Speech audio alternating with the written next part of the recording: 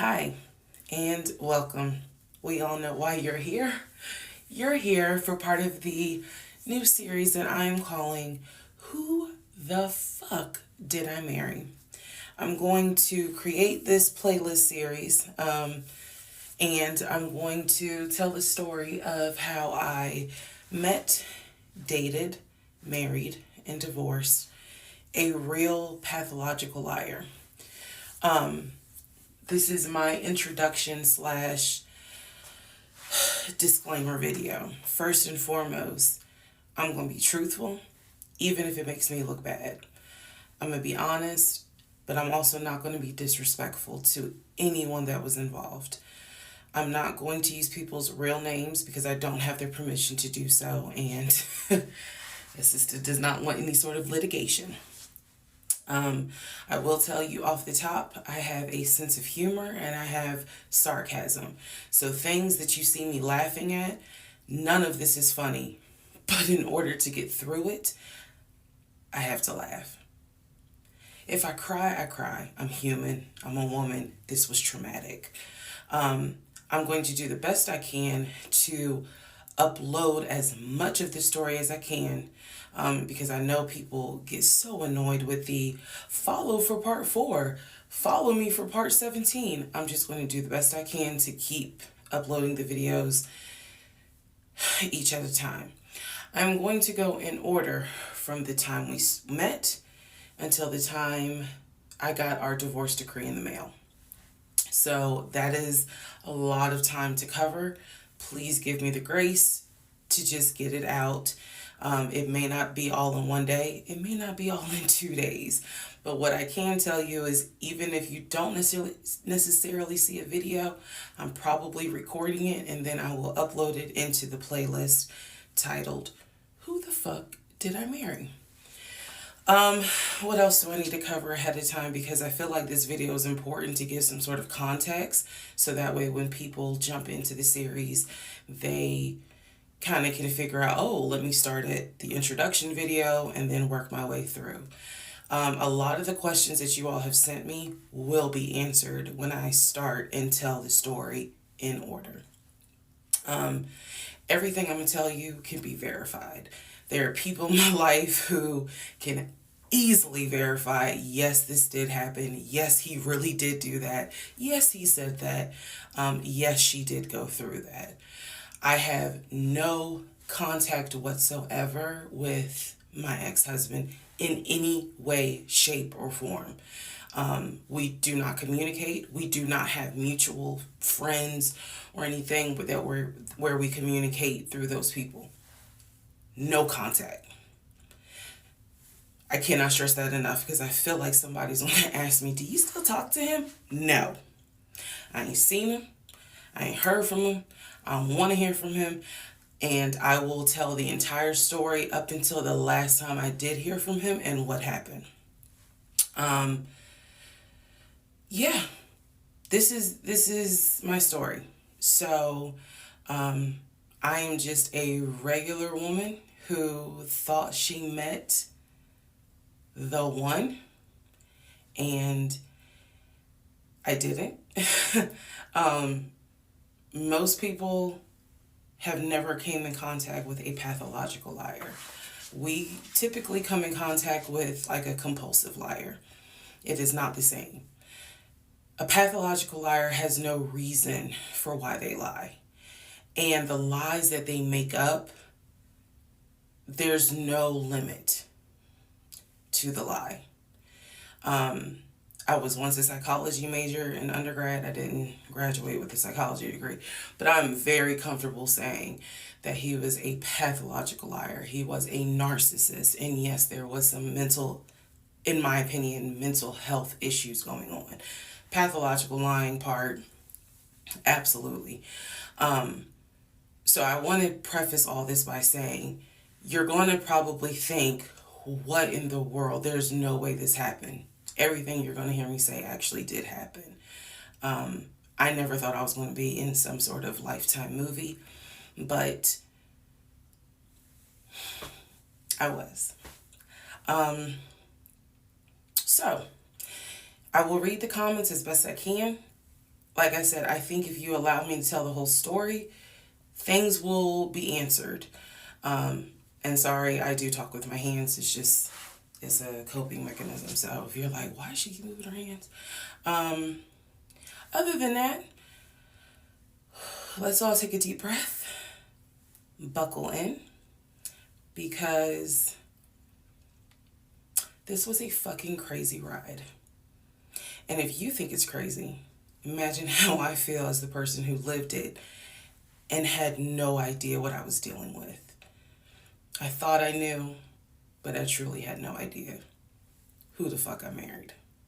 You like how I twisted that? Anyway. All right, y'all. This is the introduction, so welcome. Part 1 will be up shortly.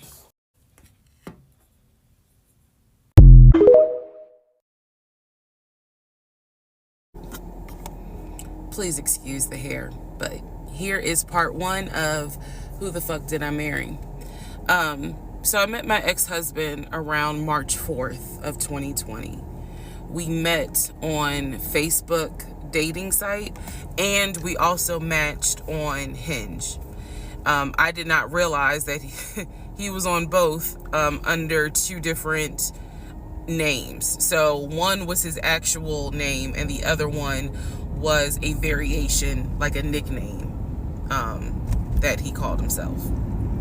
Different pictures. So it was a running joke between us. Oh, you ain't even recognize that you had matched with me on Hinge. No, I didn't. And also that should have been a red flag. By the way, you will notice in this story, I called it the United Nations of red flags. It is so many red flags that, I mean, you would have thought I was colorblind because I ignored all of them. So anyway, back to the story. We met around March 4th. We exchanged phone numbers. He called me and we talked on the phone for the first time.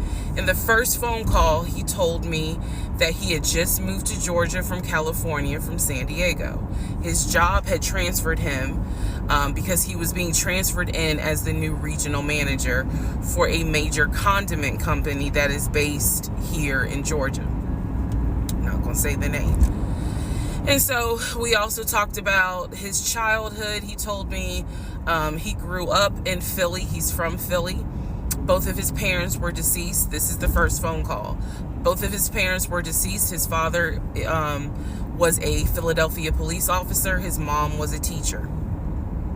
He also told me he briefly lived in Augusta with his family.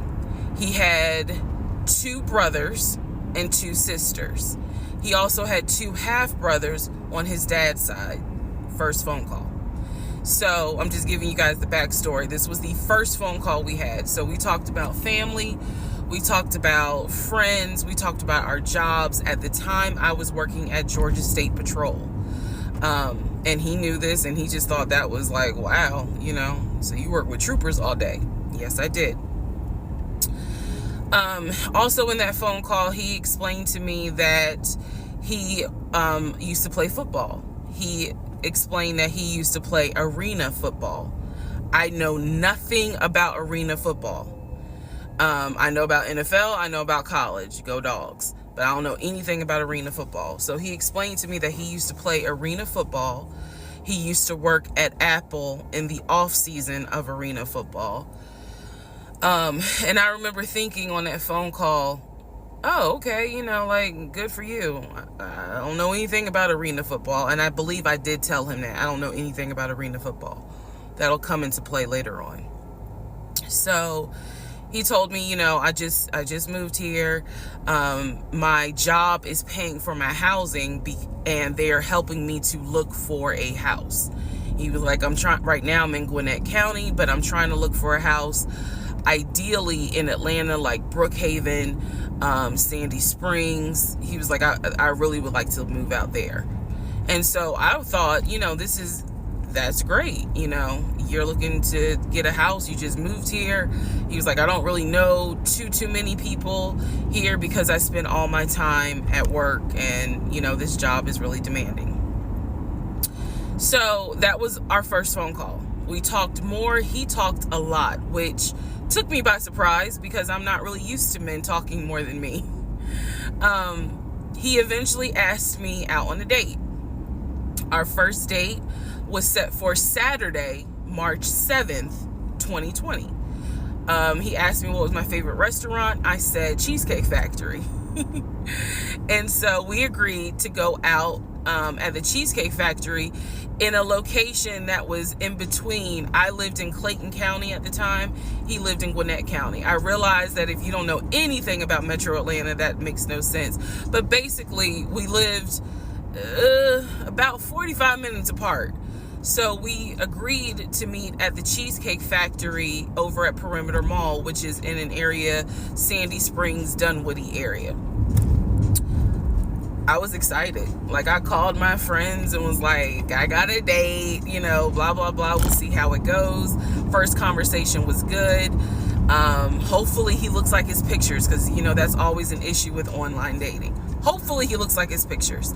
So on my way to our date, I took 285, and literally right before I got to Boulder Crest, the exit for Boulder Crest, I heard a boom, and I lost control of my car. Thank God that not thank God, but I knew what to do. So I did not crash, but my tire blew out. So I called him and I said, hey, I'm so sorry, but my tire just blew on 285. I'm slowly making my way off the exit. I believe I pulled into a Chevron gas station. And I said, I got to get this fixed. I don't know what to do. Like, I'm a damsel in distress kind of thing. He kind of paused. He got quiet. And he was like, tell me exactly where you are. Drop your pin. So I dropped the pin. And he came to the gas station. Got out the car. And I was so relieved that he actually looked like his pictures that I was like, oh my God, he's actually attractive, because he's like 6'4", 6'5". Also, man, I apologize. So let me go back to the first conversation. Let me add something. He did tell me in the first phone call that he was divorced, and that his ex-wife, she had 2 children, a boy and a girl, who were teenagers, young adults. I think the girl was about 20. And he said that he had a very close relationship with his stepkids. But that he and his ex-wife had divorced because she cheated on him out in California. And so coming to Georgia was a new beginning for him. She was still out in California. The kids were still out in California. And so he was like, I can't stand her, but I still want to be in the kids' lives. I have to put that in there because that will come back later. So this is just setting the stage. Again, that first conversation we talked about family, job, friends, how he ended up in Georgia, me being in Georgia, the things that, I would think people talk about in the first conversation. All right, now back to the tire blew out. So he shows up to the gas station. He changes my tire, which I just thought was the sexiest thing in the world. And then he proceeds to say, hey, I found a tire place around the corner. You need to get another tire. Like, you can't drive on this donut. So he followed me to the tire place, and then helped me get a tire, paid for it. So I was definitely like, wow. And so the vibe was good. So anyway, I get the tire fixed. We follow each other to the Cheesecake Factory over in Perimeter. We hold hands walking into the Cheesecake Factory. So in my mind, I'm like, this. Oh my God, I had butterflies. That's the look of a woman who had butterflies. So I had butterflies. And we go in, there's a long wait. And so we sit outside and we just talk. And the conversation's great. And this is where he tells me what it is he's looking for. He tells me, I believe at the time he was 42. He was like, I want to get married and it be for real. He's like, my parents were married 40 plus years before my mom passed away. And I want that. I want marriage, family, a house. Like, that is what I want. He was like, I'm as a man, I'm ready to get married, but I want it to be for real, because the first time, it really hurt me when she cheated on me. So he's telling me everything that I wanted to hear. And so he was like, what is it that you want? And I said pretty much the same thing. I was like, I'm ready to get married. Definitely want to have a family. And I want to marry my best friend. So we both put on the table that we wanted marriage. And this is the end of part 1.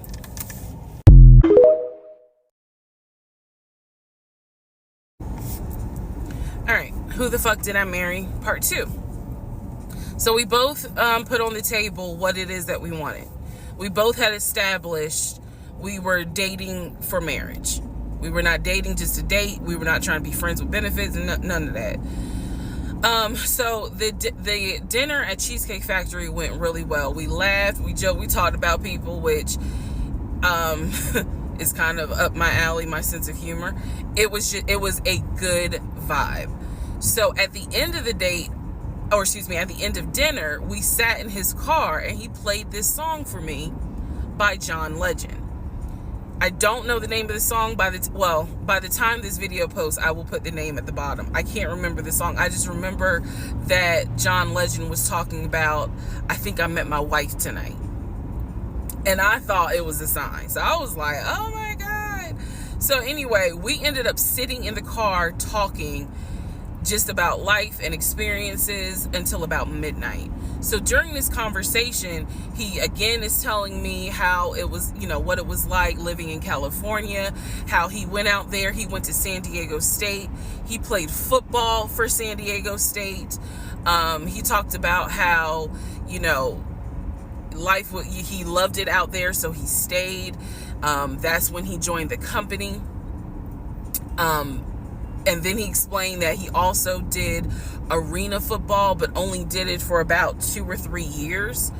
He claims that while he was doing arena football, the team that he was on won a championship.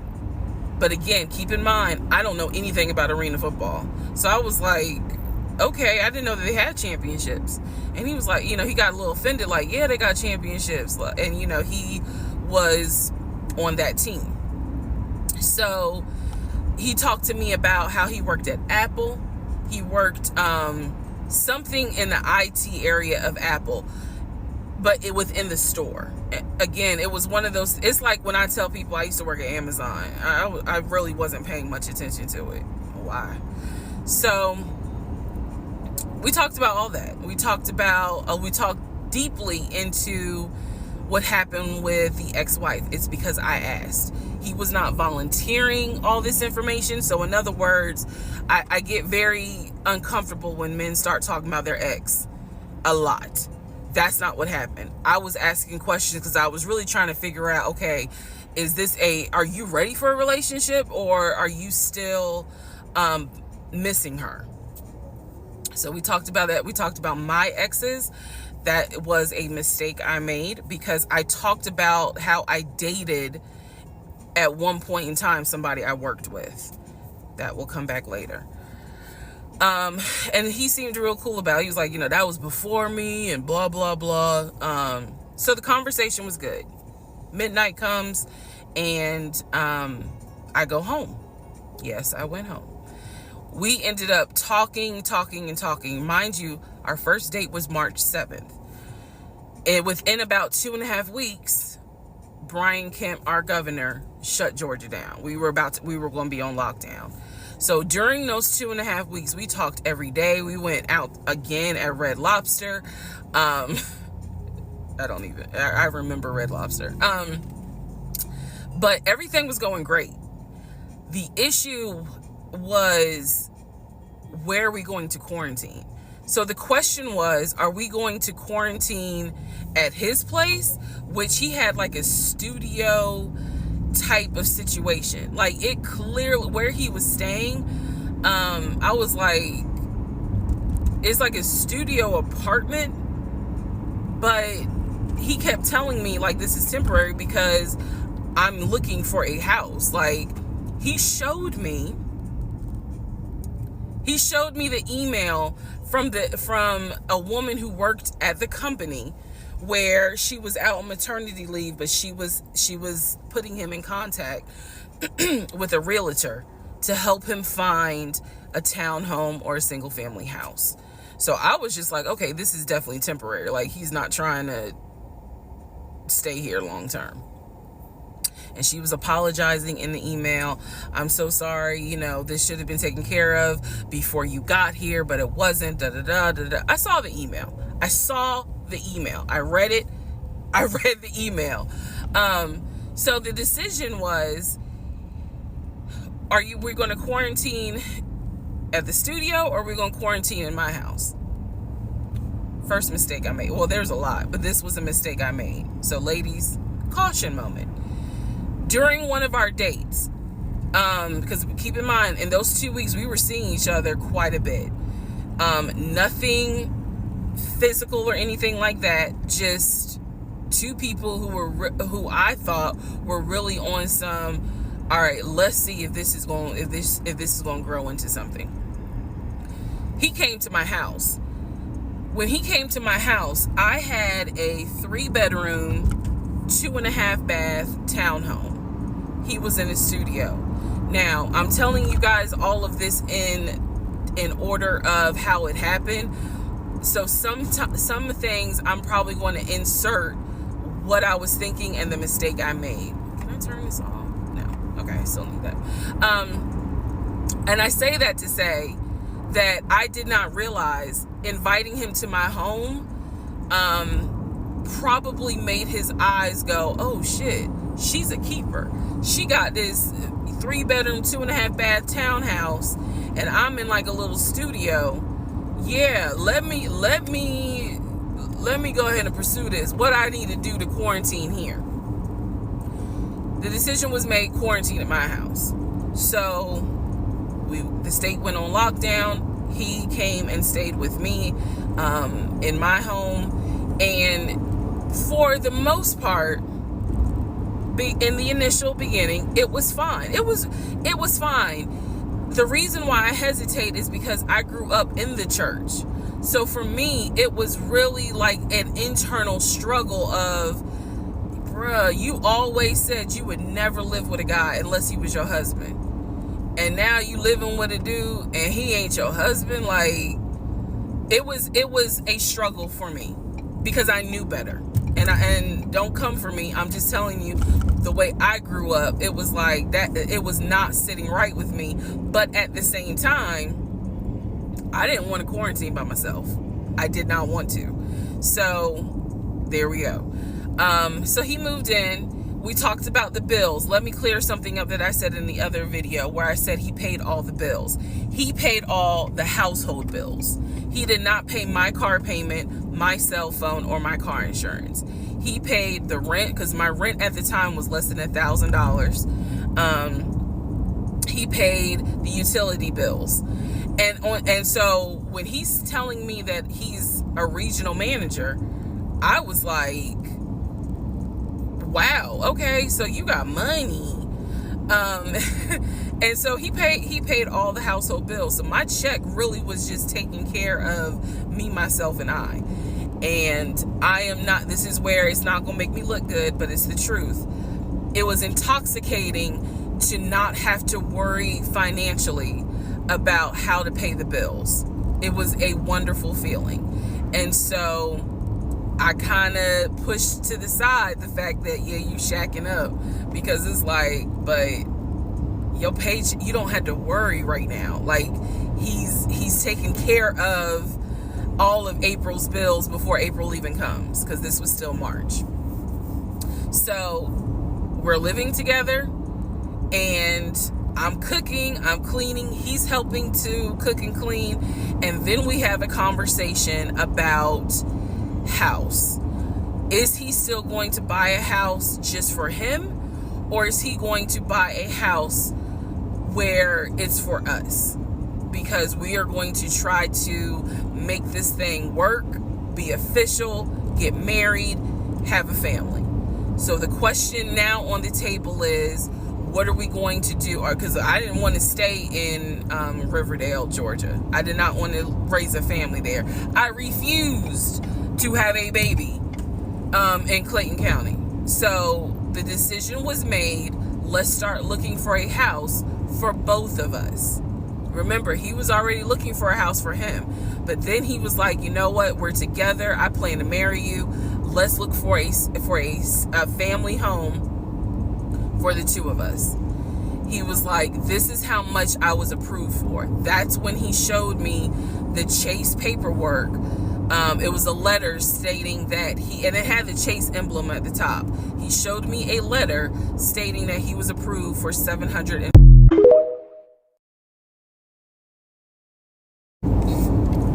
All right, part 3. Who the fuck did I marry? So this is when he showed me a letter from Chase with the Chase logo at the top, stating that he had been approved for a mortgage for a $750,000 mortgage, or a $750,000 house. So he was like, we can't go over $750,000. And I remember asking him, can you afford the mortgage on a $750,000 house? Because I know I can't. This is when he explains to me, I told you how I played arena football. I invested my money really well. So he said, I have money that will help pay for the mortgage. He was like, we're good. Like, I'm financially, I am okay. He was like, that's why I'm able to get approved for $750,000 mortgage. So he told me that his money was in different savings accounts. He said he had an account with Chase Bank, he had an account with US Bank, and he had an offshore account. This is what he told me.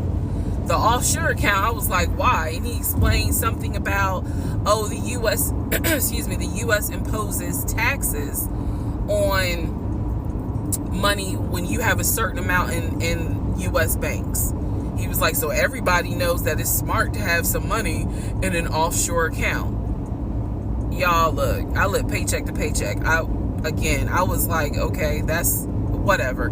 I said, so you have the money to pay for a home. I'm also holding in my hand a letter from Chase saying that he was approved for $750,000. So I went off of what I saw. So we contacted a realtor. I won't say his name, but man, if he ever sees this TikTok, I owe this man such an apology. But we contacted a realtor who was based in Cobb County, because I was very adamant I wanted to move back to Marietta, Smyrna area in Cobb County, Georgia. He was fine with that. His whole attitude was, you're going to be my wife, happy life. So we met a realtor. I would find houses that I wanted to tour. Keep in mind that this was COVID. So at the time, we could not tour a home. It would have to be a virtual tour. So this particular realtor, we found a house in Douglasville, Georgia. Not Cobb County, but nevertheless, it's in Douglasville. I was fine with Douglasville. So we found a house in Douglasville, Georgia. The realtor did a FaceTime tour of the house. The house was a nice home. 5 bedrooms, 4 baths. So we did a FaceTime tour of the home, and the home was listed, I believe, roughly 400 and something thousand. I really liked the house. I could see myself living there. I could see us living there. Could see us with the kid there. This is now April, just for timeline purposes. This is April. So he really liked the house. He was like, you know what, we'll put an offer in on the house. He was like, if you like it, because again, it was COVID, We weren't going to be able to see the house in person because the family still lived there. So he said, I'll put an offer in. We'll see if it's accepted. I said, okay. So he puts an offer in. He's telling me he put an offer in. I need to clarify some things he told me and the things that I actually saw. So for this house in Douglasville, he told me he was putting an offer in. The realtor would call me because one thing that the realtor told us, he was like, if the woman likes the house, typically the house is going to get bought. So he kind of dealt with me a bit more than he did my ex-husband. And again, this is April 2020. This is before we got married. So at the time, he was my boyfriend. So the realtor was calling me and was like, hey, you know, I put the offer in, and what they're asking for is proof of funds. And I did not know anything at this time about buying a house. So I was like, hey, you probably need to talk to him because I'm not even listed on the mortgage. Like, from the paperwork I saw, it was only in his name. So he called him. I guess they talked. I was not there, but I'm assuming that they had talked. So the boyfriend is coming, my ex is coming home saying, yeah, I talked to so-and-so. I sent him over the paperwork. The offer was approved, and they are going to try to do a virtual closing. First, we got to do an inspection. If the inspection goes all well, then we have to do a virtual closing. He also told me that he put down earnest money on the home. He put down, I believe, $5,000. He said, I just transferred the money over to the realtor's account or whatever, so that it could be earnest money for the house. So I'm just like, okay, great. He was like, so realistically, this is April. We should be able to get in that house by June. Okay, no problem. So this is what he told me. About 3 or 4 days later, I get a phone call from the realtor, and the realtor is like, hey, I'm just checking to see what you guys want to do about that house. So I was confused. I'm at work, and I said, oh, I was told that he put an offer in. And the realtor was like, he did? I didn't know that he put an offer in. And I said, well, why wouldn't you know? Like, he told me he put the offer in, and he had paid earnest money, $5,000 earnest money. And so the realtor was like, well, let me call him and find out what's going on with that, because I didn't know anything about it. So red flag, of course. So I call him, and he in true narcissistic nature, he flips the script, and he like goes off. He's like cussing, going off, like he shouldn't, excuse me, I have the hiccups. He shouldn't be calling you. If he has a question, he should call me because I'm the one that's on the mortgage. He was like, and now it's going to be an issue. And I said, well, did you put the offer in with him or not? And he said, no, I did not put the offer in with him. I put the offer in with a friend of mine who is a realtor, so I can give him the business. So I did not hear from that realtor again. So I was just like, is the house under contract or is it not? He was like, yes, the house is under contract. This is how crazy things work out. About 3 days later, on Realtor.com, I'm looking at the house because I was trying to figure out in my mind how I'm gonna decorate. It shows the house is under contract. So, showed my boyfriend. My boyfriend's like, I told you it was under contract. He was like, I did you not believe me? And I ain't had the heart to say, hell no, I didn't believe you. Like, it seemed too good to be true. But once I saw the house was under contract, I absolutely believe that, okay, it's under contract with him. Like, yeah, we're about to do inspection. We are about to move. And so we had driven by the house because, again, keep in mind, a family's still living there. So we had driven by the house.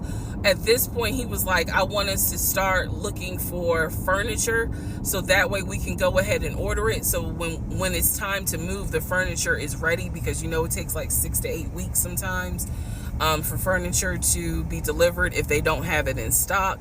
Like, he was very methodical and planning and saying, this is what we need to do. So we started going to Home Depot, Lowe's, because we had a printout of what the sellers were going to take. They were going to take the appliances.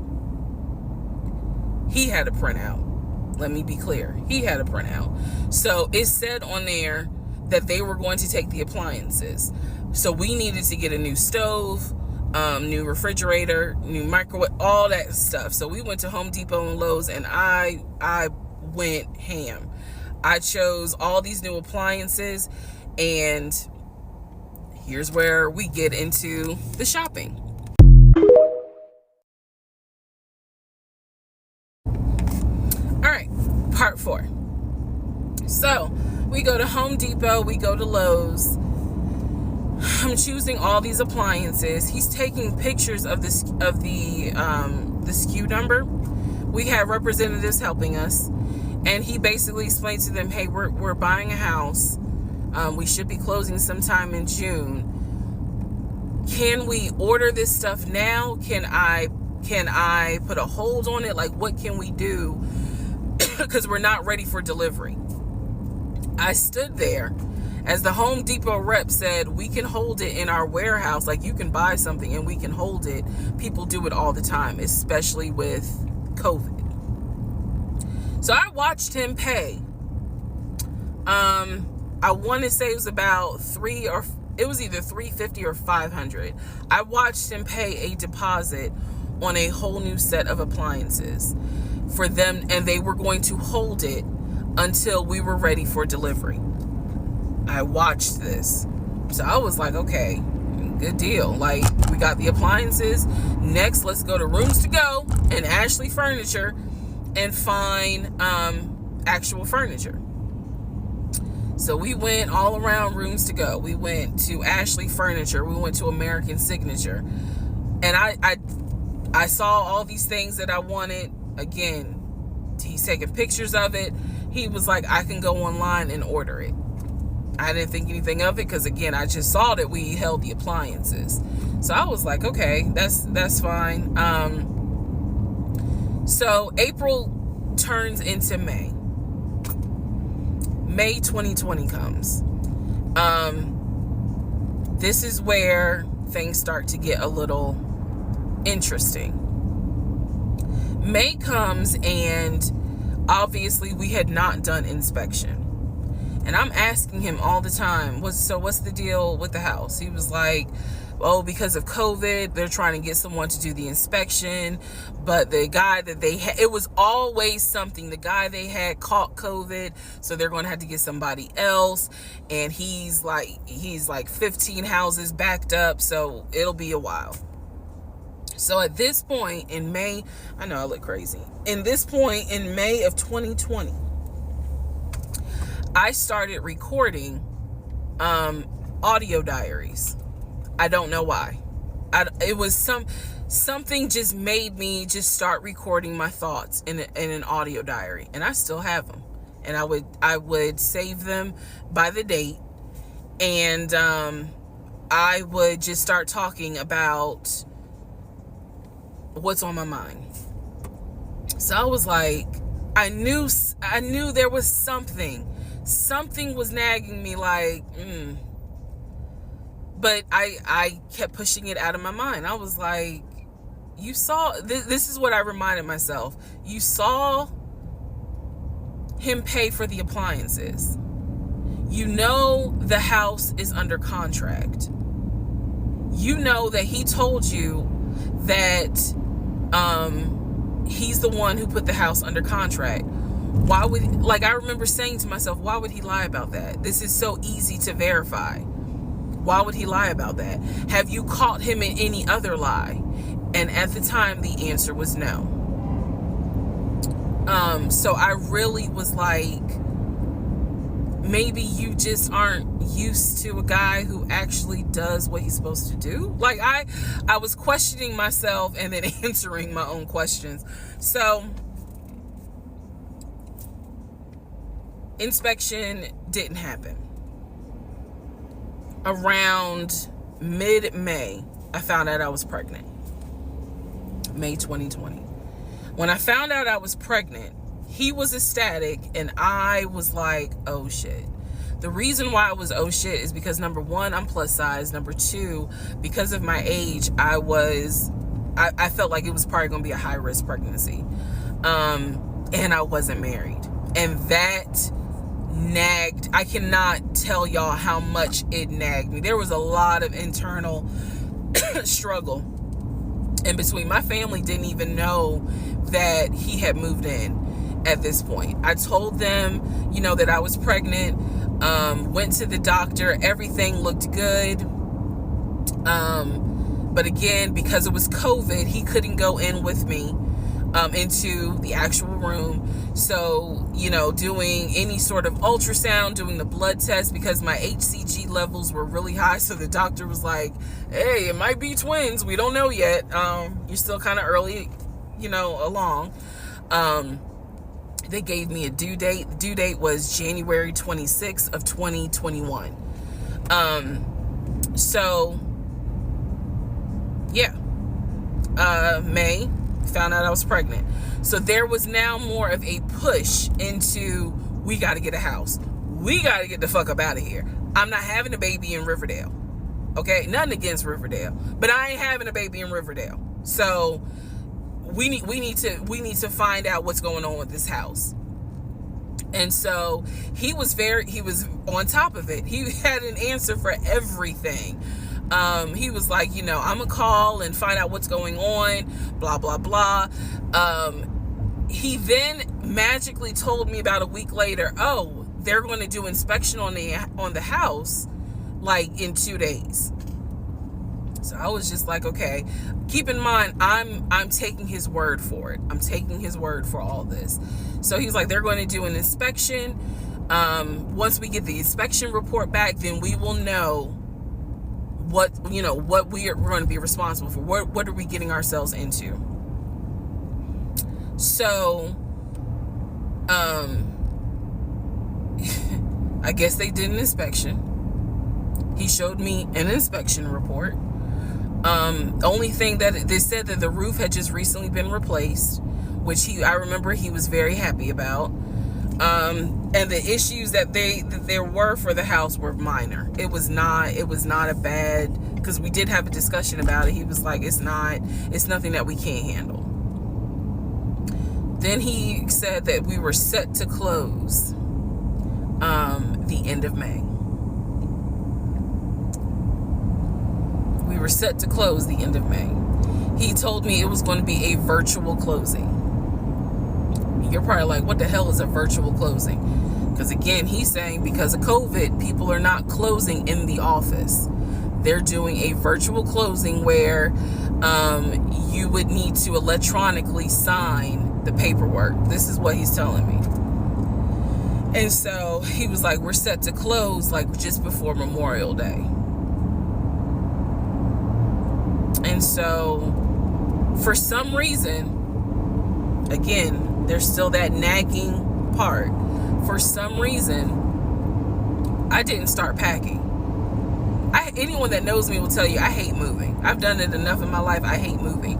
But I did not start packing up that house at all. I was just like, I'm pregnant. My body was changing so fast that it was like I can barely keep my eyes open half the day. And so, no, I didn't start packing. And I remember I did record, again, I was recording audio diaries just about every day. When something didn't sit right, I would verbally record it in the audio diary because I was like, I don't know what it is, but there's something. That was the theme of our relationship. I don't know what it is, but I know there's something. And so I remember talking to myself in my little prayer closet because that's where I would do my recordings. And I remember thinking, what if we don't get this house? Like, what if he's lying? But again, there goes that thought process of, why would he lie about this? Like, who makes up that they're buying a house when in fact they're not? And then he's showing you all this paperwork. Like, come on, you can't be that jaded that you don't even believe what's in front of you. All right? So now we're going to go into part 5.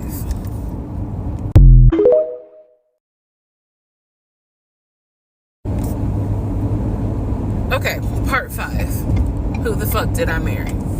So I'm questioning all this stuff in my head out loud on my audio diaries. And then once again, I'm like, but look at what he's giving you. Like, he's paying, it wasn't a question about money. It was just a question of, are we really about to move into this house? And keep in mind, he's paying all the household bills. He still is. So we were supposed to close before Memorial Day. We didn't. There was an excuse. There was always an excuse with him. Always an excuse. And I didn't know enough about the process to question stuff because I really wasn't involved the way I should have been. And it was giving me a lot of anxiety. So I'm pregnant with a lot of anxiety.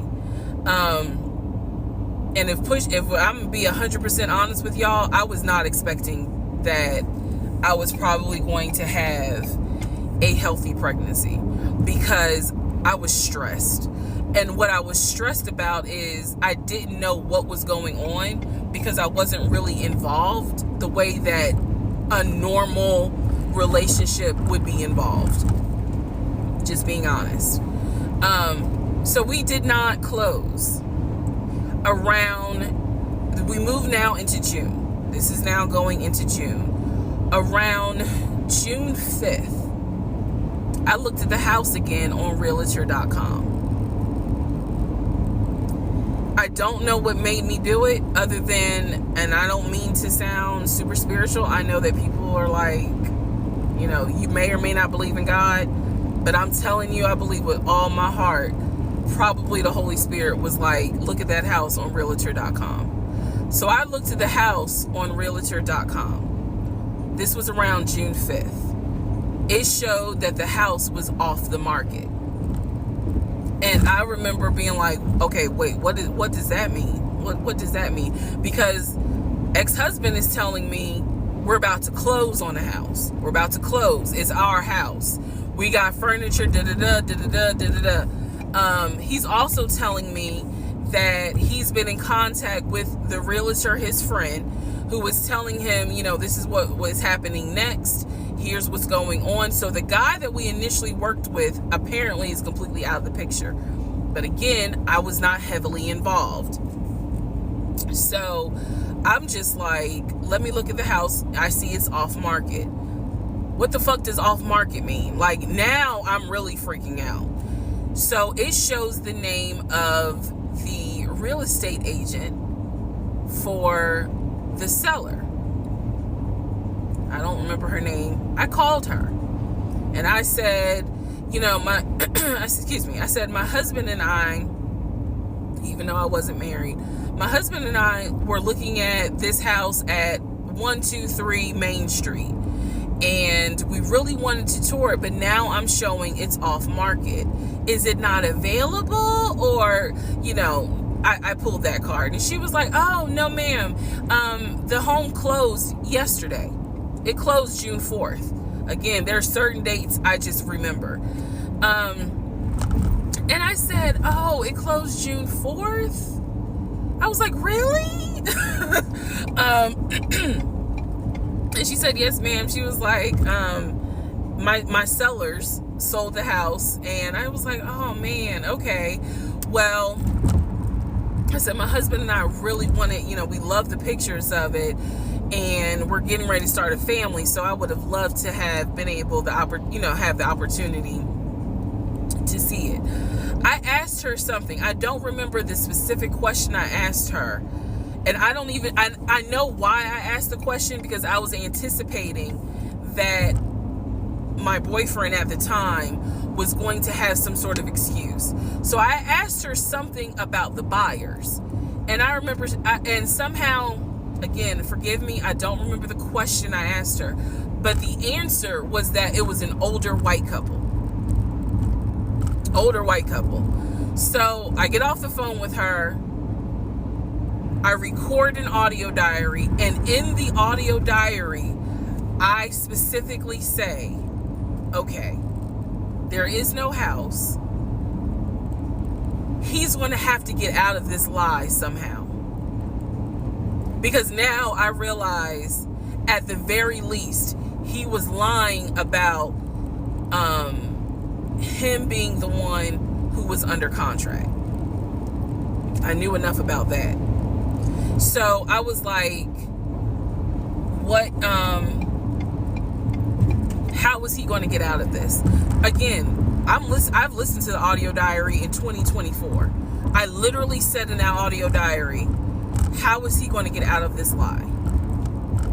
And I was trying to think of ways on how he's going to do it. And something said to me, because I say it on the audio diary, I said, he's going to say it's a bad deal. And he's going to say he wants to pull out. Y'all keep in mind, I am pregnant. So I had a decision to make. As ugly as this decision was, I made the decision, you're about to have a baby with this man. He's paying all the household bills. Let him get out of the lie. And that's what I did. I purposely made the decision that I knew he was going to come back, and I knew he was going to give me some bullshit on why he couldn't buy the house, because he didn't know that I knew that house is already sold. The house is already sold. And this is the part where I said, I'm gonna be honest, even though it's gonna make me look bad, because most women in their right mind would have been like, I'm out. And I didn't. So sure enough, he came home. He didn't really say anything that day. The next day I asked him about the house, and he said, my friend, the realtor, he was like, I'm talking to him because something's going on with the interest rate. And when he said that, I felt so much relief, because I knew that I had been prepared for, he's going to give you some bullshit. So when he said there's something with the interest rate, I said, you know what? This is literally what I said, y'all. If the interest rate isn't good, then we shouldn't move there. We should probably let this house go. We should cancel whatever furniture we ordered, or, appliances, and let's just look for another house. I said, I would like to be moved before the end of the year. I said, I really don't want to be 9 months pregnant moving into a house. I would like to be done with this before then. And the way I said it was so calm, and he was like, okay. He was like, I'm gonna call the friend, the realtor, and tell him I'm backing out of the house, and I'm gonna see if I can get my earnest money back. And I remember looking at him. I was standing in the kitchen, and I cocked my head to the side, and I said, okay, get your earnest money back, and let's find another house. And so that's how that first house fell through. So fast forward, I keep looking at this to see how much time I have, because they only give you 10 minutes. So this is part 5. Part 6 is coming up. But subsequently, what ends up happening the next week, which is mid-June, I was at work, and I started cramping, started bleeding. And at this point, my doctor, I had just had an ultrasound earlier that day. So I went to work because the ultrasound was fine. I went to work and the cramping and the bleeding started. And I started crying because I kind of knew what was going on. And my doctor had called me and told me that when they did the ultrasound, they did not see a heartbeat. So she was like, this pregnancy is not going to be viable. So I'm crying, hysterical. And now we're going to get into part 6.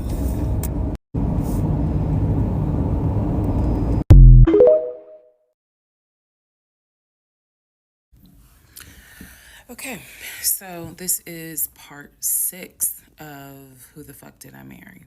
So where we left off. So obviously, my doctor had called and told me there was no heartbeat. The pregnancy was not viable at that point, and I was cramping and spotting at work.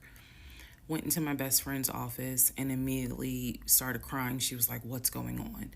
And I said, I told her what the doctor said, and she grabbed her keys, grabbed her purse, and was like, "Let's go, I'm taking you home." On my way home, I called my boyfriend and told him what the doctor said, and he was like, "I'll meet you at home." So he was coming from Duluth, went straight home. And so about 24, 48 hours later, I had a doctor's appointment, and my doctor gave me 3 options. First option, let everything happen naturally. Your body will expel the fetus on its own. Second option, you can take a pill which will induce expelling the fetus at home. The pill basically will cause you to contract and expel. The third option was to go into the hospital and do a D&C. I did not want to do a D&C because I did not want to be in a hospital with COVID going on. And for whatever reason, I did not do the option of let it happen naturally. So I chose to do the pill. His birthday was June 17th. My ex's birthday was June 17th. So the decision was made, we're going to celebrate his birthday that day, go out to eat. And then that night I would take the pill because we both were off from work the next 2 or 3 days. So went out to eat to try to celebrate as best we could, and then took the pill that night. That night was the most traumatic, excruciating pain I've ever put my body through. I do not recommend any woman, if prayerfully you don't have to go through that, but I don't recommend taking that pill. If you don't have to, don't do it. I spent the whole night in the bathroom just crying in so much pain. They gave me a narcotic. I couldn't take it because I found out I was allergic to it, so it was causing me to like projectile vomiting, and it was a mess. So, and he was right there. You know, he was scared that he needed to take me to the ER. But in the morning, the pain kind of subsided. So about 72 hours later, I had another doctor's appointment where the purpose of this appointment was to do an ultrasound to see if everything had passed. Everything did not pass. So because of that, my doctor was like, we're going to have to do a D&C. My D&C was scheduled for the first week of July. My boyfriend, my ex, was going to take me. That was always the plan. 2 days before my procedure, he comes home and tells me that he is up for a promotion. He's up to be promoted to VP. Because of this, the president of the company, is coming in, and it was going to be this huge business meeting he had to go to. The business meeting was scheduled for the day of my surgery. And so I'm throwing a fit because I was like, there's no way you can do that meeting. Like, I need you to take me to the hospital and all this other stuff. And so he offered to have his sister take me to the hospital. Apparently his sister lived in Douglasville. I was like, no, because I've never met her. Like, I'm not having a stranger take me to the hospital. No, this is a private situation. I don't want to do that, blah, blah, blah. So my aunt had offered to take me. And then my friend who took me home from work had offered to take me. So at that point, we get into an argument because he's like, my sister is, you about your family, so why can't she step in? And I was like, nah, because I don't know her. Period. I don't know her. So my friend offers to take me to the hospital because I was all distressed that he's saying he has a business meeting and he can't take me. So I remember being on I-75 on the connector on the phone with her crying because I was so embarrassed that he wasn't going to be the one to take me and that I was needing to rely on someone else to take me to the hospital in order to get a D&C done. And she was really great. She was like, girl, this is why you have a village. Like, it's okay. Things happen. The world is crazy right now. I will take you.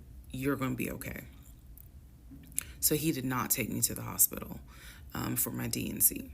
My friend did. She could not stay because of COVID protocol.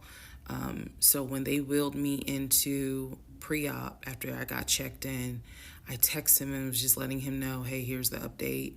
I'm about to, I'm in pre-op. They're going to get me prepared to go back to the surgical ward or whatever. And the response I got was from his new executive assistant named David. Now, when he told me he was up for the promotion, he did tell me that part of getting this new job would be that he would get an executive assistant named David. And he did tell me, I'm going to make sure that I inform David if you get a text from this number, meaning from me, pull me out of the meeting because, my fiance's having a procedure done and I'm picking her up. So it's important that you come get me if it's something serious. So I text him. David responds. He said, yeah, Mr. Blah, blah told me that you are having a procedure done. If you need me to get him, I can go get him. He's in a meeting. Just let me know what you need. And I just said, no, don't bother him. I'm just giving an update that they're about to take me back. And David responds and says, I'm so sorry you're going through this. Please let me know if there's anything I can do. So I have the procedure. I wake up and I am now in recovery. I should be in recovery 45 minutes up to an hour and a half. I wake up. First thing I ask, and I remember asking, is where is so-and-so? The nurse who was so sweet, she was like, everything went well. You're doing great. She said, we spoke to your fiance. He's on his way. So I said, okay. I kind of dozed back out, but I could still hear everything that was going on. I just could not keep my eyes open to save my life. So I hear her talk to the other nurse. And that's when she said, Dr. So-and-so called her fiance and his executive assistant picked up. And the executive assistant said that he was in a business meeting and that, you could relate to him what you need to say and he'll tell the fiance. And my doctor was like, hell no, HIPAA, I need to speak to him. So apparently my fiance called the doctor back about 30 minutes later, and the doctor informed him she'll be ready to be discharged in about an hour.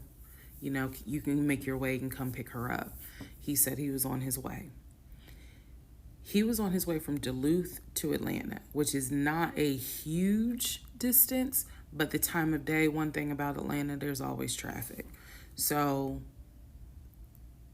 he should have been there within the hour. I should have only been in recovery an hour and a half. Let's go to the next part.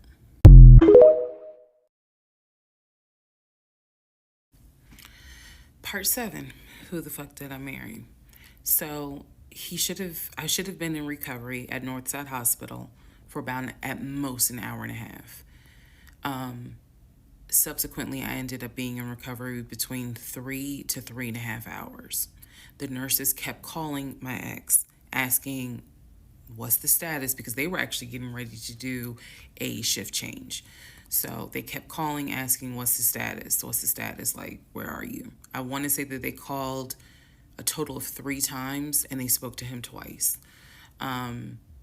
So at this point, I knew that they were all like, where's her fiance? Like, what is going on? He said he was stuck in traffic, and so he was making his way there.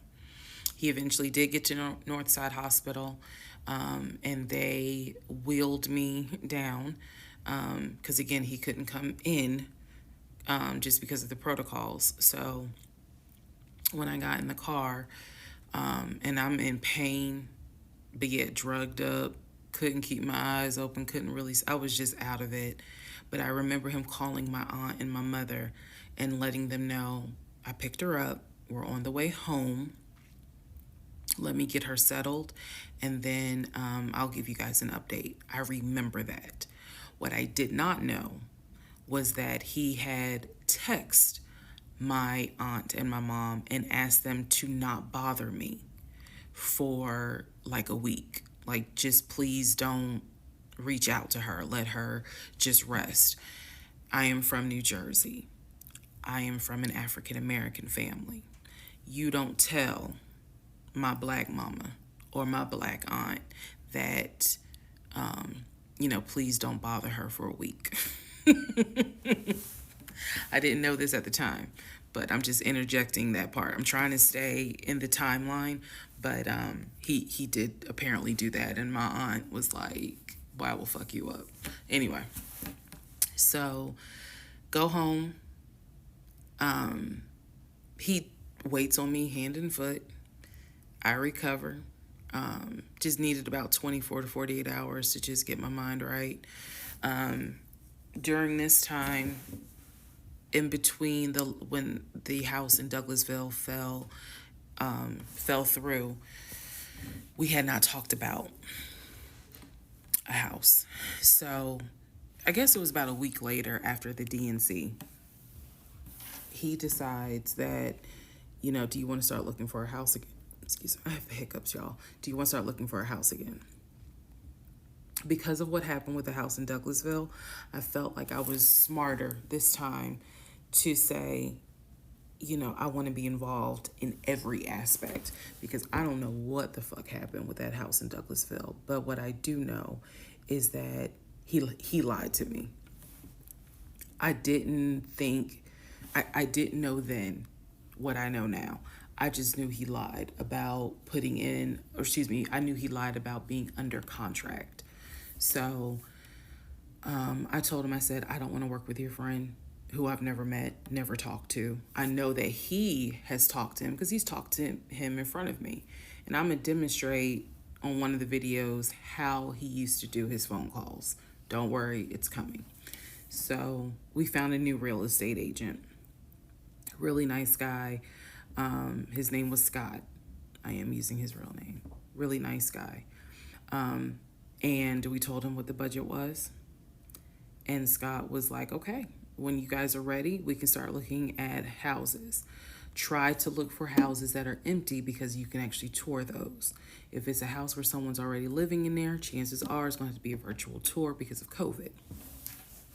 So I found a house that I absolutely, in total, we must have looked at about 15 houses. But I found a house in Smyrna that I absolutely loved. We toured the house. Everything about this house was perfect. The house was listed for $699,000. It was a brand new construction build. The only issue was that the basement was not finished, and he wanted the basement to be his man cave. Again, I went with him to tour this house, so this was already feeling very different than the situation in Douglasville. because we did not actually tour the Douglasville house. We only did a FaceTime virtual tour.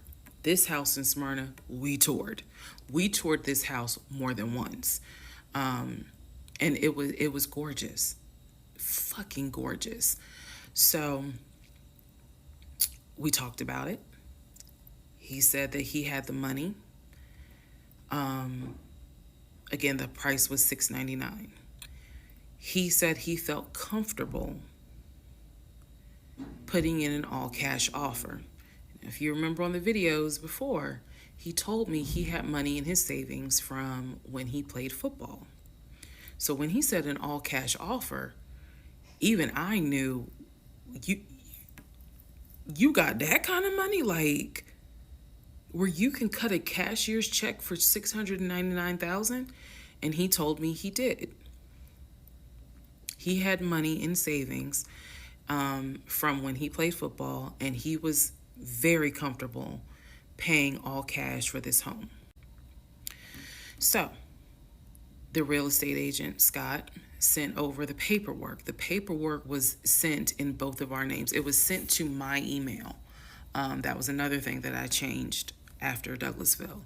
Everything gets sent to me, and then I will be sure that he signs it. So he sent it to me. I looked over the offer. We were going to put in an all cash, full price offer with a request to have the basement finished. Also, we were requesting for the seller to give us an answer within 24 hours. We were requesting a quick closing. These are just some of the things I remember. I remember 24 hours, like I didn't want to wait on, y'all think about it. 24 hours, let us know if you're accepting the offer or not. And then also a quick closing because it was a new construction. So we didn't have to wait for the current tenant to move out. We didn't have to do that. So I watched in our bedroom as he pulled it up, because it was a electronic document. He signed his name to the offer for $699,000 cash. He requested again, the seller let us know in 24 hours if they were accepting the offer. So we submitted the offer at around 6 p.m. We were requesting that by 6 p.m. the next day, they let us know if the offer was accepted or not.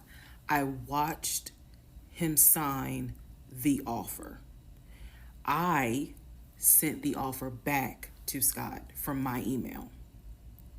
All parties had signed. Scott texted us and said, I got it. I'm submitting it. I will let you know what they say. Let's go into part 7.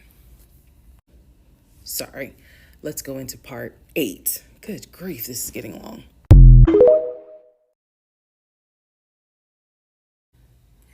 Okay, so I just want to clear up some things that I realized is kind of creating some confusion. So just allow this video to serve as a stop sign. Let's clarify. First of all, the story, background. He was born in Philly, raised in Philly, and moved to Augusta. Story is that he moved to Augusta for high school. After high school, he went to college at San Diego State. Enjoyed San Diego State, stayed in San Diego for quite a while. Got married out in California, had a house in California, played arena football out in California, but his family was back here in Augusta, Georgia. He still had a lot of family up in Philly, but for the most part, he had a sister in Augusta, he had a sister in Douglasville, he had a brother in Baltimore, he had another brother in Philly, and he had a brother in Nashville. So I just want to clarify that in terms of not the demographics, but the geography. Born in Philly, came to Augusta for high school, went to San Diego State for college, played football, stayed at San Diego, got married out there, but still had quite a bit of family here in here in Georgia. He also had a sister, I think I said, who lived in Douglasville. I have physically met his aunt who lived in Augusta. I've met his brother who lives in Augusta. I have spoken on FaceTime with a brother who lives in Baltimore. And then I will demonstrate how he used to talk to the brother that lives in Philly. That's coming up. You haven't missed that. In terms of the proposal, you did not miss the story of the proposal. I simply didn't want to share it because it was embarrassing. Basically, he gave me 3 ring options. We went to a jeweler at the Mall of Georgia. He had me pick out 3 rings. I told him which one I liked the most because I knew it wasn't a romantic proposal at all. I knew which ring I liked the most. I told him which one. He basically said, when I'm ready, I'll give you the ring and I'll propose. Fast forward about, I guess it was summer because I was actually pregnant when the ring came. We were sitting at the dinner table. He took the ring box out of his pocket, slammed it on the dinner table, and I was like, what is this? He was like, open it. I opened it. Inside was the ring that I had wanted, that I had chosen at the jeweler. And he was like, all right, so this means that you're going to be my wife. I was pregnant. So, again, when I asked y'all to give me grace, it's because there are certain things that's just like, girl, what was you thinking? Trust me. There's no excuse. So there was never a, will you marry me? It was more of a, we're living together, we're having a baby together, we need to get married, because the backstory also was that his dad was a retired police officer, but at one point his father was a pastor. So he could quote the Bible like nobody's business, as we all know. So can Lucifer. But anyway, he could quote the Bible like no one's business. And so that's how we ended up engaged. And I was wearing a ring.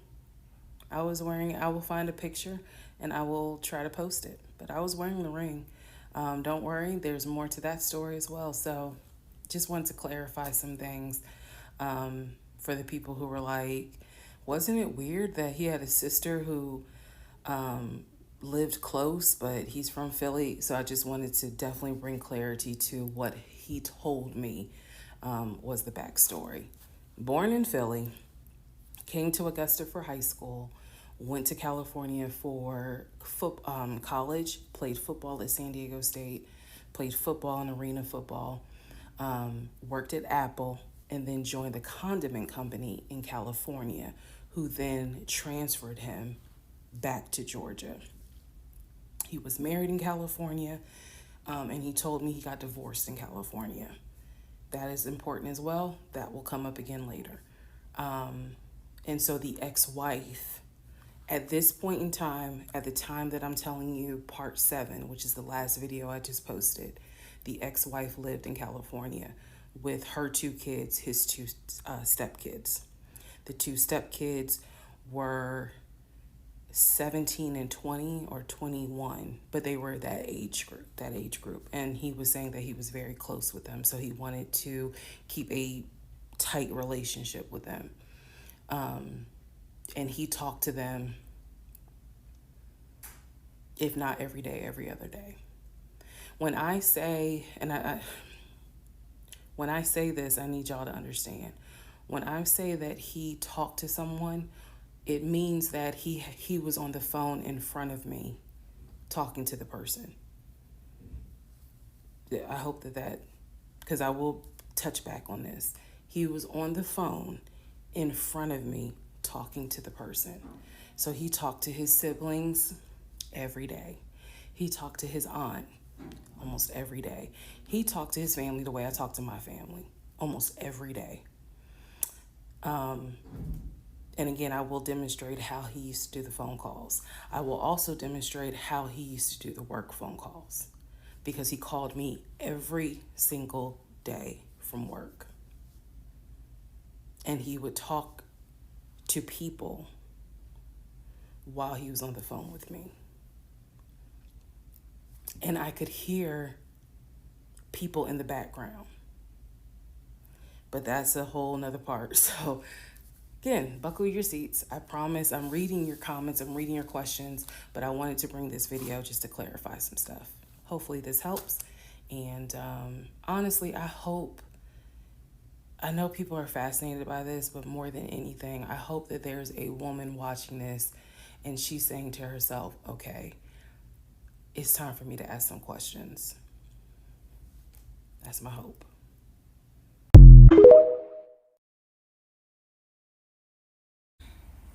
All right, part 8 of Who the Fuck Did I Marry? So we submitted an offer on the house in Smyrna. I sent it over to Scott, our realtor, and next day comes, Scott asks if we can take a phone call. So he calls us and tells us that the offer was not accepted and the builder did not do a counter offer. We don't exactly know why. We don't exactly know why he didn't accept it, but the bottom line is that we figured out later on that he didn't want to finish the basement. So the offer was not accepted. The house fell through. I was okay with that because, again, I knew he had put in an offer. So we continued looking at other houses. We found another house in Smyrna that he really liked. I thought that it was way too big for just the two of us. And so the price of this home was much higher than the $750,000 that Chase had approved for the mortgage. So what he explained to me was that he was willing to do the $750,000 mortgage, and he was also willing to put a significant amount of the money in savings on the house, which meant that he was now comfortable going from $750,000 up to about $900,000. Again, his whole explanation was, I have the money where I can put down a substantial down payment, bring down the price of the home, and then basically mortgage the rest of it. So that was now the plan. I was not comfortable with a home over $900,000. But again, keep in mind, I saw the Chase paperwork. So I was like, I just feel more comfortable sticking at the $750,000 mark. That's what you were approved for. Let's go with that. By this point, this is now fall of 2020. We had been talking about marriage. I had my ring. He had made VP at the company. And again, he was calling me every day from work. I need to kind of explain how the company was ran, because when you think VP, you would think he would be in an office. It was a condiment company, so they actually were producing the condiments, and I'm not saying the name of the company on purpose, but they were producing the condiments in this particular plant location. So a lot of times he would simply tell me that he walked the floor, checking in with his subordinates, basically. Now, how did he go to work? For the most part, at this point, he left before I woke up. However, pretty much he wore dress pants, kind of like a dark navy blue cargo pant, and he had a polo shirt with the company logo on it. What I saw a lot of times is that he would not wear the polo shirt to work. He would wear like a company t-shirt. He would wear rubber sole shoes and the navy blue cargo pants. I didn't think it was a uniform, but it reminded me of what someone would wear when I worked at Amazon, if you're going to be doing manual labor. He didn't go to work sloppy looking at all, but it definitely was not suit and tie. Nowhere near suit and tie. It is fair to note that outside of work, he was a man who he loved to dress. He loved to wear the latest Jordans. He loved to collect watches. He collected a lot of Invicta watches. He loved to collect hats. He wore hats, baseball caps everywhere because he didn't like the shape of his head. So in terms of how he dressed casually, the man, he could dress. In terms of how he dressed for work, yeah, he didn't dress like a VP. But his excuse was, I'm constantly walking the production floor, and I can't be in a suit and tie walking the production floor where they're creating the condiments that we're selling. So by this point, again, this is fall. We're still looking at houses. We're still touring houses as much as we can because it is COVID. We had found another house that we really liked and a house that I really, truly wanted to put an offer in on. This was now going to be the second house that we put an offer on. He put in the asking price, I believe, was about $700,000. He put in under asking an offer for about $650,000. I'm guessing, but I'll try to find the house and put it on the story.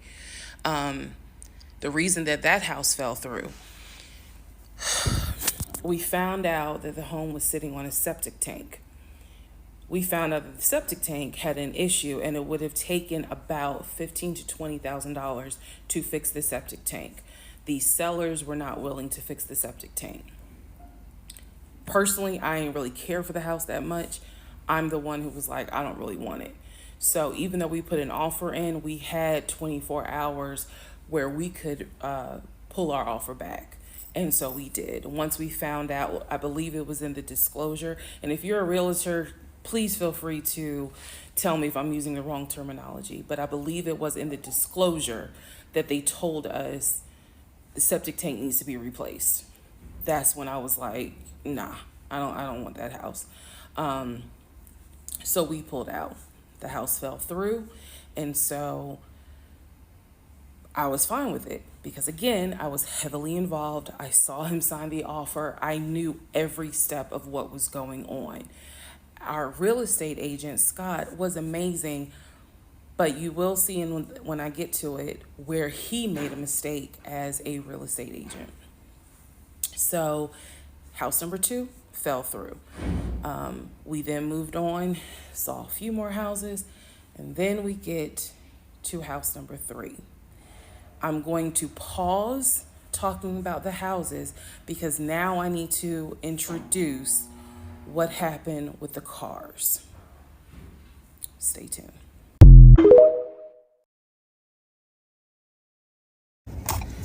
All right. Part 9 of Who the Fuck Did I Marry? So we're pausing on the house stuff. Let me tell you about the car. So when I met my ex-husband, I was driving a 2012 Nissan Rogue, fully loaded. It had quite a few miles on it, but it got me from A to B. It was in good condition, but I was upside down in the car. He was driving a 2018 Ford Taurus, sport mode. I know he had a sport mode on the car, and I love driving that car. When he told me how he was a regional manager, he told me that one of the perks that came with the job was that he would be getting a company car. And so we spent time going to Range Rover of South Atlanta. We spent time going to Jaguar. We spent time going to BMW. We spent time going to Ford, which was on Mount Zion in Morrow, if you all are familiar with that area. He test drove a whole lot of cars. In the end, he decided on a BMW sedan. I was there when he test drove the car. I got in the car with him. I loved it. And he explained to the salesperson, I'm getting a company car. I need to get a printout of the full price of the car, tax, tag, and title. Because what my company is going to do is wire over the money for the car. The salesperson was like, okay, apparently that happens a lot. So he gave him a printout with the tax, tag, and title for the car. In front of me and the salesperson, he called the person in the finance department for his job. Obviously, I have no idea what this person's name is, but he called the person. He explained to them, this is the amount of money. He said the president of the company, so-and-so, has authorized for him to get a car, not spending more than, I think, $90,000 tax, tag, and title. The BMW came out to just under $90,000. And so I remember this conversation so fucking vividly. So he's on the phone in front. I'm sitting down, the salesperson sitting down at their desk, and he's like, they put me on hold. And so he's like, I guess the person comes back and he says, the price of the car is blah, blah, blah. He was like, give me a second and I can send you a picture of that printout that shows tax, tag, and title for the BMW. He gets off the phone. He takes a picture of it. He sends it to whoever. He waits about 10 minutes. He calls the person back. He says, did you get it? Apparently the person did get it. But the person who can actually physically do the wire transfer had gone home for the day. So what he says to the BMW salesperson, he's like, okay, we're going to have to do this tomorrow because so-and-so went home for the day. I don't know who the salesperson is. I can only tell you from my viewpoint what I thought. I had no reason to think this was a lie. I really didn't. Because again, you got to please keep in mind the circumstances that all of this is happening. We're inside the dealership. We're sitting at the desk of this person. He gave us the printout. He's on the phone, doing business, basically saying, look, this is how much money the car is going to cost. He's taking a picture of it. He seemingly is texting someone saying, this is how much, this is proof of how much it is. Then he asked the BMW salesperson, I need your wire transfer information. The guy got up, rushed over to, I guess, their finance area to get the bank wire information, because obviously you have to wire it a certain kind of way. Rushes back over, gives it to my ex-husband. My ex-husband's like, okay, first thing in the morning, we will get this wired over, and then, I'll come and pick up the car. My fiance, will drive me up here to pick up the car. So we leave. He felt like, because at the time that this all happened, I was pregnant. So he felt like, look, we're about to have a baby. I don't want you driving that Nissan Rogue. I want to get you something more secure, something new. I really wanted a Kia. I really wanted a Kia Telluride. And he was like, well, let's look at the warranty. This man knew a lot about cars. He knew a lot about the warranty. He knew a lot about the depreciation value. And so he did talk to me a lot about what will we get the most for our money. We test drove, when I say we, I test drove a Kia Telluride, a Kia Sorento. He didn't like either of those. He had me test drive a Ford Explorer. He didn't really care for that. Then came time where he really wanted me to get a BMW. He really wanted me to get a BMW X5. So he took me to Global BMW Imports, which, if you know anything about Atlanta, it's off of Cobb Parkway, but you can see it off the highway. I believe 285 is where you can see the Global Imports BMW dealership. He took me there. He had me test drive an X5, an X6. He also had me test drive I think I'm gonna get the numbers wrong, a 525, which was a sedan. I did not like that. I wanted an SUV. I loved driving the BMW. He also had me drive an M-Series, test drive an M-Series. So he was very adamant that I should get a BMW. The reason being is because, according to him, he had a BMW in California when he lived in San Diego. He had a BMW that he loved. It was a white BMW. He showed me pictures of the BMW. So he showed me pictures of this white BMW that he had, and unfortunately, the car got totaled about 2 months before he moved to Georgia. So he had received money, not a lot, but some money to get another car, and he used it to get the Ford Taurus because he was like, I just need a car that's going to get me from A to B until I get into a house and I'm much more settled. For him, he was like, I'm really giving myself 60 days to get settled here in Georgia after moving from California. But then he met me. Again, that's the story. So he had me test drive the BMW. So much so, I loved the BMW. Loved it.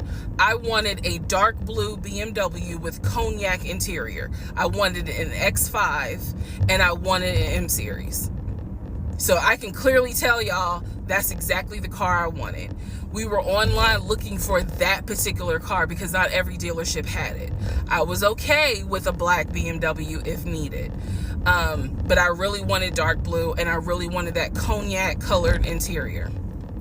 So he felt like, I want you to consider all of a sudden an Audi Q8. Let's just see how you like it. If you don't really like it, then we will go back to the BMW.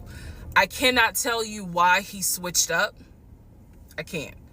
But I can tell you he took me to an Audi dealership on Peachtree Industrial. He test drove an Audi and I test drove an Audi Q8.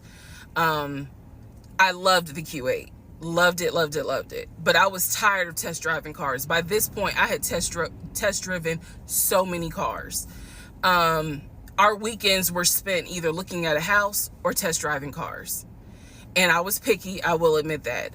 So he had me test drive the Q8. I really liked it. I finally just told him, look, I'm good with either the BMW or the Audi, because I'm tired of test driving cars.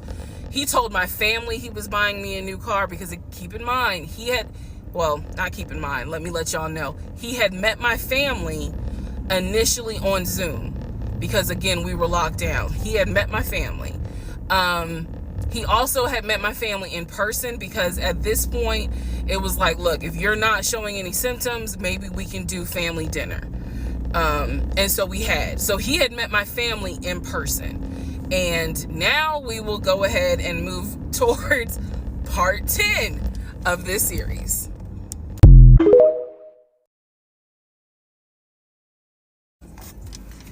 Okay, part 10. Who the fuck did I marry?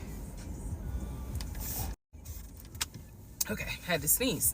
All right, so at this point, I had test driven all these cars. Kias, hell, he even had me test drive a Nissan Murano. But the main two were BMW and an Audi. He had told my grandfather he was getting me a car. He had told my aunt he was getting me a car. That he was going to, he was like, she's going to be my wife. I want her to be in something secure. So my family was really like, wow, wow. Who knew that he had this kind of money? And so I hated the fact that he did that, because anytime he got around my family, here's another red flag to put in the United Nations of red flags. He would always talk about money, and he would always brag. I never realized it in real time. I didn't realize it until I was out of the situation. He always bragged about the fact that he could fight, the fact that he had money, and the fact that he played football. Those are the three things he always bragged about. Back to the cars. So I told him, I was like, pick one between the BMW and the Audi, because you said you buying it. So pick one. So this man chose the Audi.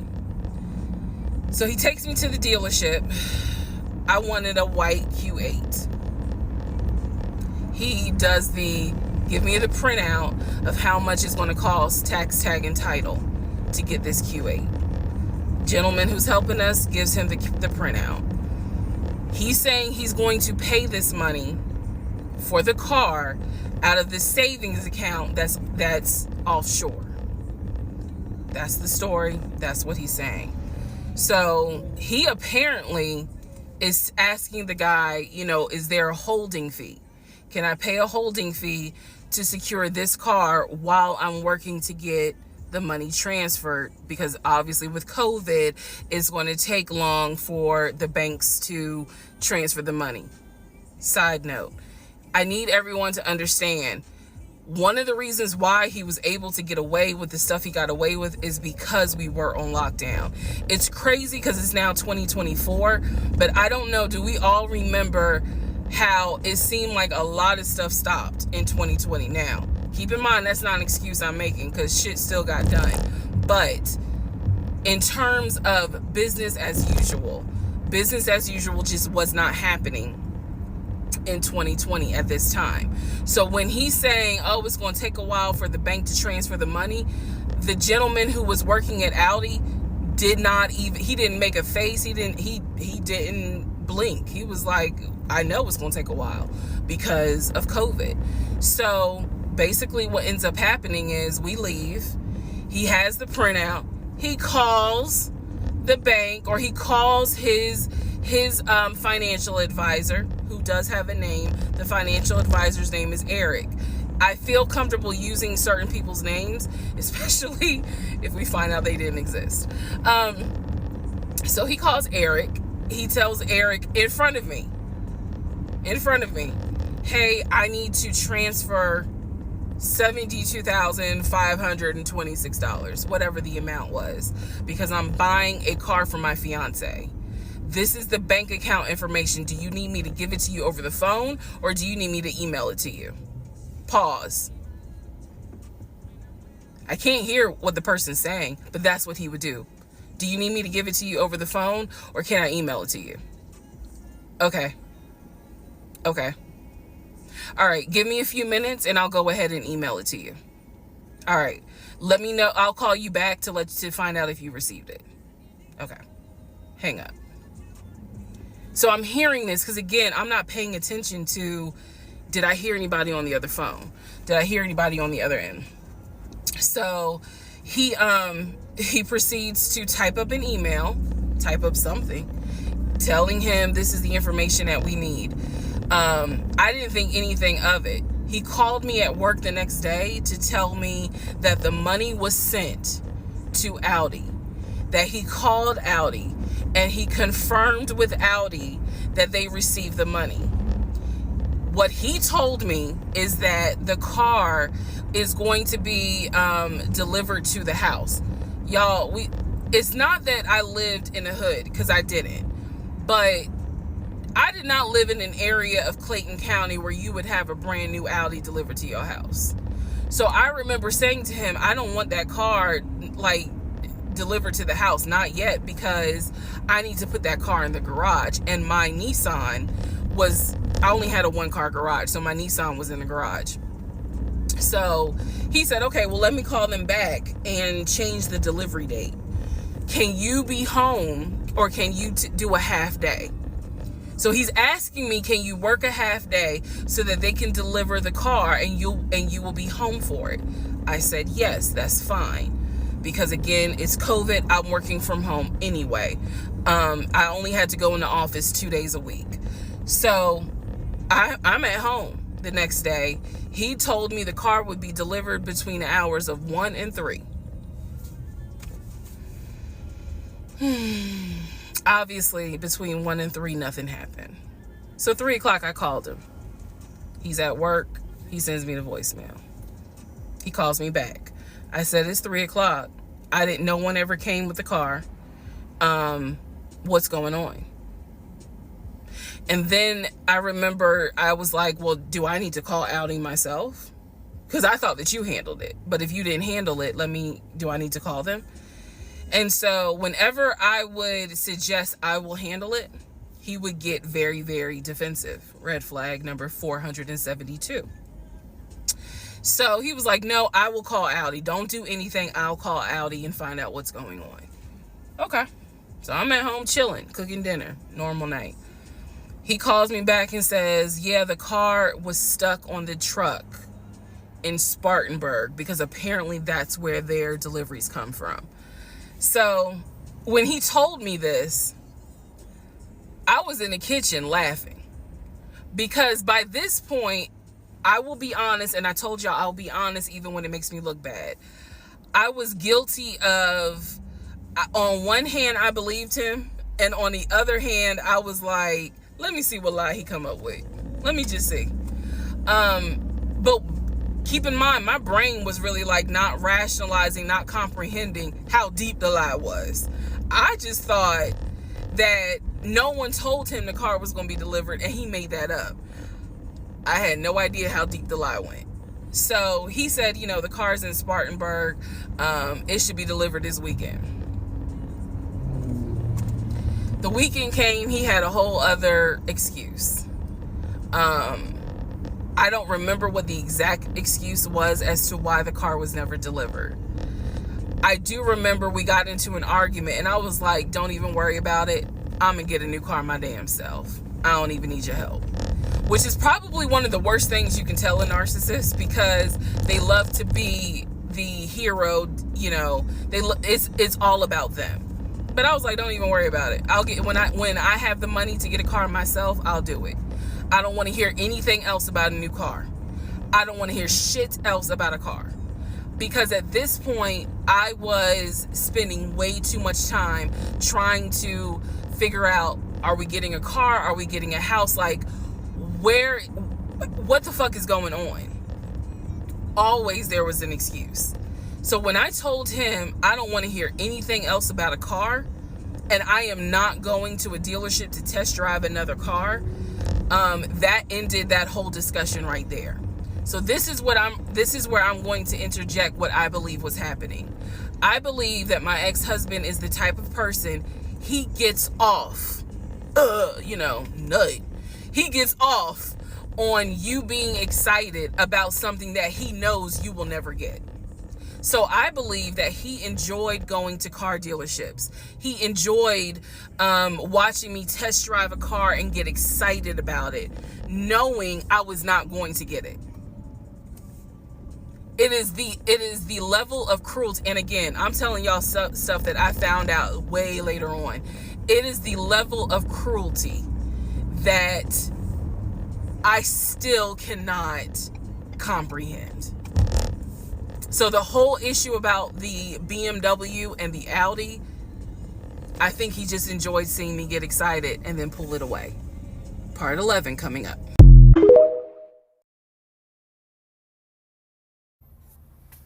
All right, part 11. So for this part, I'm just going to give you some backstory on the family. Pause all the stuff about the house. Pause the stuff about the car. This is backstory on his family, my ex-husband's family. All right, follow me. My ex-husband's parents, mom and dad, are both deceased. Mom passed away from cancer. Dad passed away shortly after her. I'm not sure what he passed away from. So he has a number of siblings. He has two, with his parents, he has two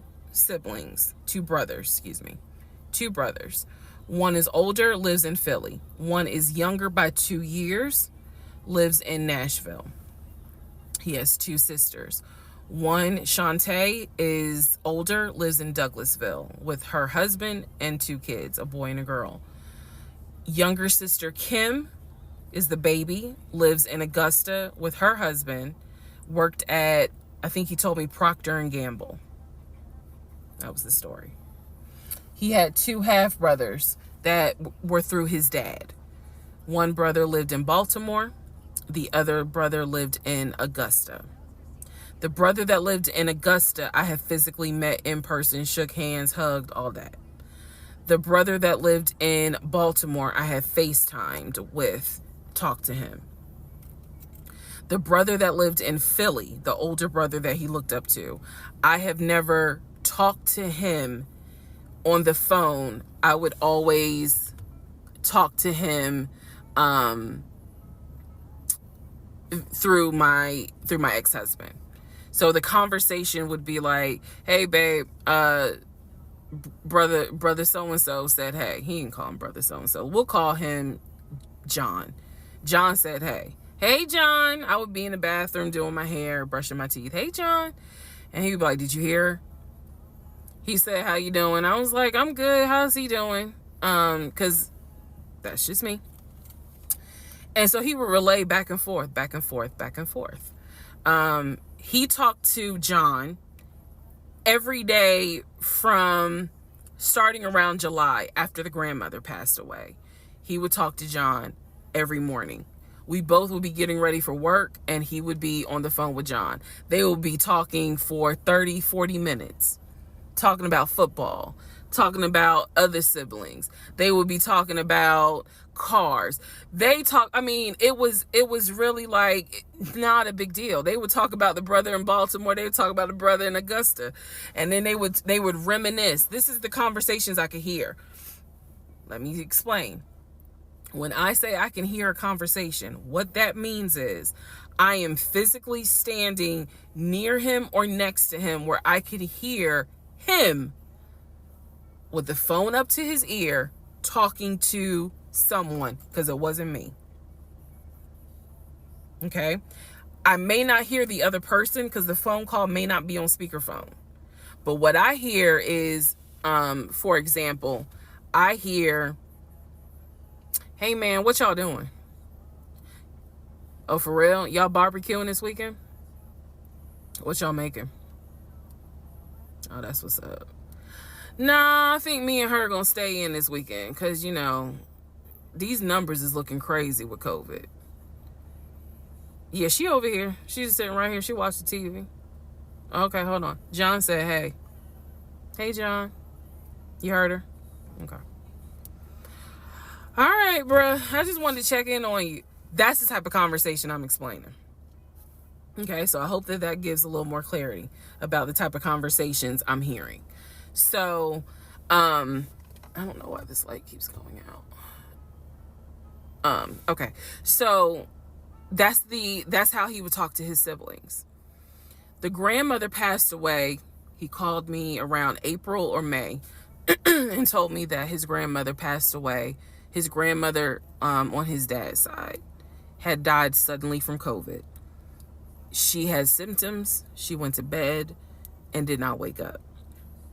He was distraught. He was crying. He wasn't eating. He was just sitting there, listening to music, not watching TV, just sad, because he was like, my grandmother was always my support system. So from what I saw, it really bothered him. I did not think anything of it. I'm one of those people, if you tell me somebody in your family passed away, I'm gonna believe you, because I don't play about death. And I guess I expect other people don't either. However,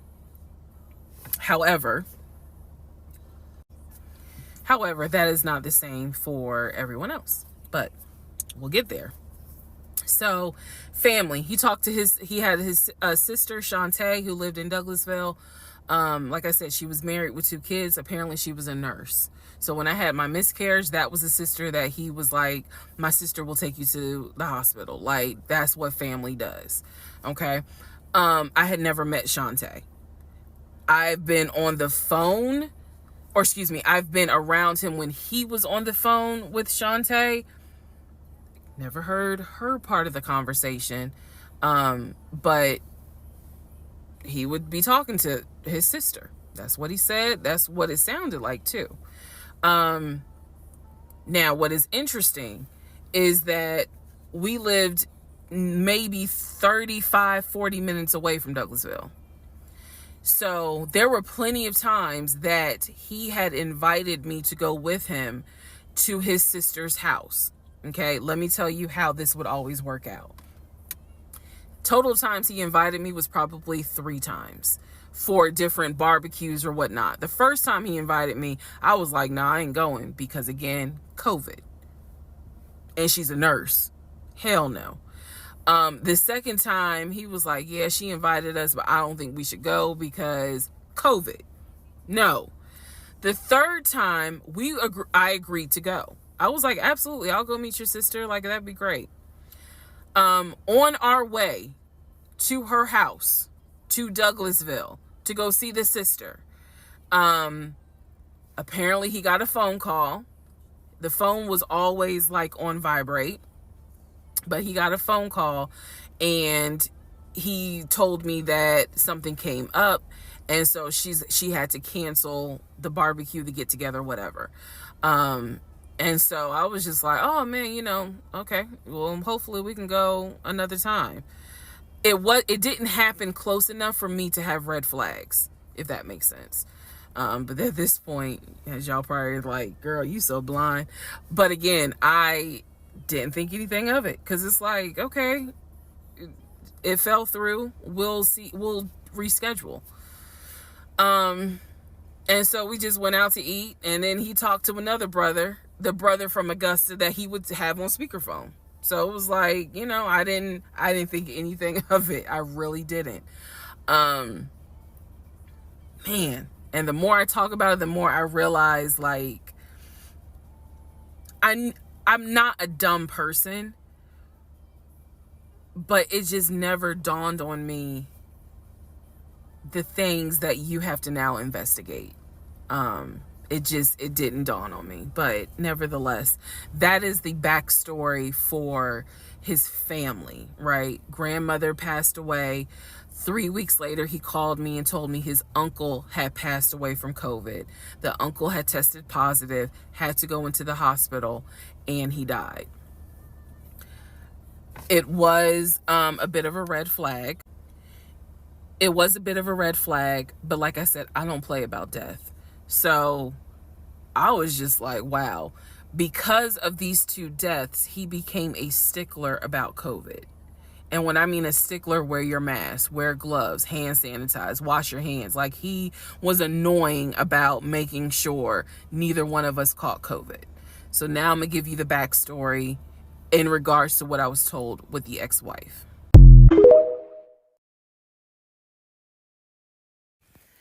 Okay, I know I look rough, but it's okay. It's okay.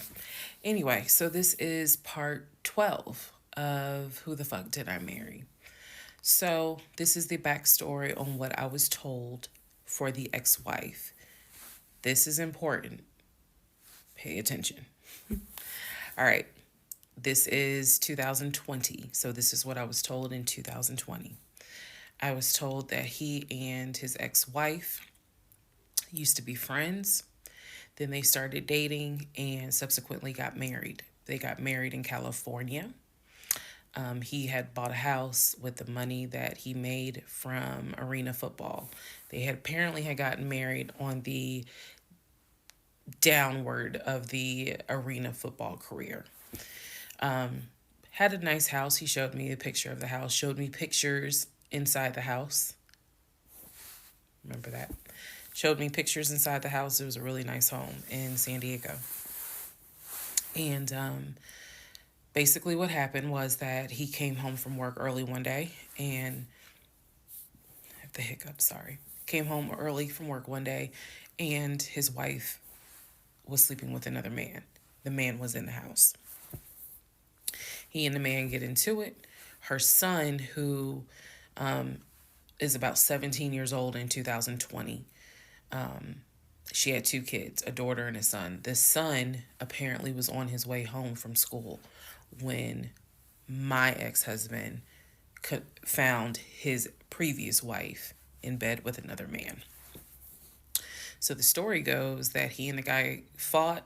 He kicked the guy out. He kicked his ex-wife out, but told her the kids could stay. The kids are not biologically his. Those are his stepkids. She was like, you must be kidding. Like, I'm not leaving my kids here. The kids are old enough to where they were like, we don't want to go because you fucked up. We don't want to leave. So apparently she leaves. The kids stay with him for a few weeks. And then she gets her own place. The kids move in with their mom. He files for divorce in California. He files for divorce in California, and it was an ugly divorce. She was asking for spousal support, all kinds of stuff.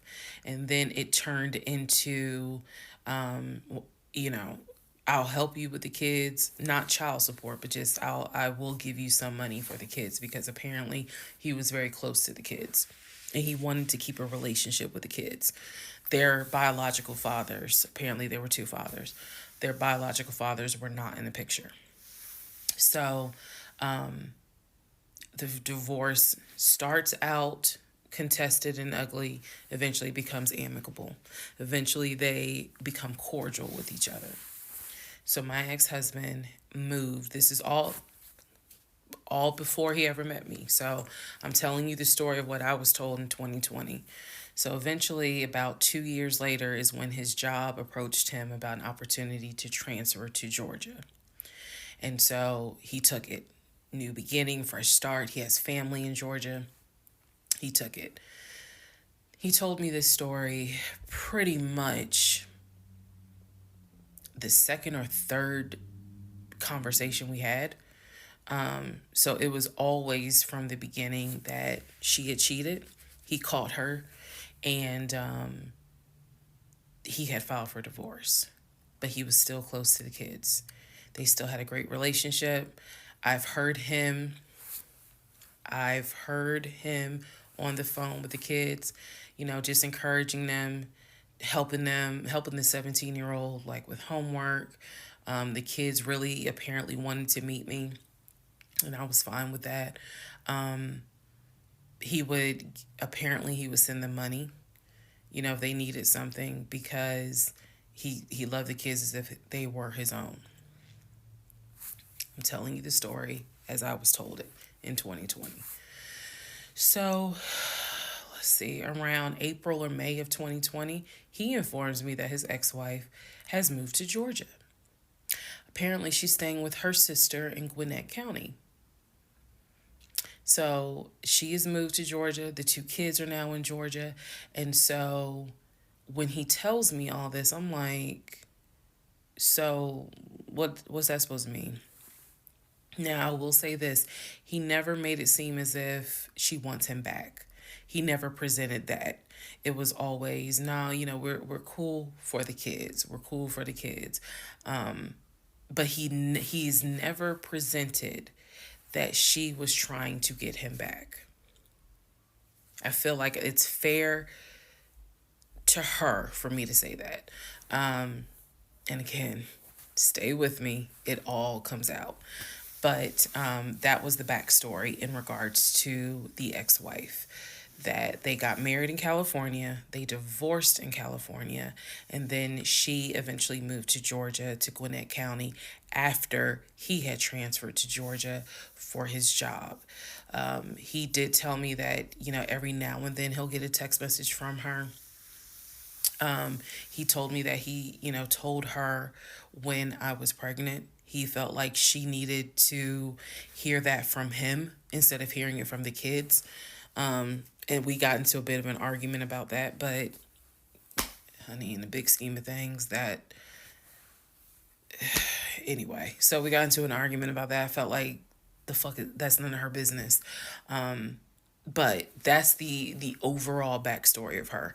So remember, because there will be a quiz, but just remember, he met her in California, married her in California, divorced her in California. She moved to Georgia, to Gwinnett County, after he moved to Georgia.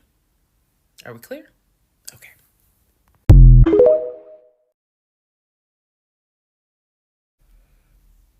Okay. Part 13 of Who the Fuck Did I Marry? So I've kind of given you guys all the backstory. Let's just kind of recap real quick. So I told you how we met. Met in March of 2020. Basically, Georgia got shut down. I keep saying shut down. Got locked down. We decided to quarantine together. I know it was crazy. It was crazy. I really liked him. And thought he liked me. So I told you guys how we met. Things moved at a rapid pace. Met in March. Moved in together pretty much end of March, beginning of April. Found out I was pregnant in May. Lost the baby in June. Had to have surgery in July. Started looking for houses.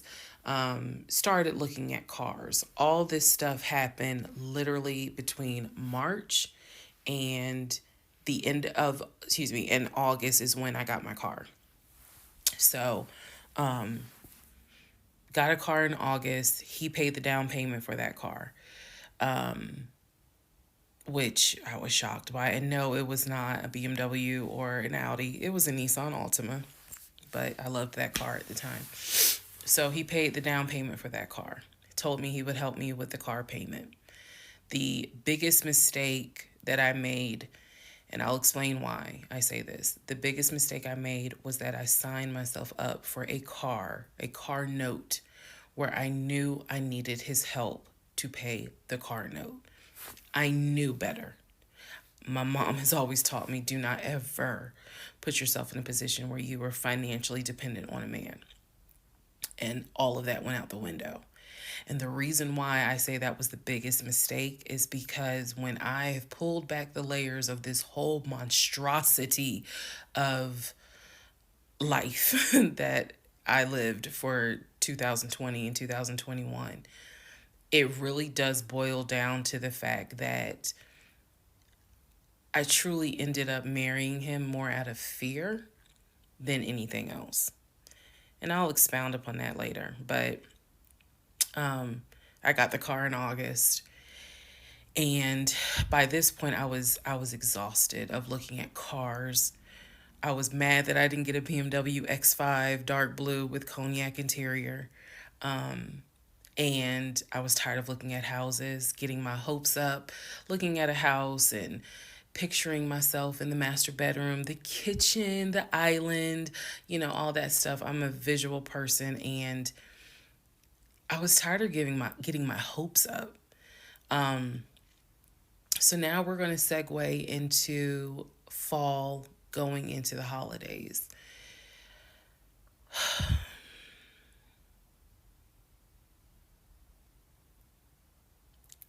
Here's what happened. In October, we looked at another house. This house was in Marietta. Absolutely gorgeous.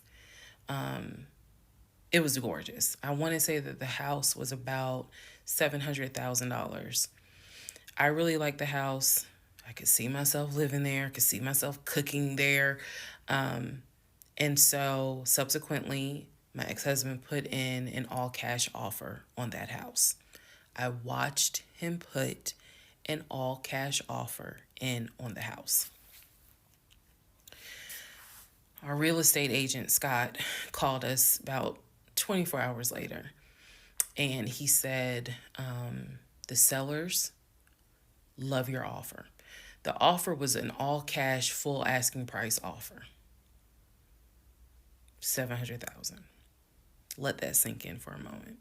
He said the sellers love the offer. They are asking that you show proof of funds so that they can accept the offer. My ex-husband said, I will show proof of funds when they accept the offer. The seller said, great, we'll accept the offer when you show proof of funds. So basically we got into a standoff. And if you're a real estate agent or you work in real estate, I would love to know your thoughts on this. I had asked people in my personal life, like, have you ever heard of this before? And I've had plenty of people who said, I side with the ex-husband. I would not show my bank statements until they accepted the offer. And then I had other people who were like, I wouldn't accept an all-cash offer unless I verified that the person can pay. So I'm just curious what your thoughts are. Okay. So our real estate agent called us and was like, guys, the sellers are giving you 2 days to show proof of funds. I had the letter that he showed me from Chase. I sent that to Scott, but that was for a mortgage. The offer was for all cash. So he needed to show proof of funds that he had the cash to pay $700,000. He didn't show it. He refused to budge on showing them proof of funds until they accepted the offer because he was afraid that they were going to create a bidding war. So what ended up happening was Scott called us and said, I apologize because I didn't do my due diligence as a realtor. He said, before I ever started showing you guys a house, I should have collected your pre-approval letter and proof of funds. He said, so at this point, my broker has informed me that I cannot show you guys another house until you show at least us, meaning the real estate firm, until you show us proof of funds. And so I'm just like, well, I'm telling my ex-husband, just show them the fucking proof of funds. Like, what's the problem? And so it was a lot of, I find that this is really unprofessional because it's not our fault that you didn't do your job correctly. It got a little ugly and it got uncomfortable because I'm like, I don't understand why you don't show them proof of funds when you clearly just signed a document stating that you're putting an offer in at full asking price. This was the same thing that the realtor was saying. He was like, but you just signed an offer. So what's the problem? Like, you want them to accept the offer and then you'll show everyone the proof of funds? And my ex-husband, without missing a beat, said yes. So Scott did his best to work with the seller and say, look, accept the offer. He'll show you, he'll open the books. He'll show you the proof of funds. These sellers were like, no, that's not. And it wasn't so much the sellers. It was the seller's agent. Big respect to the seller's agent. But the seller's agent was like, no, that's not how we're doing business. He needs to show those proof of funds before I advise my clients to accept his offer. Period. If he's not willing to do it, we'll go on to the next offer, because they did have another offer on the table for it was less than asking price, but they were willing to accept that offer over the all cash offer because those people had basically shown proof. So subsequently, the house fell through. We passed the 2-day deadline. They went with the other offer. Also, at this point, our real estate agent, Scott, and I do not blame him for this, pretty much cut all ties. Because what he, I believe, felt like was, I don't know what's going on, but something's going on. And this is not how I do business. So until you guys are ready to show the proof of funds needed to buy a house, you need to get yourself another agent. Because we were already about 20 to 25 houses deep by this point. We had already put in 2 other offers. They fell through. And now here we are with this house. And once again, it fell through.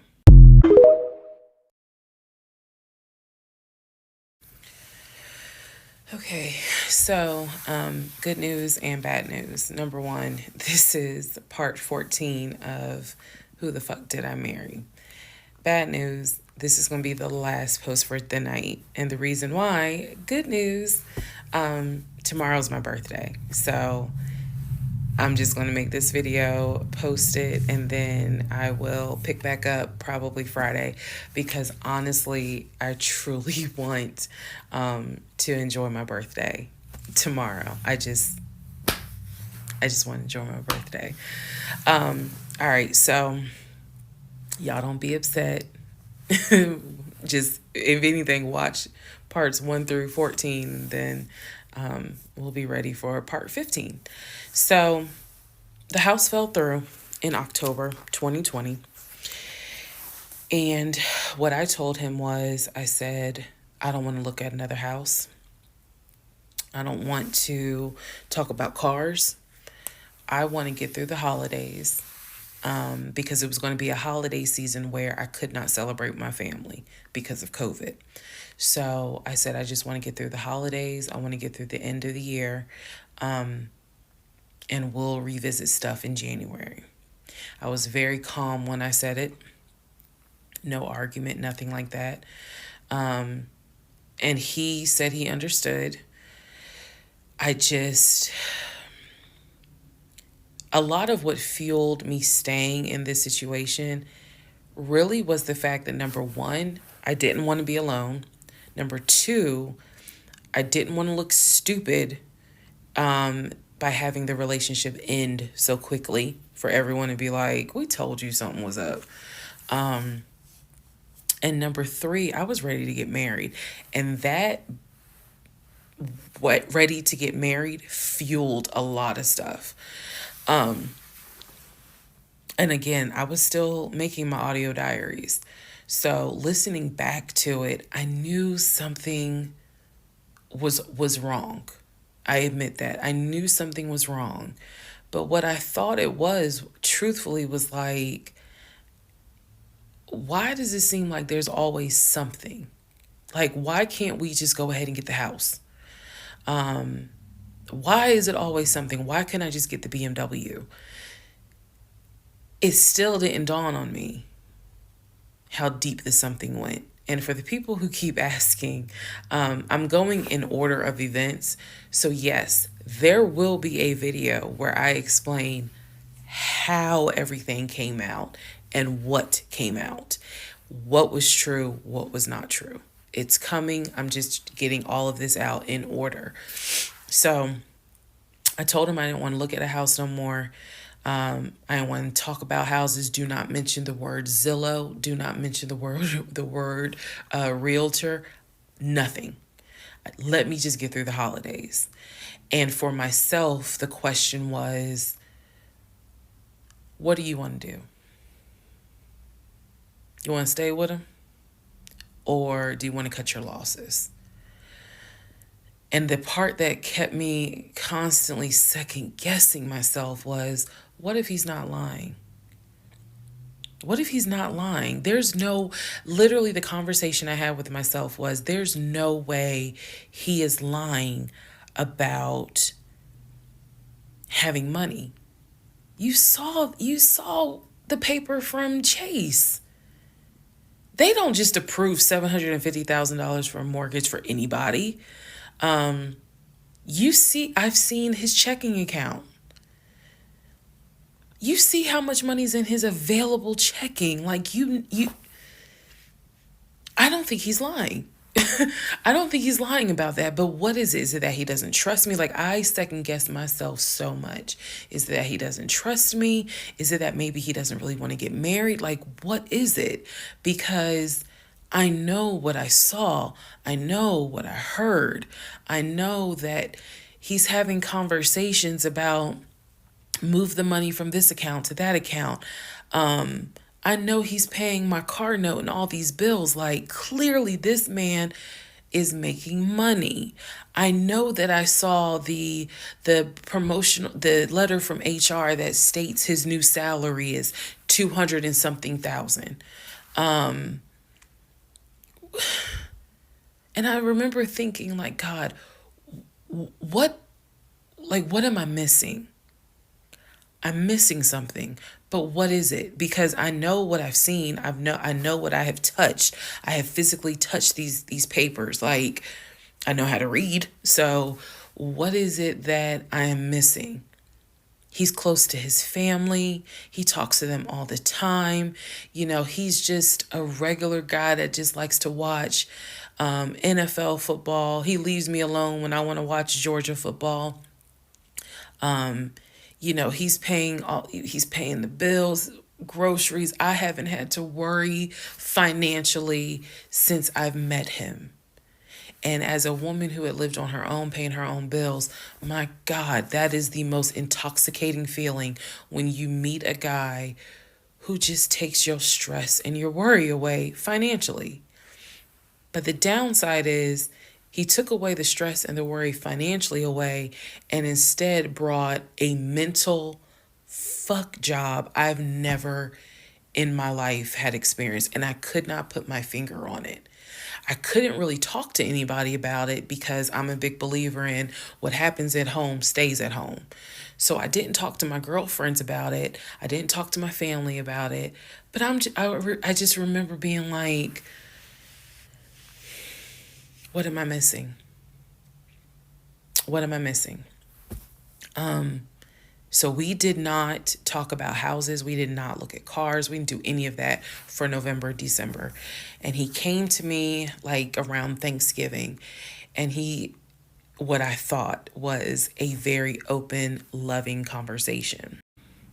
And in that conversation, he was like, okay, I know I have fucked up. I know that things are not feeling too strong right now. He was like, I want us to get married. I want a home. I will show you whatever you need to see to put you at ease. He was very like contrite. He was very just like, what do I need to do to put your mind at ease so that you know I'm in this and that I want this and that I love you and I want you to be my wife. So I was like, show me your accounts. He showed me his checking. He showed me one of his savings. He showed me a Chase savings. He did not show me the offshore. And he did not show me the US Bank. So he showed me those two accounts, checking and Chase savings. So I knew that there was money. What I saw in those accounts, there was money. I told him, I was like, if we're going to buy a house, I want it to be through the mortgage on Chase. I don't want to deal with this proof of funds shit no more. I said, I do not want to look at another house until the beginning of the new year. He said, okay. That is when we then had a conversation. So I guess I lied because we are going to have a part 15 or 16 tonight.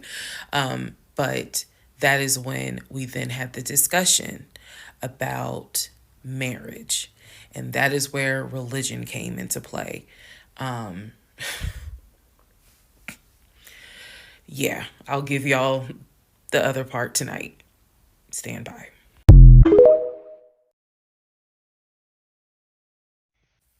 Okay, part 15. Who the fuck did I marry? So in December of 2020, around beginning of December, we had a conversation, kind of a come to Jesus heart to heart conversation. And both of us had grown up in the church, and the fact that we were not married but living together, the fact that almost had a baby together, bothered both of us. Both of our families, my family and his family, were very adamant. Like, okay, y'all either need to get married or y'all need to separate. And so I'm walking around with a ring on, which I'll post a picture of the ring because, God, there's so much to unpack. But anyway, walking around with the ring. And so he said to me, whatever I need to do my part to make this work, I'm willing to do. At the same time, it wasn't that I did not trust him as much as it was I felt like I wasn't trusting myself. Because again, like I said in the previous video, I know what I saw, I know what I read, I know what I've heard, but fuck, something was not sitting right with me. And every time I would question it in my head, the other side of me was like, okay, you know he ain't lying about the money because you saw it. So you know he ain't lying. Girl, are you that... Like, I remember saying to myself, are you that jaded that you don't even know what it's like to have a decent man? Yes, I really had the audacity to have that thought. So we agreed beginning of December, like, we wanted to be together. I believe I loved him. I believed he loved me. So the decision was made that we were going to get married. It's still COVID, so we had to follow certain protocol. So we filed our marriage license in Fayette County, Georgia, because you could not get an appointment in Clayton County to save your life. So we filed the marriage license in Fayette County.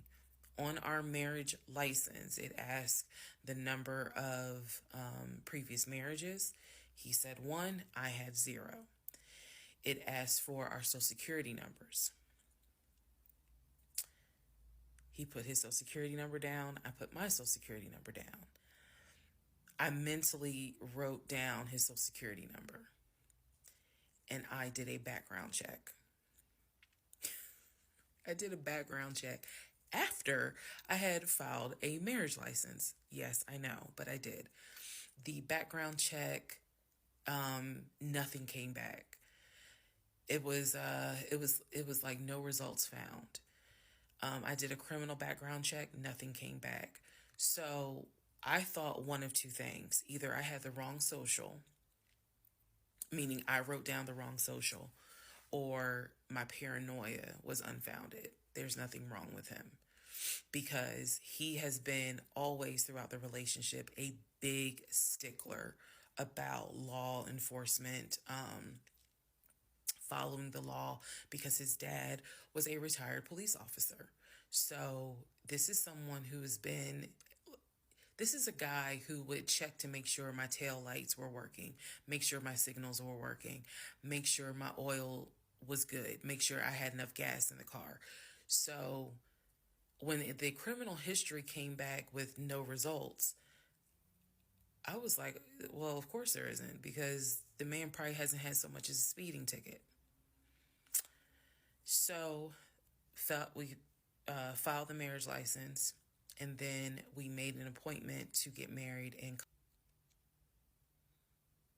waiting for the judge to come out of chambers so that she could marry us. And the reason why I'm pausing is because, my God, if I could go back and see that young woman sitting in that lobby.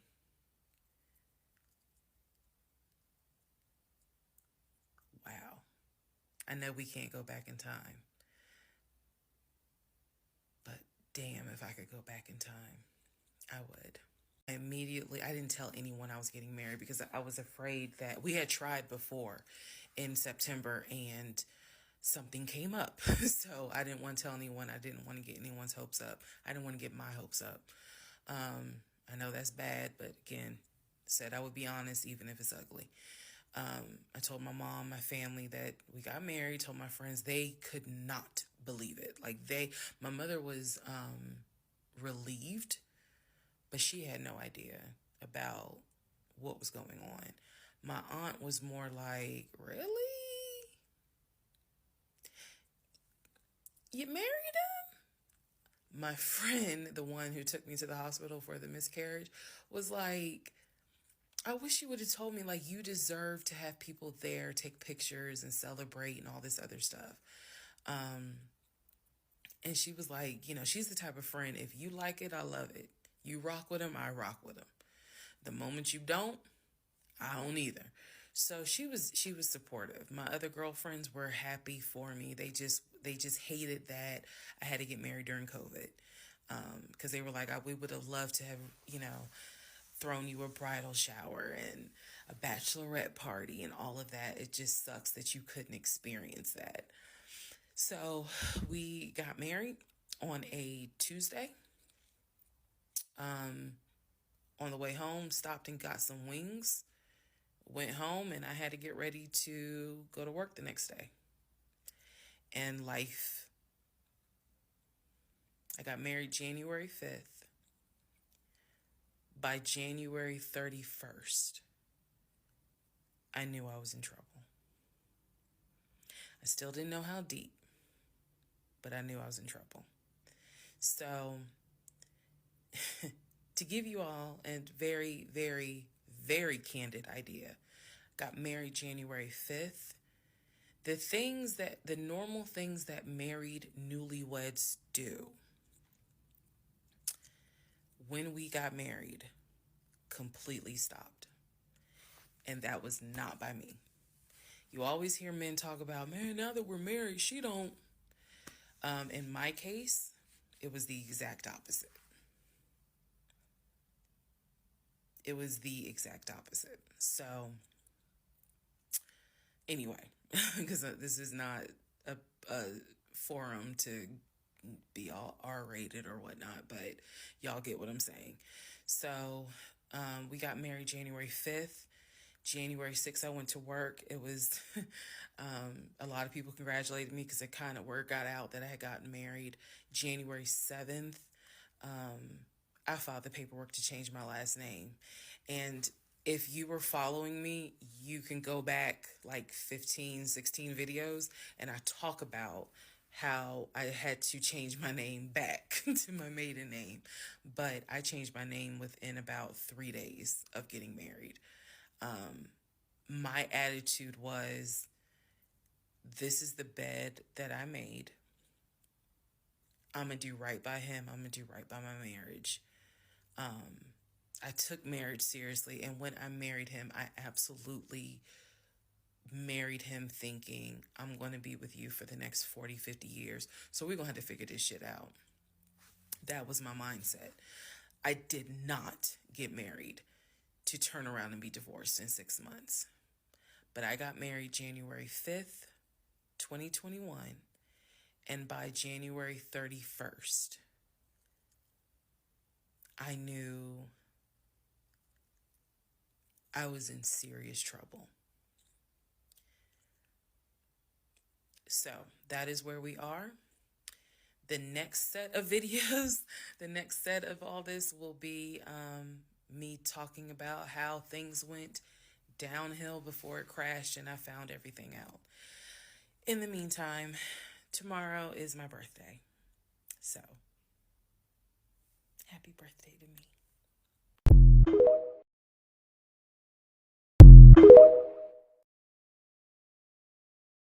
The fuck did I marry? This is the interlude, basically. I'm not recapping on this video. I'm just kind of answering some stuff that has been written to me. Someone was like, why are you airing your business out on social media? It's a valid question. For me personally, I feel like this was traumatic to experience, to live through. And I'll expound on that on another video, the aftermath of the toll that this took. Honestly, and I know some people are going to be like, that sounds crazy. It is kind of cathartic to get this out because I cannot tell you how much of this has been internalized since 2020. Also, I don't want to seem like a cautionary tale to other women or to men for that matter. But to my sisters, to my ladies, white, black, Hispanic, Asian, doesn't matter. If something does not sit right with you, investigate it. I cannot stress that enough. If just one woman watches these videos and she's like, you know what? Something don't sit right with me. Let me look into this. Then it was worth it. Yes, it is a Lifetime movie. Yes, it is Netflix. Yes, it is crazy. Yes, it is hilarious also. And I understand all of those reactions. As someone who lived it,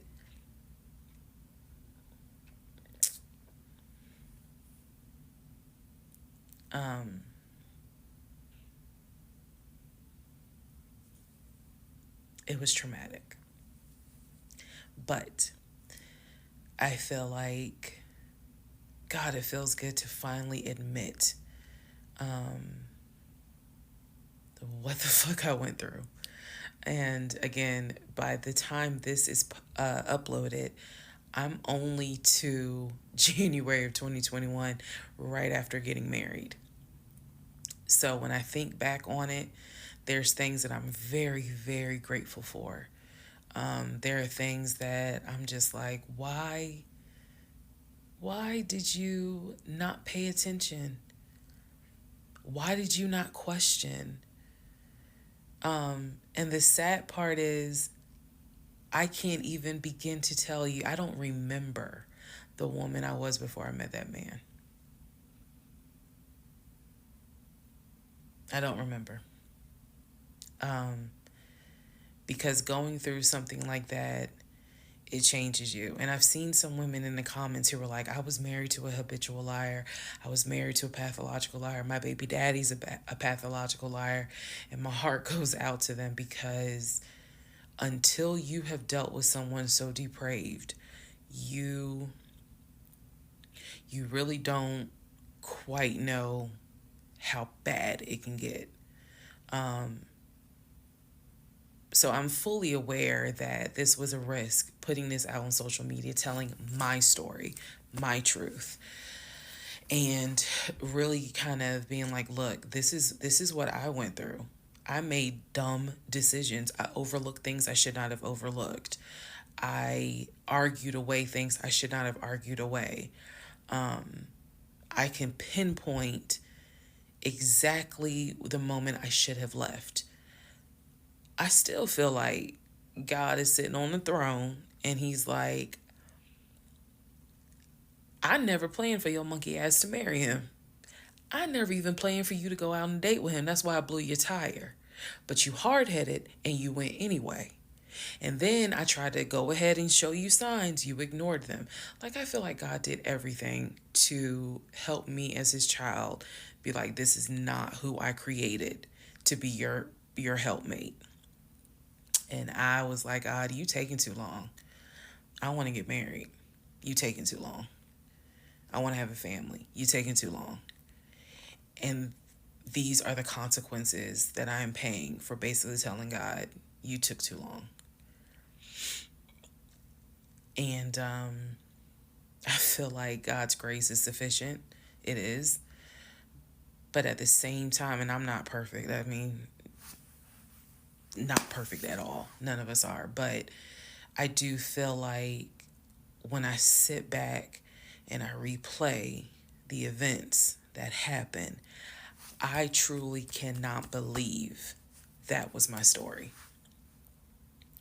Because all I wanted was to meet a guy, for him to be my best friend, for us to get married, have a family. I wanted someone I could make fun of his big old forehead, and he make fun of my nappy head and all my wigs, and yet he was my ride or die. I wanted someone that I could be like, man, help me with these kids, and he helped me with the kids. We had a nice home. We were comfortable. That is what I wanted. And I've said this before, and I say it again. I truly hoped it was my turn. You see the women who are, so happy, and, they're in these loving marriages and life just looks good. I really, really wanted it to be my turn. And so I excused away a lot of stuff that I hope the next woman who sees this does not excuse, because I don't wish this on anybody. I don't wish this on anyone, to feel the way I felt the moment I discovered the whole truth. So I just wanted to say that, because I think it's important to try to answer the why is she posting this? Honestly, I was tired of holding it in.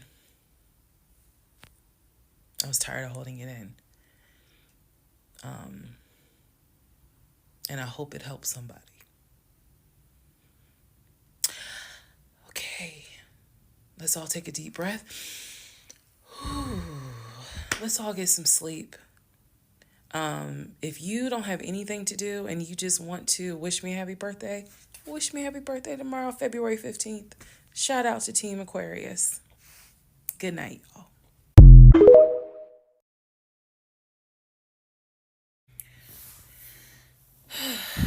Part 17, who the fuck did I marry?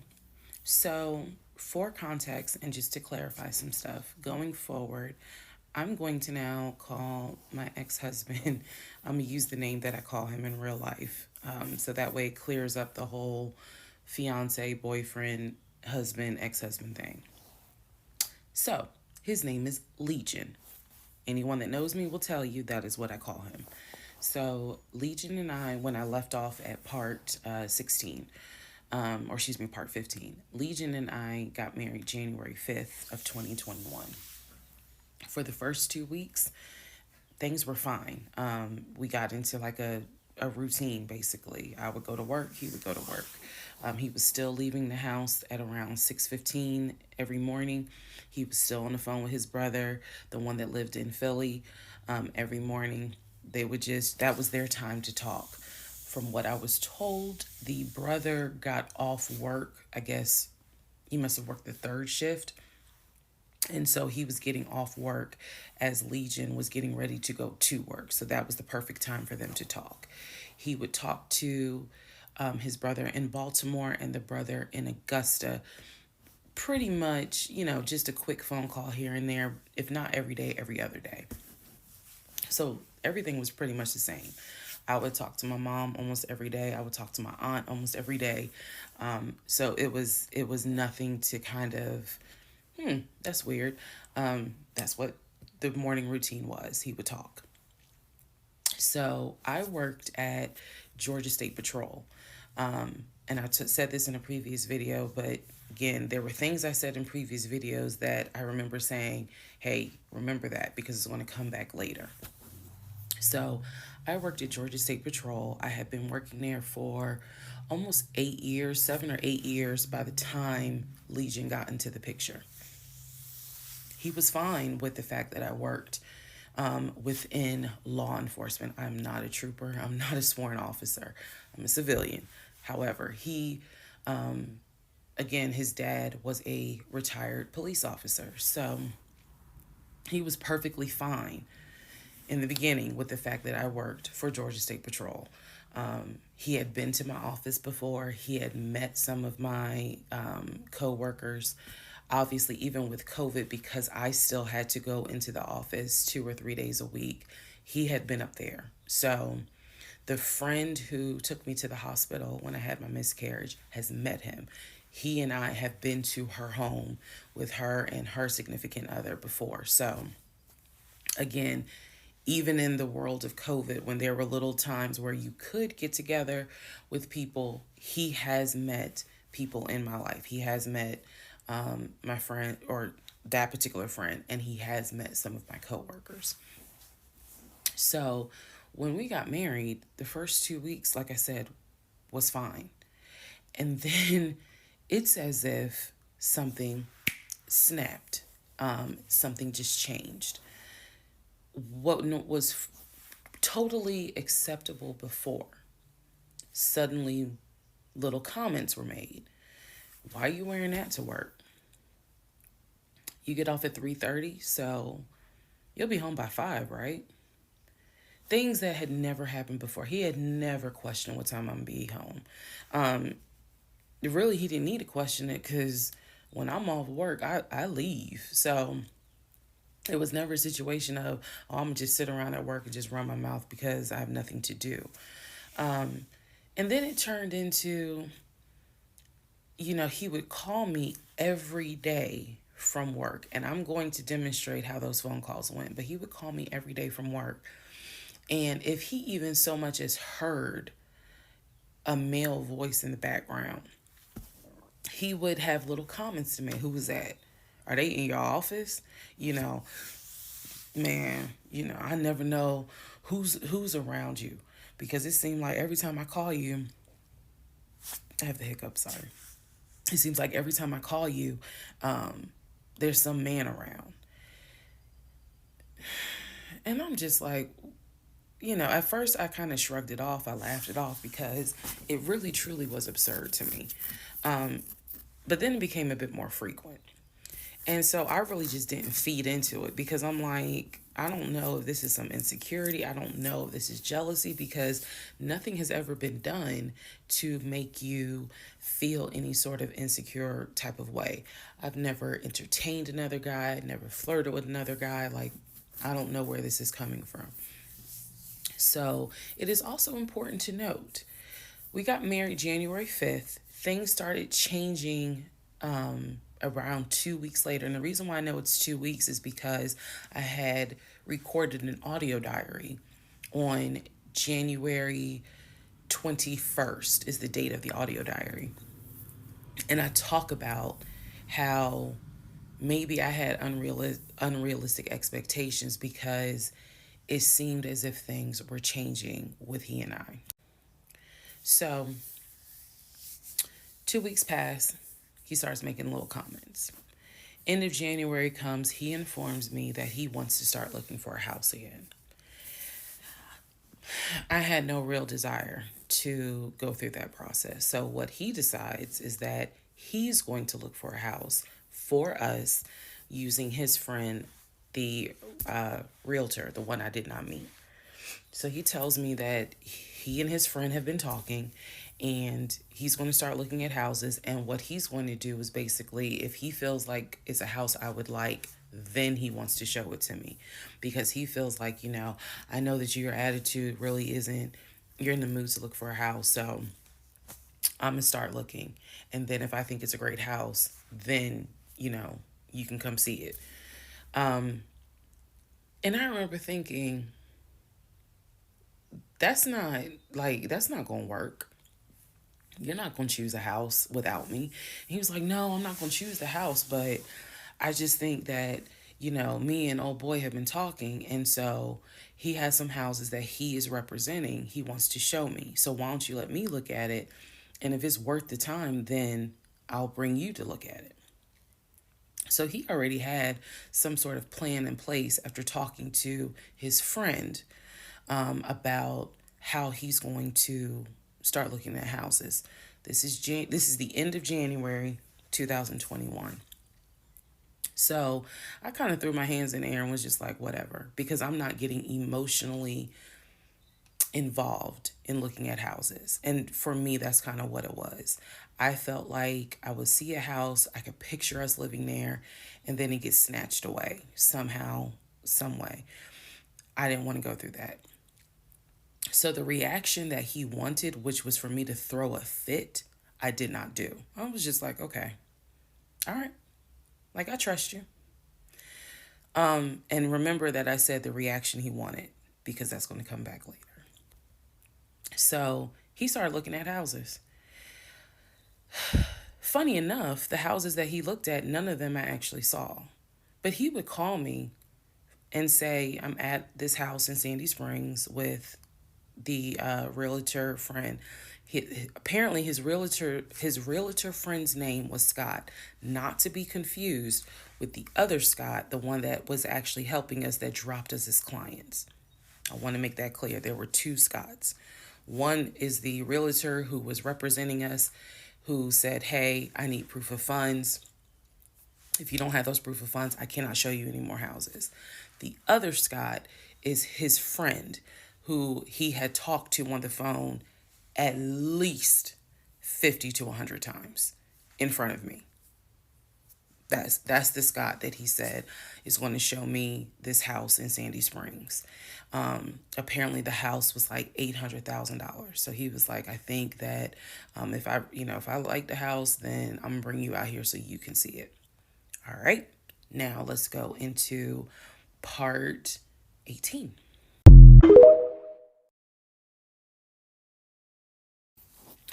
Okay, part 18. Who the fuck did I marry? So he starts looking at houses in Sandy Springs, Alpharetta area with his friend Scott. I did not see any of these houses. I did not go. I didn't want to go. So what was starting to change is, remember I said before, he would leave the house every day at around 6:15. He would be home every day between 3:30 and 4 o'clock without fail. It was so, I shouldn't say it was annoying, but I could set my clock by the fact that I would hear that garage door open between 3:30 and 4 o'clock every day that he went to work. Even during lockdown, he still had to go to work. His job was only locked down for maybe a week. For me, I was allowed to work from home, but unfortunately, I did not handle it well. And so I would fall asleep and not check email. So my boss was like, yeah, you're going to have to come back to the office because you're not trustworthy. And I wasn't. I mean, I would watch Netflix and not even be on my computer. So I had to start going back to work every day, 5 days a week. And I was, me and another lady were the only two in there because we were the only two who did not handle work from home properly. Anyway, that's another story. So Legion would, he started to not come home by 4 o'clock. He started to come home 5, 5:30, 6, 6:30, sometimes 7 o'clock, because he was saying that he was looking at houses after work with his friend Scott. So it definitely was noticed that things are changing. And I just, at this point, kind of emotionally and mentally, I was just like, I don't know what to do. This is the end of January. Remember, I told you in part 15, I got married January 5th. By January 31st, I kind of knew I was in trouble. And by the end of January, sure enough, I knew things were changing in a way that I was like, I hate to sound redundant, but what the fuck is going on? So he's still maintaining the story of looking for a house, looking for a house. I had already let him know my lease is up in August. When my lease is up in August, I am moving to Cobb County. And then my attitude was kind of like, you can go with me or you can stay here. I don't care, but I'm moving. I'm leaving Clayton County. The reason why I was so adamant to move was not because of Clayton County. It was not because of the house that I was in. It was because Legion had started to create this narrative that he was beefing with my female neighbor. He was trying to get me to believe that my female neighbor to the left of me somehow was interested in him. And so she would make these little comments, and he would come in the house complaining about her and her music and the fact that she had, different men over to the house. It was driving me crazy. And all of this was kind of starting in January. So when I say that, it really seems like we got married January 5th, and then we had 2 weeks of peace, and then something just snapped. I literally mean something just snapped. So he's looking at houses. Now we're moving into February. February obviously is my birthday month. He did good. He did good to make Valentine. He went all out for Valentine's Day. He went all out for my birthday.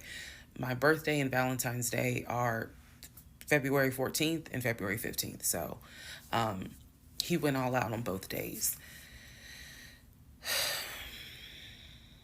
Y'all ain't even gonna believe this story.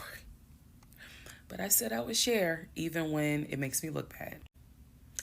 So, the weekend after my birthday, and what I mean by that is if my birthday was on a Tuesday, we're talking about Saturday. The weekend after my birthday, he gave me money to go to the nail salon, go get a manicure and pedicure. So I leave the house. I take his car. His car was in the driveway.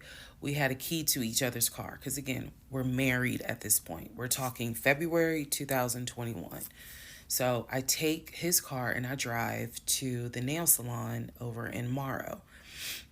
I'm in the chair getting a pedicure, and I get a text message from my husband saying, someone was just at the house looking for you. And I'm like, who was looking for me? Who was it? And he said, I don't know. I think it was some, this is through text. I don't know. I think it was some dude you used to mess with. Okay. I was like, what are you talking about? He was like, I'm telling you, some guy just came to the house looking for you. I told him you were not here. So at this point, y'all, I'm in the chair at the salon. I'm freaking out because I'm like, who the fuck has the audacity to come to my home unannounced, uninvited, talking about they're looking for me, especially because before I met my husband, I was working the last shift at Amazon as a part-time job. So I had not dealt with, dated anything with anyone for about a year before I met him in March of 2020. So I really was like, who the hell is this coming to my house? So I finish the pedicure, I head home. Once I get home, I'm like, what are you talking about? What happened? And so I'm frazzled in a way. And he's calm. He was like, yeah, it was a black Dodge Charger. They pulled into the driveway, they backed in. They backed in as if they had been here before. So clearly this was someone who's been to your house. He got out the car. He said, I opened the door and I went out there and I said, is there something I can help you with? And he said, the guy said, I'm looking for, and gave him my name. And he said, I'm sorry, she's not here. And he said, he was like, oh, okay. All right then. And just got in the car and drove off. And I was like, my brain stopped working. Because I'm thinking, who the heck could this be? A Dodge Charger? I was like, are you sure that it wasn't law enforcement? Like, was it the sheriff's office trying to serve me with a lawsuit for a credit card I didn't pay? He was like, no, he was in regular clothes. He was like, and it was not a police car. It was on a marked unit, basically. And so I'm just like, who the heck could this be? And he was like, I know who it was. And I said, who? He was like, I think it was your ex. I said, what ex? He was like, the one that you had dated for 2 years. Remember back in like part 3, part 4, I told y'all, he told me about his ex. I told him about mine. I thought we were being honest with each other. So now, fast forward to February 2021, and he's telling me, yeah, I think it was the ex that you had been dealing with for those 2 years before you met me. I said, so you think that he showed up to the house uninvited after 2 years? And he was like, well, whoever it was clearly was comfortable backing into our driveway, getting out the car, and was like, I'm here to see, and gave him my name. And so he was like, she's not here. Is there something I can help you with? And the guy was like, nah, it's cool. And then just got in the car and drove off. So,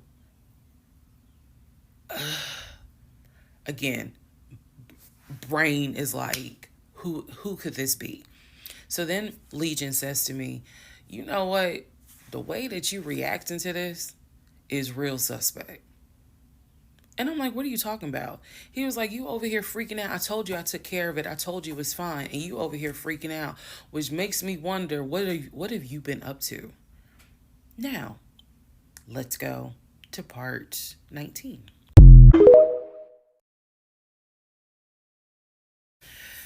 Okay, part 18. Who the fuck did I marry? So he says to me, the way you're acting is real suspect, because I told you it was fine. I took care of it. He was like, I ain't even worried about it. He was like, obviously, that nigga didn't know that you now married, that you've moved on. And so now he knows it. But for me, it was the fact that I don't do pop-ups. Don't come to my house unannounced. So if someone has done that, for me, it automatically feels like a violation, and it feels like it needs to be addressed. So it was not as simple as, I already took care of it, it's fine, let it go. Nah, we ain't letting nothing go, because you don't have my permission to show up to my house. And before this turns into something where I'm going to be on Fox 5 News, I need to address that with you, because that is not okay. So he didn't like the reaction I had to the story he told me, where someone basically disrespected my home. And he felt like my reaction was really suspect. So what I'm gonna get into the little details that he did not know about. So he tells me, again, it was a black Dodge Charger. They backed into the driveway. A gentleman got out of the car and he asked for me by name, and Legion said she's not here. So I asked him, what does the guy look like? And he said, he was like, why does it matter? I said, what the fuck does he look like? So Legion proceeds to give me the most generic description you can give. He was like, well, he was shorter than me. Ex-husband is about 6'3", 6'4". He was shorter than me. He was brown skinned. I said, did he have a hat on his head? Mind you, I understand that before marriage, I was a damn fool. I understand that.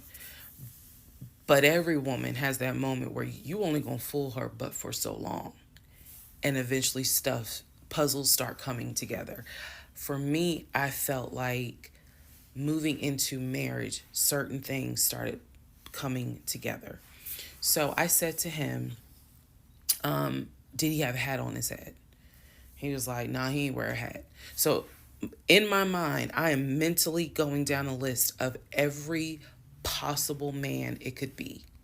And it was only like 4 men. I had been in that house about 3 or 4 years at this point. So I knew all of the people, and I'm talking about from maintenance down to ex-boyfriends. It was a total of like 4 men. So when he said that it was a black Charger, I immediately was like, okay, I know that crosses out one. He said he was shorter than him. All of them were shorter than him.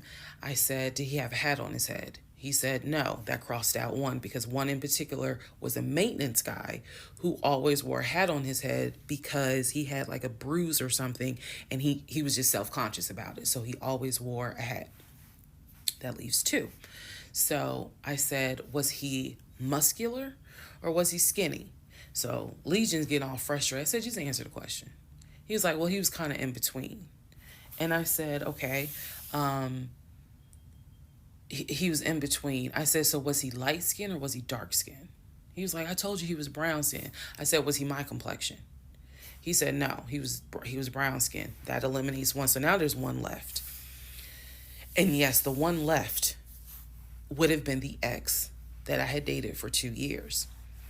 And so he was like, I know it was your ex. I know it was your ex. And I was like, that don't make no sense, because the ex that in my mind, I'm saying this, the ex that I had dated, he and I had no contact with each other, and he was not the type to just pop up at your house.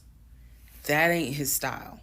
Not to mention, and I ain't tell Legion this, that man would not be caught dead driving a Dodge Charger. He hated Chargers because he drove it as a patrol car. So I didn't say anything. I just was like, that's weird. So what Legion didn't know is that at the time I had a security system. So I had a security system where anytime the front door, the garage door, or the back door was open, basically any entry point, anytime it was open or closed, it would send me a text message notification. So when he's telling me all this, I'm looking at my phone and I see a notification where the front door was opened and it was shut, all within the same minute. So for example, if it says front door open at 1 p.m., front door closed at 1 p.m. So whatever he did was within those 60 seconds. He's telling me the story of the guy got out the car. He opened the door. He went out there, can I help you? And the guy said, I'm looking for, and Legion said, no, she's not here. And so he said the guy kind of was like, okay. And he was like, all right, thank you. And got in the car and drove off. Legion has also told me that he watched him drive out of the neighborhood, which means because of the way the house was set up, the townhouse, he would have still been outside watching this. I could be wrong, but something in me was like, that would take more than 60 seconds. So for the door to have been open and shut within the same 60 seconds, I was like, okay. So also what he didn't know We didn't have a Ring door camera, but my neighbor did. And her Ring door camera caught my driveway.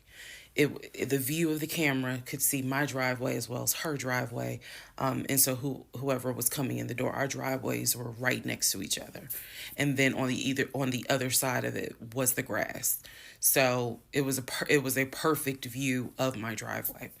So she, I had texted her and I said, "Hey, were you home?"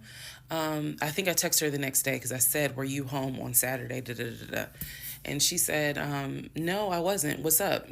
Everything good?" And I said, "Can you look at your security system and see if there was a car that came to my house at such and such time?" And I know I did not tell her the reason I was asking, but I was like, "Is there any way that your security camera caught if someone came to my house at this time on Saturday?"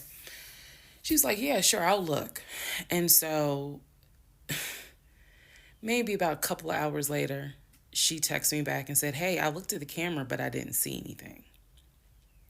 And I said, "Okay, by any chance, did it catch if someone maybe walked up the driveway? Like maybe it wasn't a car in the driveway, but someone walked up." She said, "I didn't see anything with your driveway yesterday." So I said, "Okay." And I knew that something in me again was like, nobody came to the house. So now here we are, a month and a half married, and now is when I'm like, why the fuck did he make that up? Because no one came to the house. No black Charger came to the house, backed into the driveway. Nobody got out the car and asked for me. Nobody was looking for me. So now I was sitting in the bedroom thinking through all this, and I'm like, why the fuck did he make that up? Because that's what happened. I'm looking at the text messages on my phone where he's telling me someone just came to the house looking for you. But no one came. So what was the purpose of that? And then something said to me, something in me said, he wanted to see your reaction. He just wanted to see the reaction. You had been too calm, and so he wanted to see a reaction. So this man gaslit me like I was Georgia Natural Gas just to get a reaction. Welcome, ladies and gentlemen, to part 20 of Who the Fuck Did I Marry?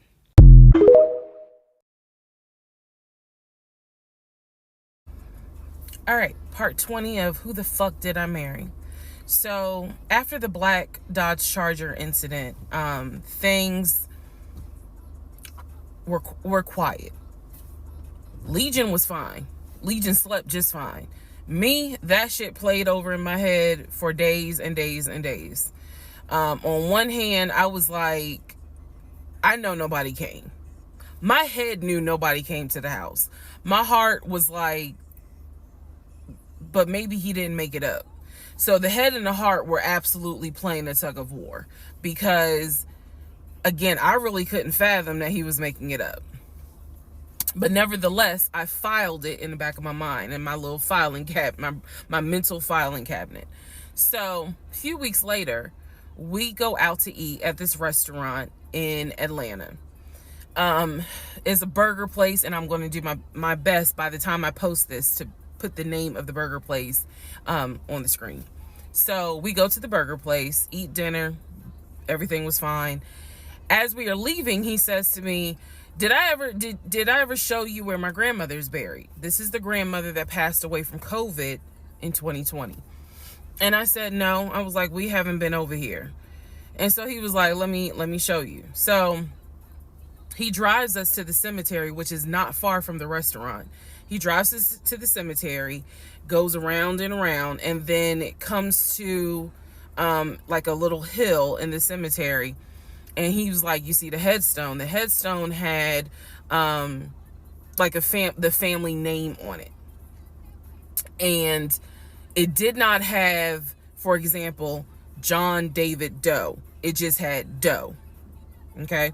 So there were no dates on it. So it reminded me of just a headstone where it was probably multiple family members buried underneath it. That's what it reminded me of. And so he was like, my grandfather and my grandmother are buried there. I do recall him telling me when the grandmother died in 2020 that she wanted to be buried next to his grandfather.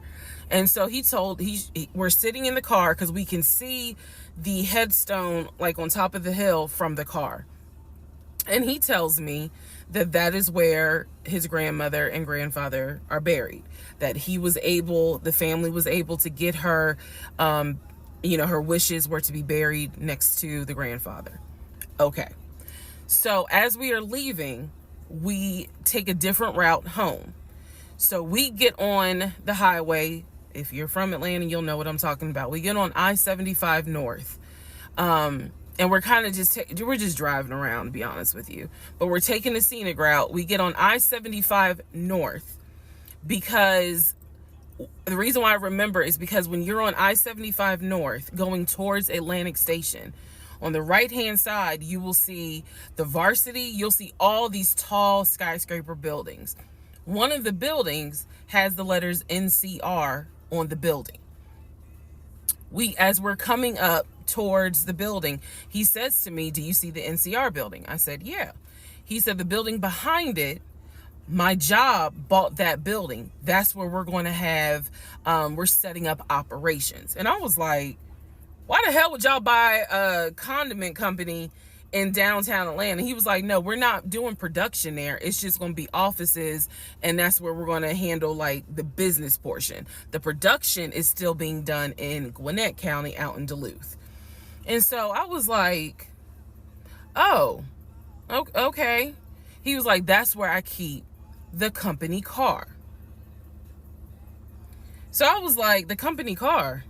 I said, aren't you supposed to be bringing the company car home? And he was like, I don't want to bring the company car home because it's Clayton County and it's a $90,000 car. And I don't want no problems. So he's telling me that he keeps the company car at the building downtown Atlanta that's behind the NCR building. I barely could see what building he's talking about, but he was like, it's the building right behind it. And so he's telling me that that's where his office is. So I said to him, take me to your office. I know it's a Saturday, but shit, you one of the VPs, right? So take me to your office. No, I had not been to his office simply because, again, COVID. So I was like, take me to your office. And he was like, I can. He was like, that's no problem. So do I have the other phone? I do. So y'all are in luck. So I can maybe reenact how this goes. So he gets off the exit and starts driving towards the NCR building. While he's driving towards the NCR building, he always has kept his phone in his left pocket. This is my left hand. So he pulls his phone out and he starts calling. He tells me he's calling Willie. Willie is supposed to be the head of security. So he's saying, let me call Willie real quick to make sure that the building's open. So he proceeds. This is another phone, but he proceeds to go ahead and call Willie. We're still driving, by the way. We're still driving. I'm on the phone, scrolling through Facebook, trying to figure out some random shit. But he's driving with the phone up to it. So driving with the phone. Next thing I hear, hey Willie, it's Legion. Hey, how's it going? I'm good. Hey, is the building open? No, I just want to take my wife up there so she can see it and see my office. Are you up there right now? You're not? Okay, is Mr. Justin working? Okay. So is there anybody up there that can physically open the building? Because I don't think my badge is going to get me at least in the front door because of it's on the weekend lock. Okay. Okay.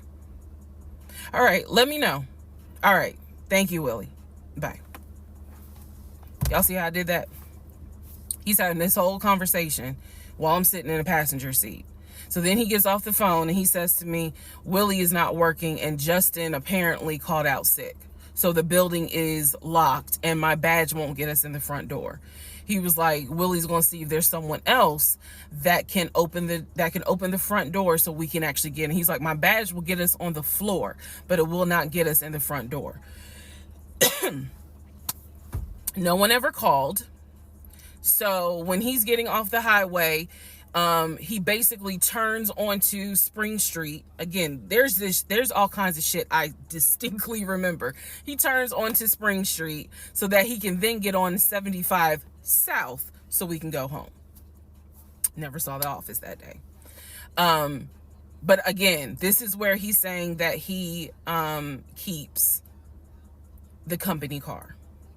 So when we get to part 21, I'll kind of go into detail about the whole company car a little bit more.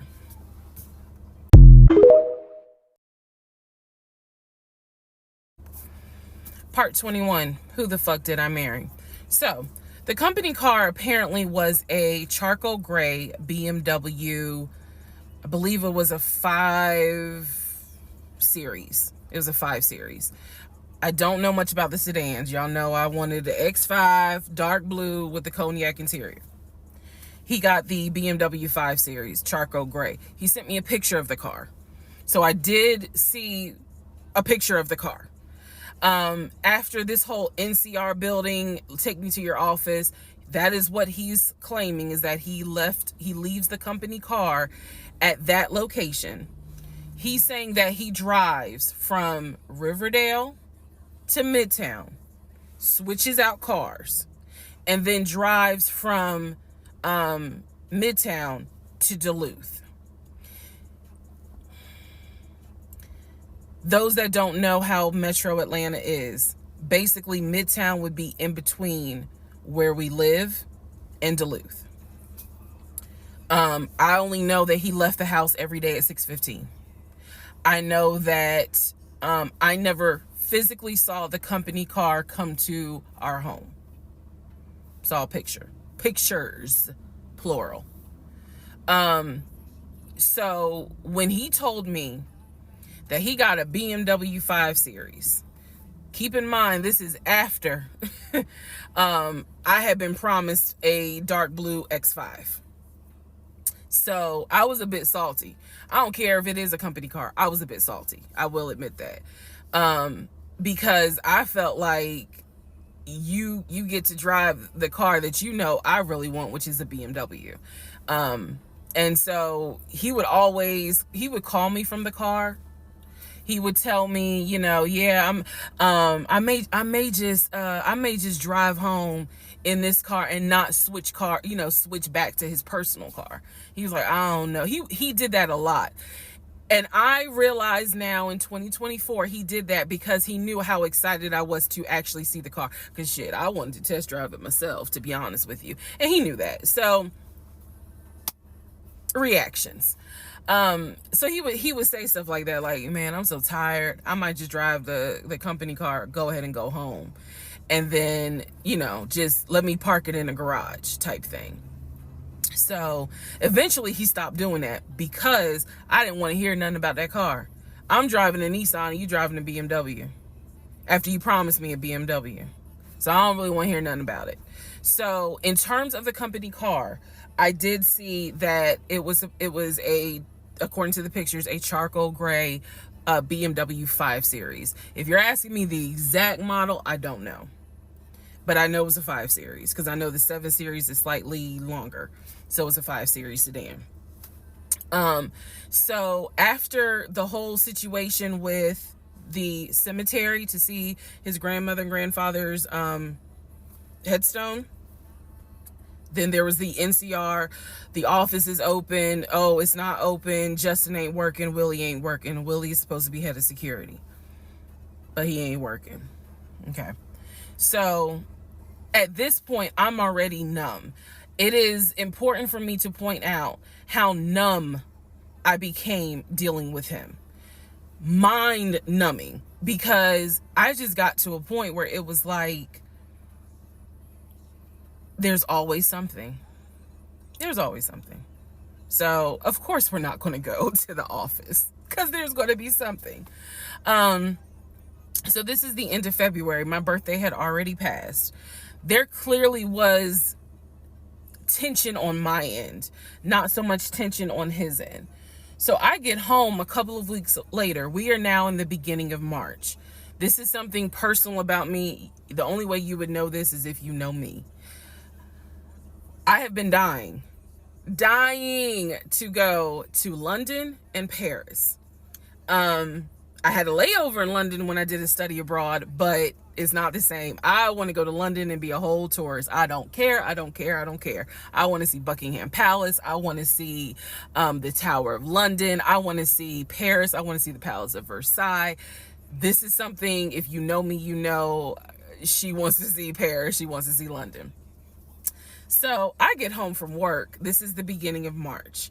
I get home from work, and on the counter is a folder with like a little bow on it. And I'm like, oh, what is this? Is this like mail? Like, was this something that you got at work? He's like, nah, it's a surprise for you.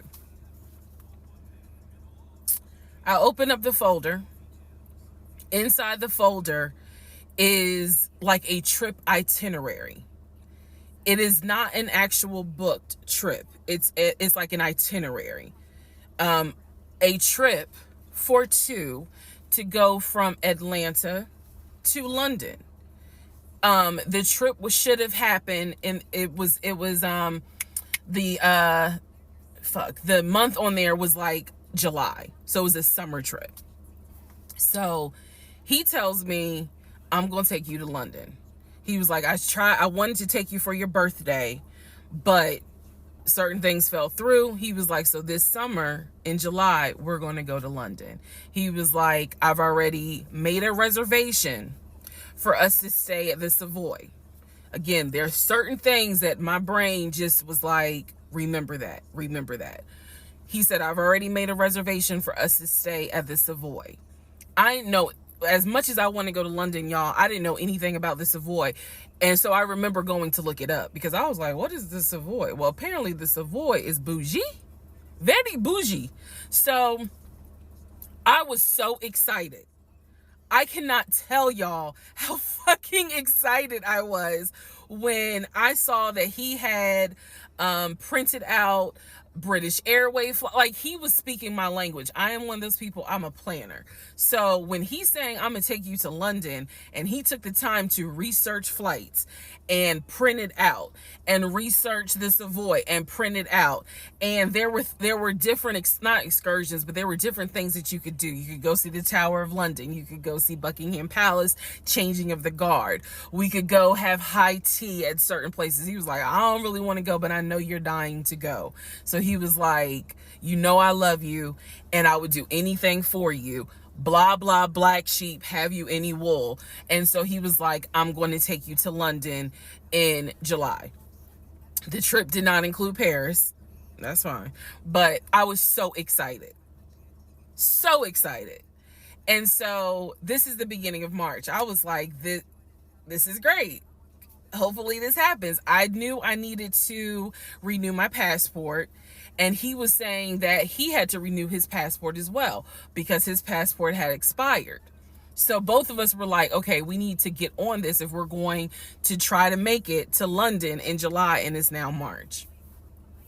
Me being the planner I am, I think I went to work the next day and printed out the passport applications so that we could fill it out and go ahead and get that process going.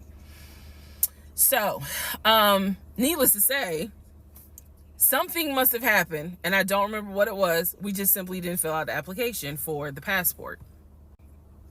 So, fast forward, we're now at mid-March.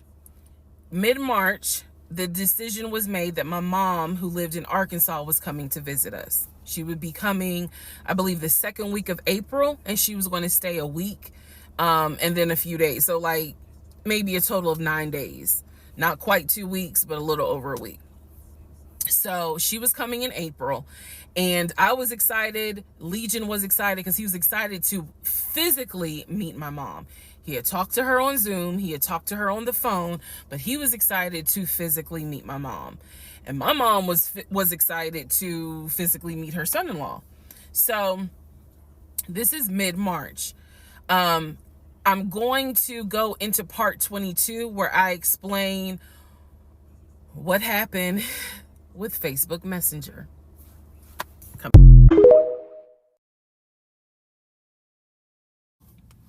Part 22, who the fuck did I marry?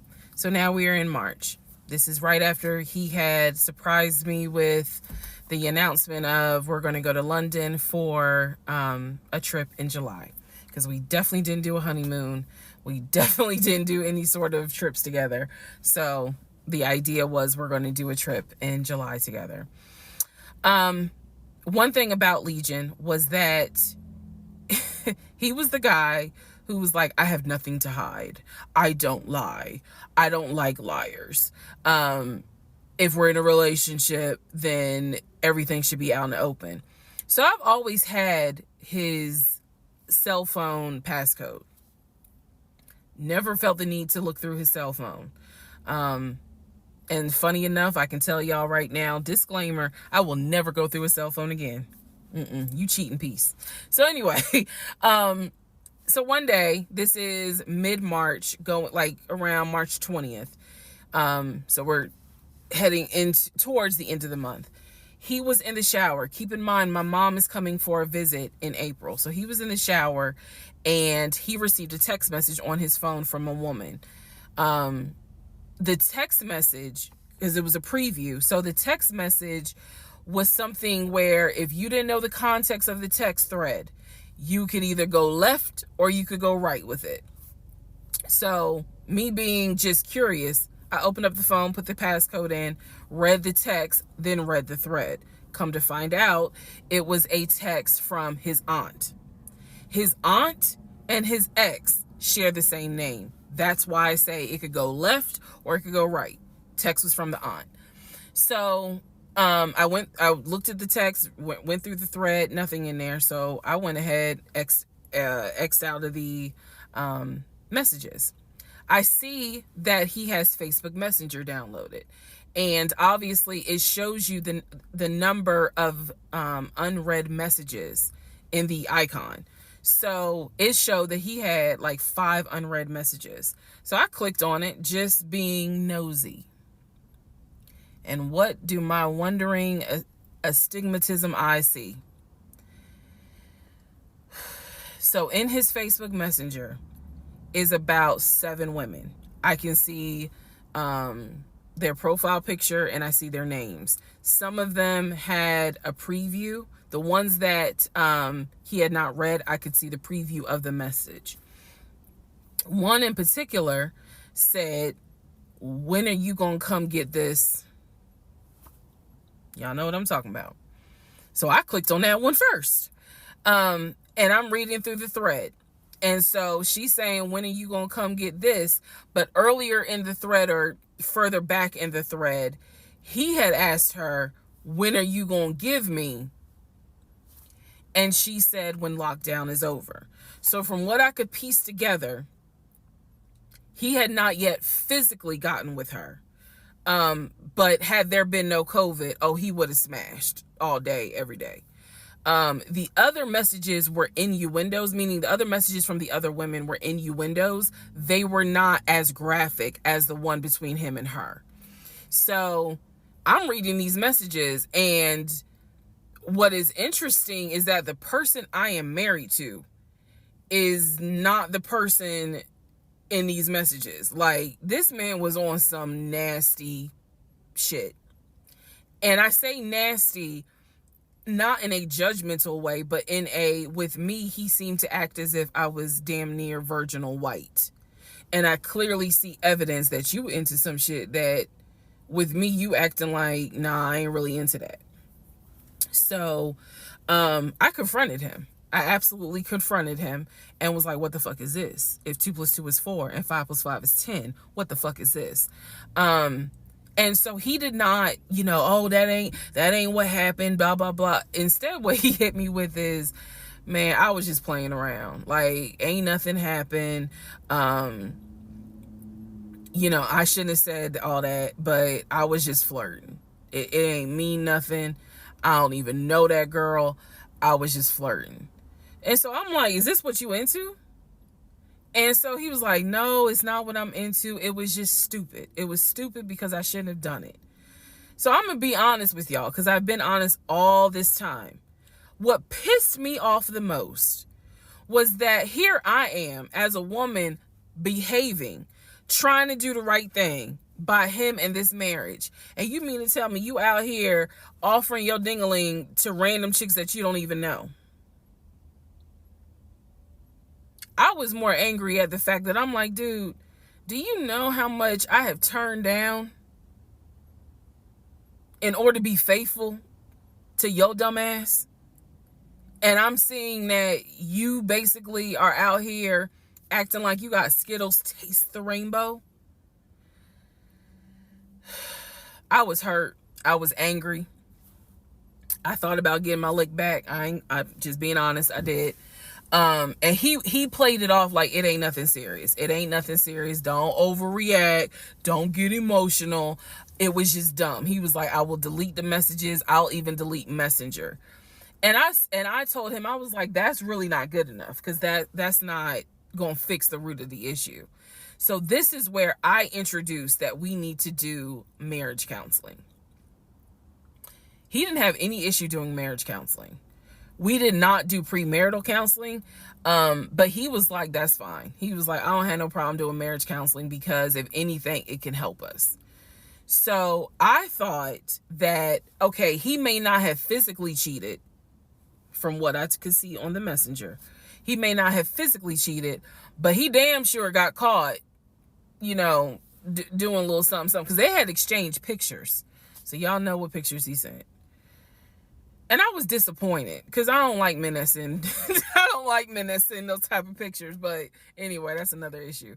So we agreed that we would start marriage counseling. We also agreed that we would put on a united front when my mom got there. In other words, we were not going to argue. We, let's just act like everything is fine. But at that point, when my mother arrived in April, I could not stand him. I did not want to be, but we couldn't, he moved back into our bedroom because he had moved into the guest bedroom when I saw the messages. Like 3 days before she came, he moved back into the bedroom because obviously she needed to sleep somewhere. So, I really could not stand him. And it was because I was busy second guessing myself, like, damn, what's wrong with me? Like, if that's what you into and I'm supposed to be your wife, like, let's have conversations. Like, shit, I went to FAMU. I understand some stuff, buddy. So it just was one of those things where it made me second guess, like, what's wrong with me? What did I do wrong? What is it that she got that I don't? Because you all out here willy-nilly, messaging her all hours of the night, because the thread went back quite a few weeks. I saw it in March. There were messages from December, November. So again, I'm just second guessing all kinds of stuff, self-esteem taking a hit. So no, I did not want to be around him. I did not want, I didn't like him, period. I did not like him. I left and I would just go for a drive because driving clears my mind. I called my aunt, told her what happened. I don't recommend that. I don't recommend calling family to tell them what's going on in your marriage. But I called my aunt, and my aunt lovingly was like, what do you want me to say? You married him. He ain't your boyfriend. Y'all can't just break up. That's the hard part about marriage, is like, I mean, yeah, I guess you could leave him, but at the same time, you married him. So, honey, you're going to have to go back home. And y'all are going to have to figure this out. She was like, I can't give you advice on what you should do. I'm sorry that this happened, but you married him. So even though it was just one drive, I went back home, and that's when the discussion was, we need to do marriage counseling. Part 23, who the fuck did I marry? So we agreed to do marriage counseling. I had found a pastor and his wife who agreed to do our counseling, basically. Our counseling was going to be on Zoom, and it was going to be every other week, every other Tuesday. Initially, Legion was participating in it. His body language seemed to be that he was open and receptive to the marriage counseling. Now, the pastor and his wife were deeply concerned at the fact that we had only been married 3 months and we were already dealing with some form of infidelity. We were in marriage counseling, and as the pastor would put it, there seems to not be any sort of intimacy. They were concerned. Rightfully so. I think any person would be if they knew what was going on within those 3 months. So, the pastor and his wife, it is fair to note, we started counseling with them in the spring. We continued counseling with them up until a week before I found out what I found out, and he got kicked out. So, one of the first things that the pastor kind of talked to us about was, are you what was the deal with the Facebook Messenger stuff? And Legion was like, it was stupid. I shouldn't have done it. It really was just attention, and I got carried away. He felt like he was not going to, he kept saying, I'm not going to keep apologizing. I'm not going to keep getting persecuted. After I told you, I'm sorry, I told you I wouldn't do it again, and I want us to move forward. You're either going to forgive me or you're not. The pastor and his wife were like, wow, the audacity is real on this one. So, needless to say, we started moving slowly forward. It was always in the back of my mind, just like it was in the back of my mind with that black Dodge Charger. It was one of those things where, okay, I see how you kind of are moving and operating. He came to me a few days after we started our first counseling session, and he was like, we should get a joint bank account. What he wanted to do was to each one of us have our own account, and to get a joint account for our money to go in there for joint expenses. Now, up until this point, he had been paying the rent, the utilities, and I really was just paying for my stuff. So now he's suggesting, look, we're married now, let's go ahead and get a joint account. I wasn't necessarily against it because I knew that I would still have my own account. I would still have my own savings. So what I countered with was, okay, let's take a look and see what we're working with. Show me your checking. Let's look at each other's accounts. Look at what we have currently. He was cool with that. So he shows me his checking account. His checking account available balance was just over $9,600. Mine was just over $1,500. So there was a huge disparity in the amounts. And so he logged in on the phone and turned it towards me, and I could see available checking, available balance, just over $9,600. I logged into my savings. I showed him how much I had in savings. He picked up his phone, logged into his Chase savings, turned the phone towards me. In the Chase savings, it was roughly about $15,000. But I also knew that he told me he had a U.S. bank savings and he had an offshore savings. So at this point in time, I asked him, show me the U.S. bank savings, show me the other two accounts. He would not do it. This became a huge bone of contention. He would not show me the two accounts that he claims has the most money in there, the accounts that he claims has money for a house in there, because he still was mentioning, hey, we need to get on this house thing if we're going to move when the lease is up. So I'm just adamant on, why don't you want to show me your savings account? You showed me the Chase one. Like, what is the big deal? And so he kept saying, he was like, there's a lot of money in there.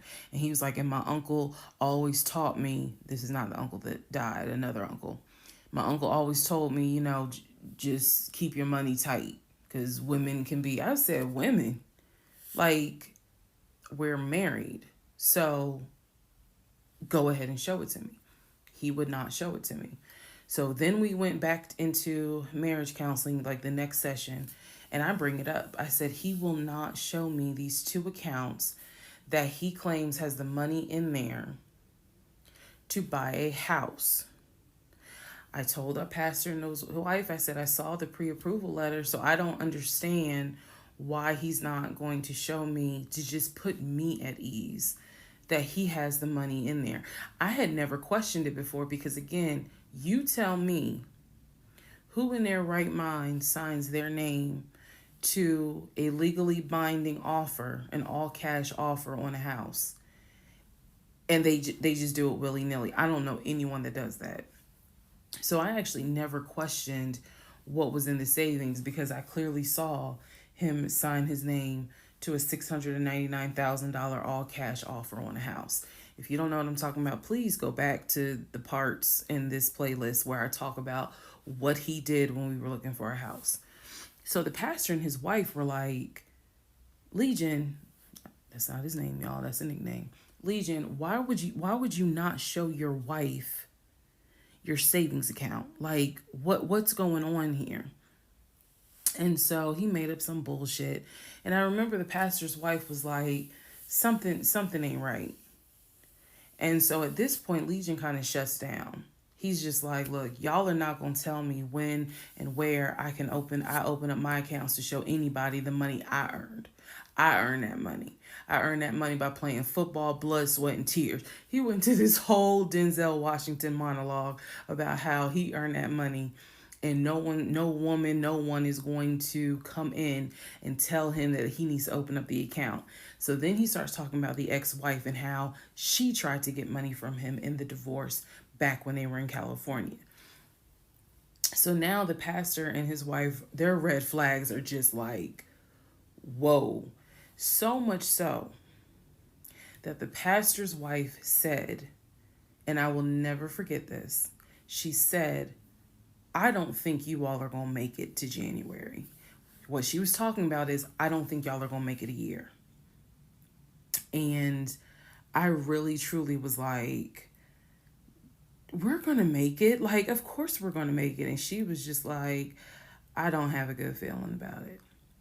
And so Legion's all defensive. He at this point, he's folding his arms and because remember, we're on Zoom. He's folding his arms and he's just like, I'm done with this. Like, I'm not going to get attacked because I'm not comfortable showing you the amount of money that I have. Money changes people.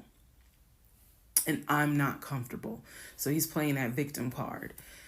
And so the pastor and his wife were like, we're still going to help y'all as much as we can. But so he was like, I'm not comfortable. And basically the pastor and his wife were like, look, we'll help y'all as much as we can. But there's some deep issues here. And, this is what they advised us. Had the two of you came to us for premarital counseling, we would have told you, do not get married. Y'all should not even be together. That is what the pastor and his wife told us in marriage counseling. If you two had come to us for premarital counseling, we would have told you, y'all should not even be together, let alone get married. But here we are. So we will help you guys as much as we can. But the pastor's wife was like, I don't have a good feeling that y'all are going to make it a year.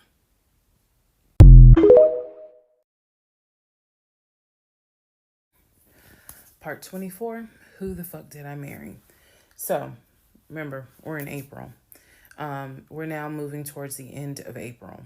And he still did not show me his savings account. Saw the checking. Saw the Chase savings. So he decides that we should start looking for a house again because my lease was up in August and I made it very clear that when the lease is up, I am moving. I wanted to move to Cobb County. So he was like, we need to get the ball rolling. I didn't want any parts of it. Didn't want any parts of it.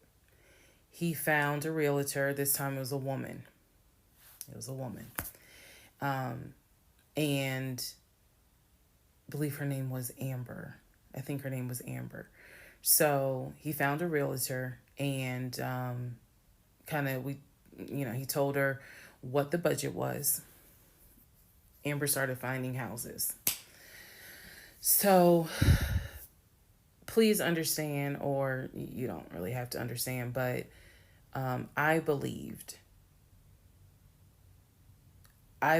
he was a sane, rational human being. Sane enough that you would not sign an offer on a home if you didn't have the money. That's what I believed. So when we started working with Amber, I believe, showed us 3 or 4 houses. It was not nearly as many as the other realtor, Scott. So one of the houses, absolutely loved. I love the house. I really wanted to put in an offer on that house, and I'm going to post it on the screen. The house. Love that house. It was just absolutely beautiful.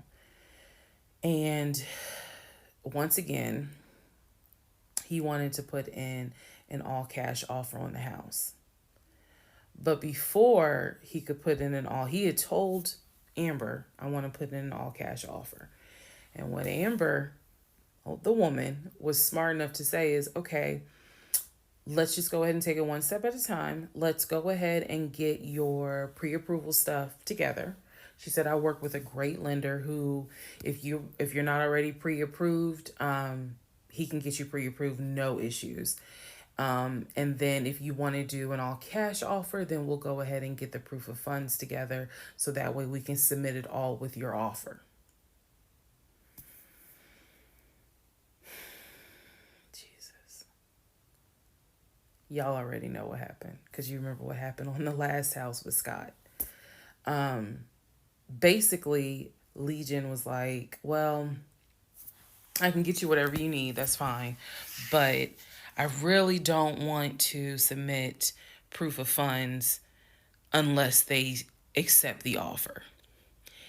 Amber, and I don't know where she is. I don't even know if she'll ever see this video. Anyway, let me keep going and I'll explain why that woman has a special place in my heart. So Amber was like, I totally understand, but this is how we're going to do it.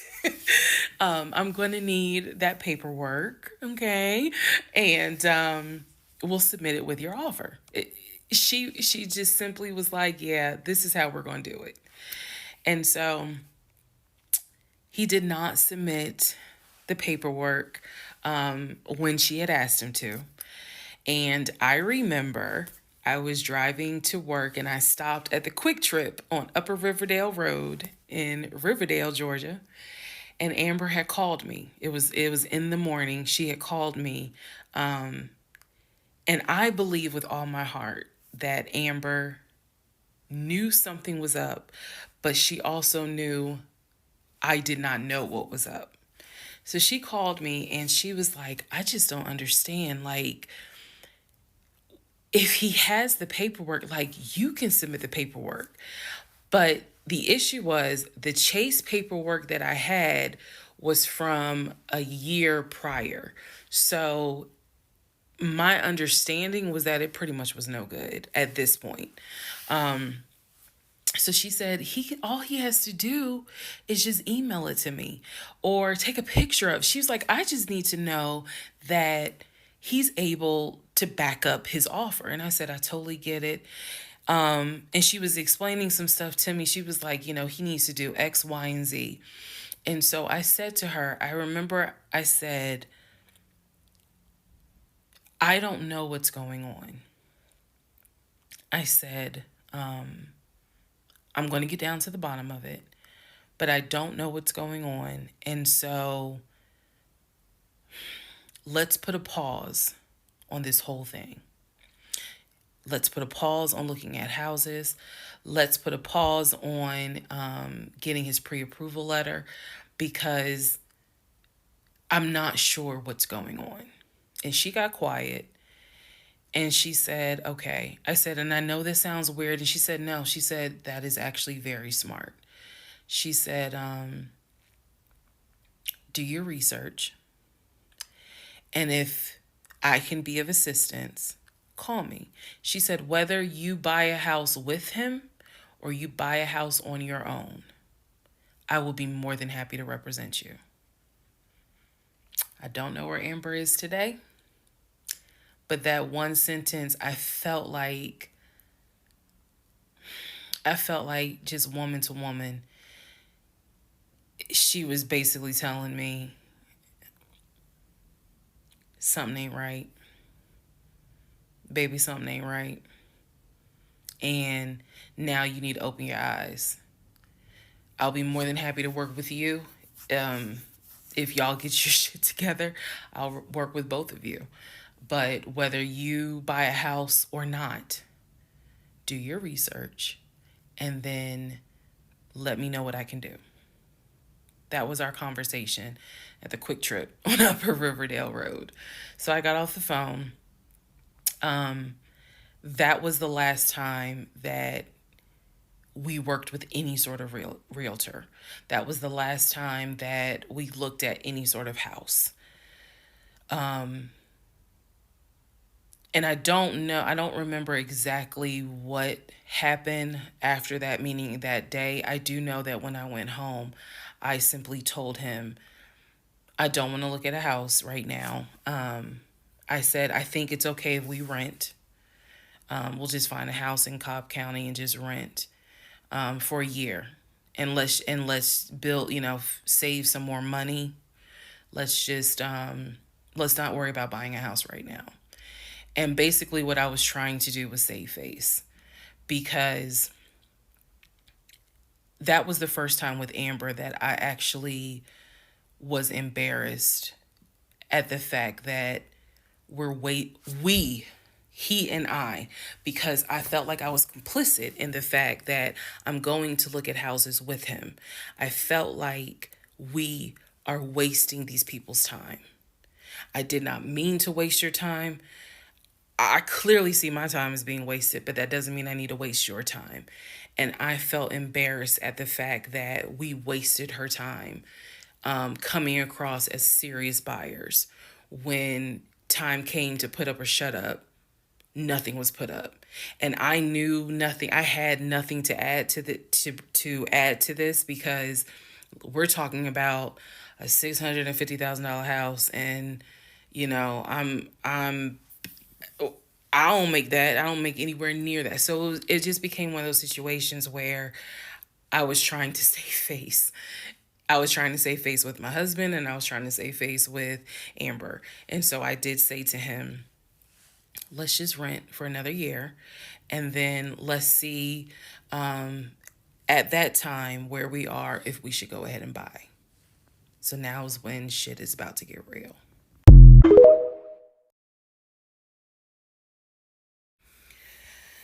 Part 25, who the fuck did I marry? So we weren't looking at houses anymore.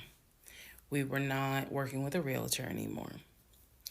The end of April, I had decided that I wanted to look for another job. I did. The reason I wanted to look for another job is petty. It is. I wanted to look for another job because I was pissed off at the fact that I had basically was dependent on him to help with the car note. So I wanted to look for another job where I could afford life all by myself, including that car note, basically where I would make more money. I told him that I was going to start looking for another job. He laughed. And his exact words were, "You're not going to leave Georgia State Patrol." He was like, "I swear you love them niggas more than you love me." He laughed. So that fueled me even more. So I was hitting the pavement hard trying to find another job. I was applying to all kinds of places. Got a phone call from my current job. So this is how I ended up in my current job. Got a phone call. They had sent me an email with a background packet. The background packet was long and extensive, but in the background packet, it asked for my spouse's full name, my spouse's date of birth, and my spouse's social security number. So I showed it to Legion and I was like, I need your social because, I'm applying for this job. It's a great job. It's way more money. And, we're talking about moving anyway to Cobb County. So this is a God thing. He did not want to give me his social. I showed him the paperwork where I was like, look, because we are married, I can't lie on here. So help me. So he writes down his social security number on the background packet. And I eventually turned it in. I had scanned it, saved it in my email, and sent it in. And I looked at it one day, just going through it, just making sure I didn't really miss anything. All T's were crossed, all I's were dotted. And I looked at his social, and something about the social seemed different than the social security number that I remember seeing when we did our marriage license. And so for those who you remember in the previous part, I said I had ran his social security number from the marriage license. Nothing came back. So I thought that I had written it down wrong. Basically, what it is that the first three numbers were different on the background packet than what was on the marriage license. If you don't know this, here's a little trivia. Your social security number, the first three numbers, pretty much are dictated by the state you were born in the state that issued your birth certificate. So he was born in Pennsylvania. So the first three numbers of his social security number should be attributed to Pennsylvania. Pennsylvania, they probably got like 5-6 different numbers, 3-digit numbers that your social security number can start with. So the social that was on the marriage license, for example, was probably 123. What was on the background was 456. Both of those social security 3-digit prefixes are issued through the state of Pennsylvania. Again, this is an example so I can make it clear. So when I saw his social on my background, I immediately knew that was a different social than what I saw on the marriage license. And when I compared, because I had found a copy of the marriage license that we turned in because I had filled it out on the computer. So sure enough, the first three numbers were different. The rest of the numbers were the same. So one of two things: either when I ran his background, I did in fact put in the wrong number, or the number on the marriage certificate or the background packet is wrong. So I decided that I was going to roll the dice and take the social from the background packet. Again, this is the background packet that I had to fill out to get my current job. I was trying to get a new job. Okay, so I took that social and I ran a background check on it. What came back on this particular background was all the addresses that the social security number, I guess, had been attached to. So all of the addresses, the states were Georgia, Rhode Island, Pennsylvania. What I did not see was California. So I thought that was weird. I thought, okay, maybe this is not a complete background because clearly he went to San Diego State. It's on his resume. It's on quite a few things. Social media. He didn't have a LinkedIn, but it was on his social media.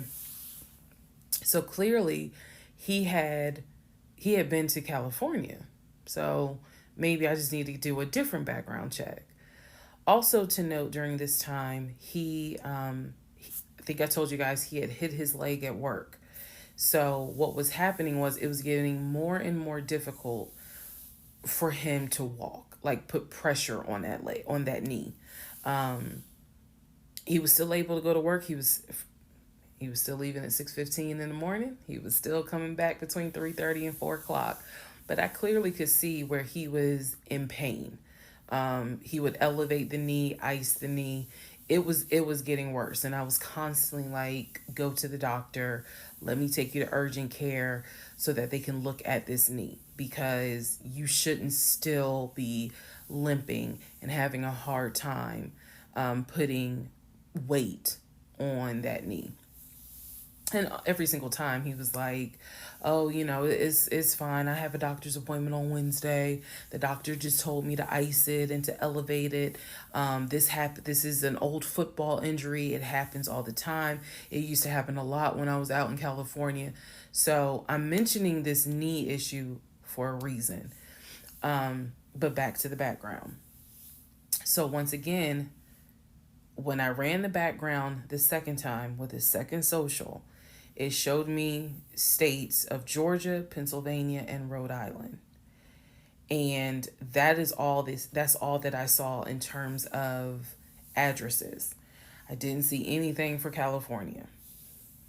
So by this point, we're moving into May of 2021.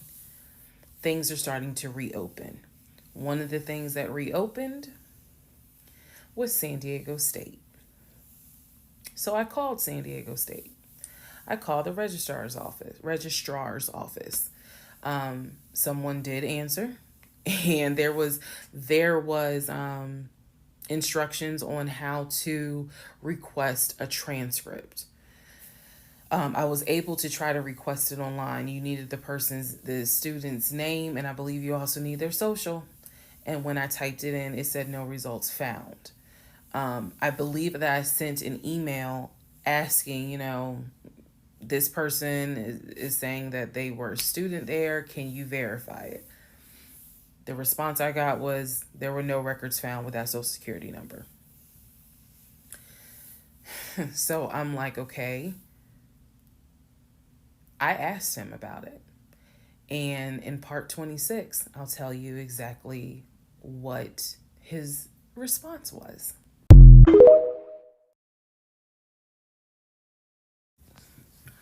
Part 26, who the fuck did I marry?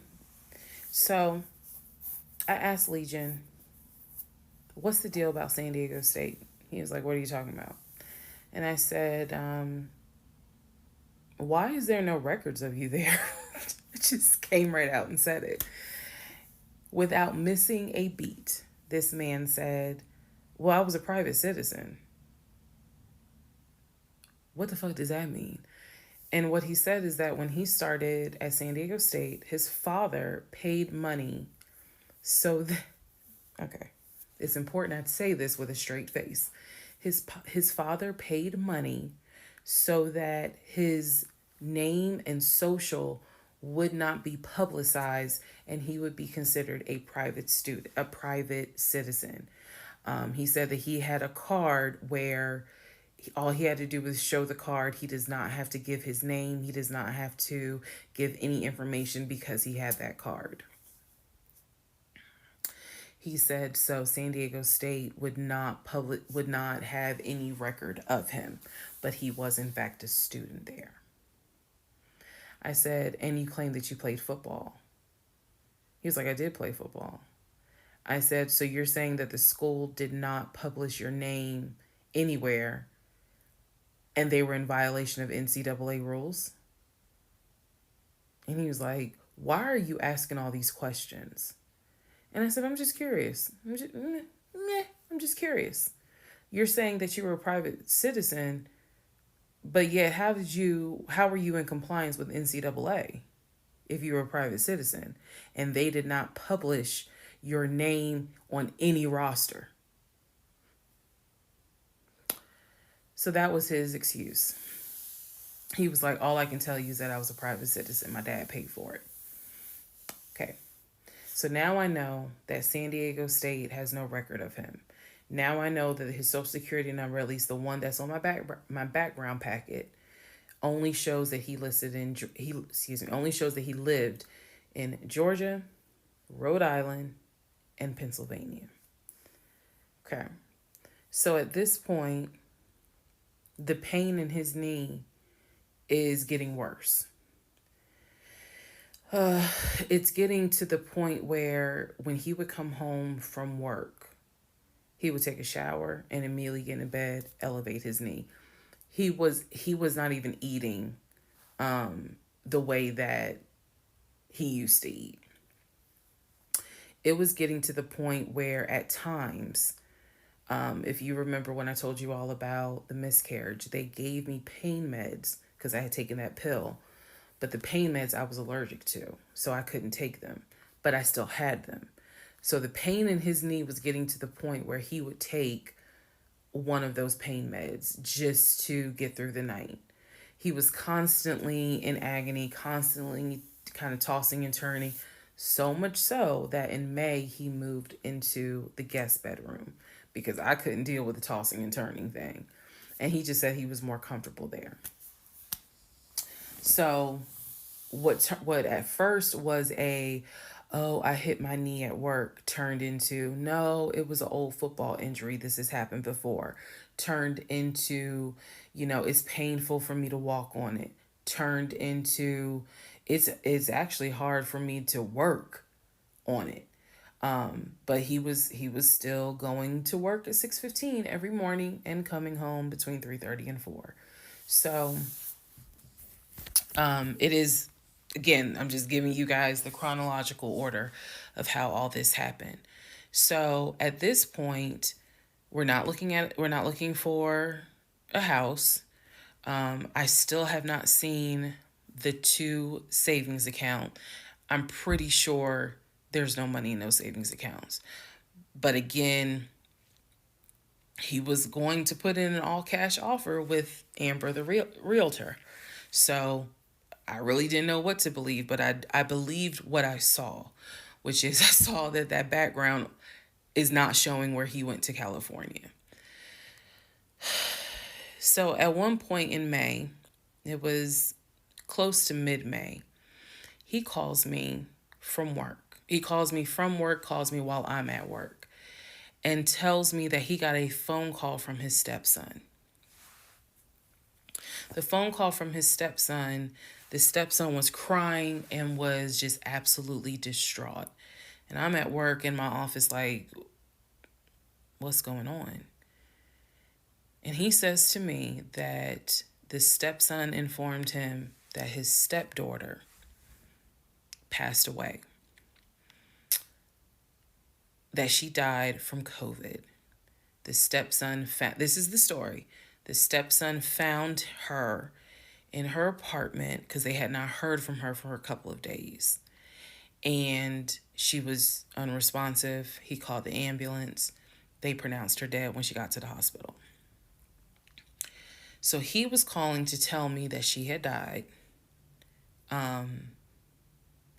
And he was also calling to ask me if I would object to him giving his ex-wife $2,000 towards the funeral. As I've stated before, and I still am this way to this day. I don't play about death. So when he told me that she died, I immediately went into the, all right, I'm sorry to hear that. Whatever we can do to help, let's help. Because surely nobody would make that up.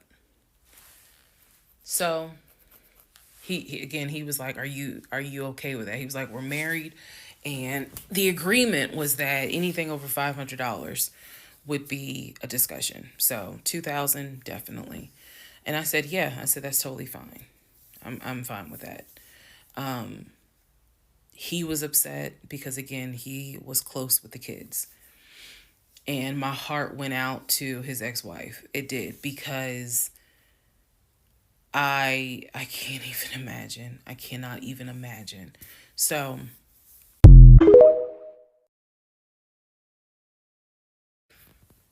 Part 27, who the fuck did I marry?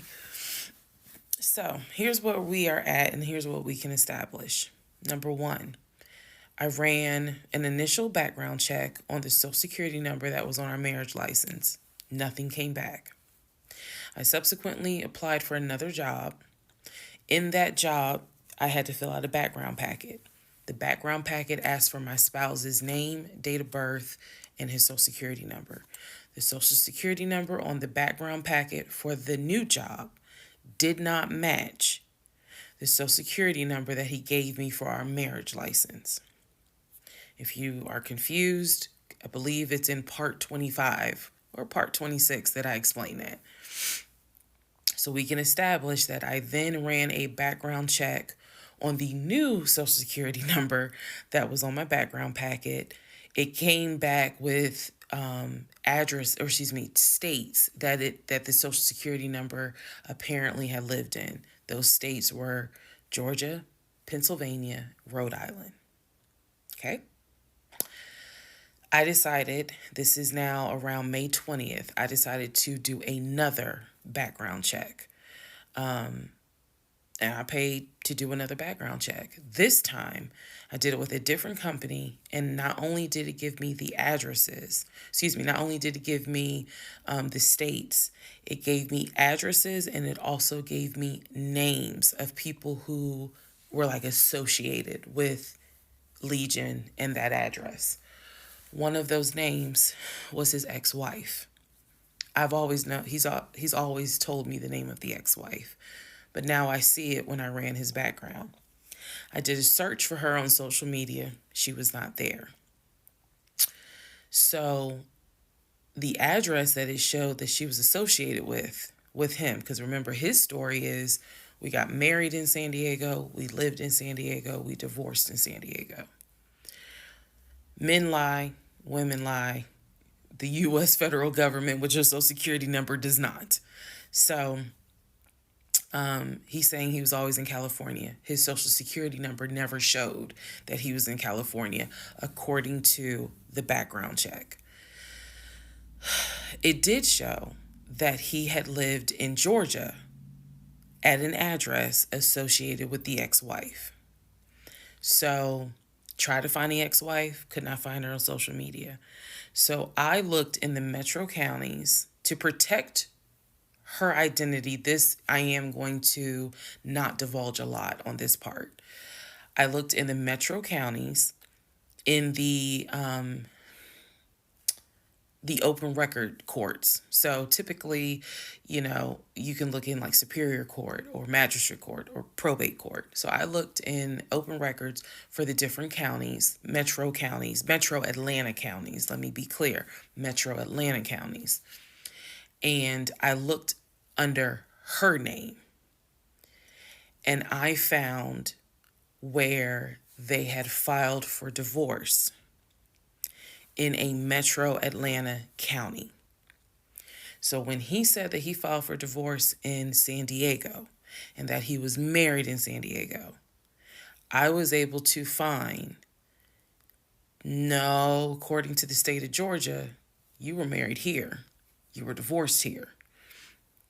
So I looked under her name, found a record for divorce, and it did show his name. So now I clearly see on my computer that there is a metro Atlanta County Court that has a divorce record in the state of Georgia between him and his ex-wife.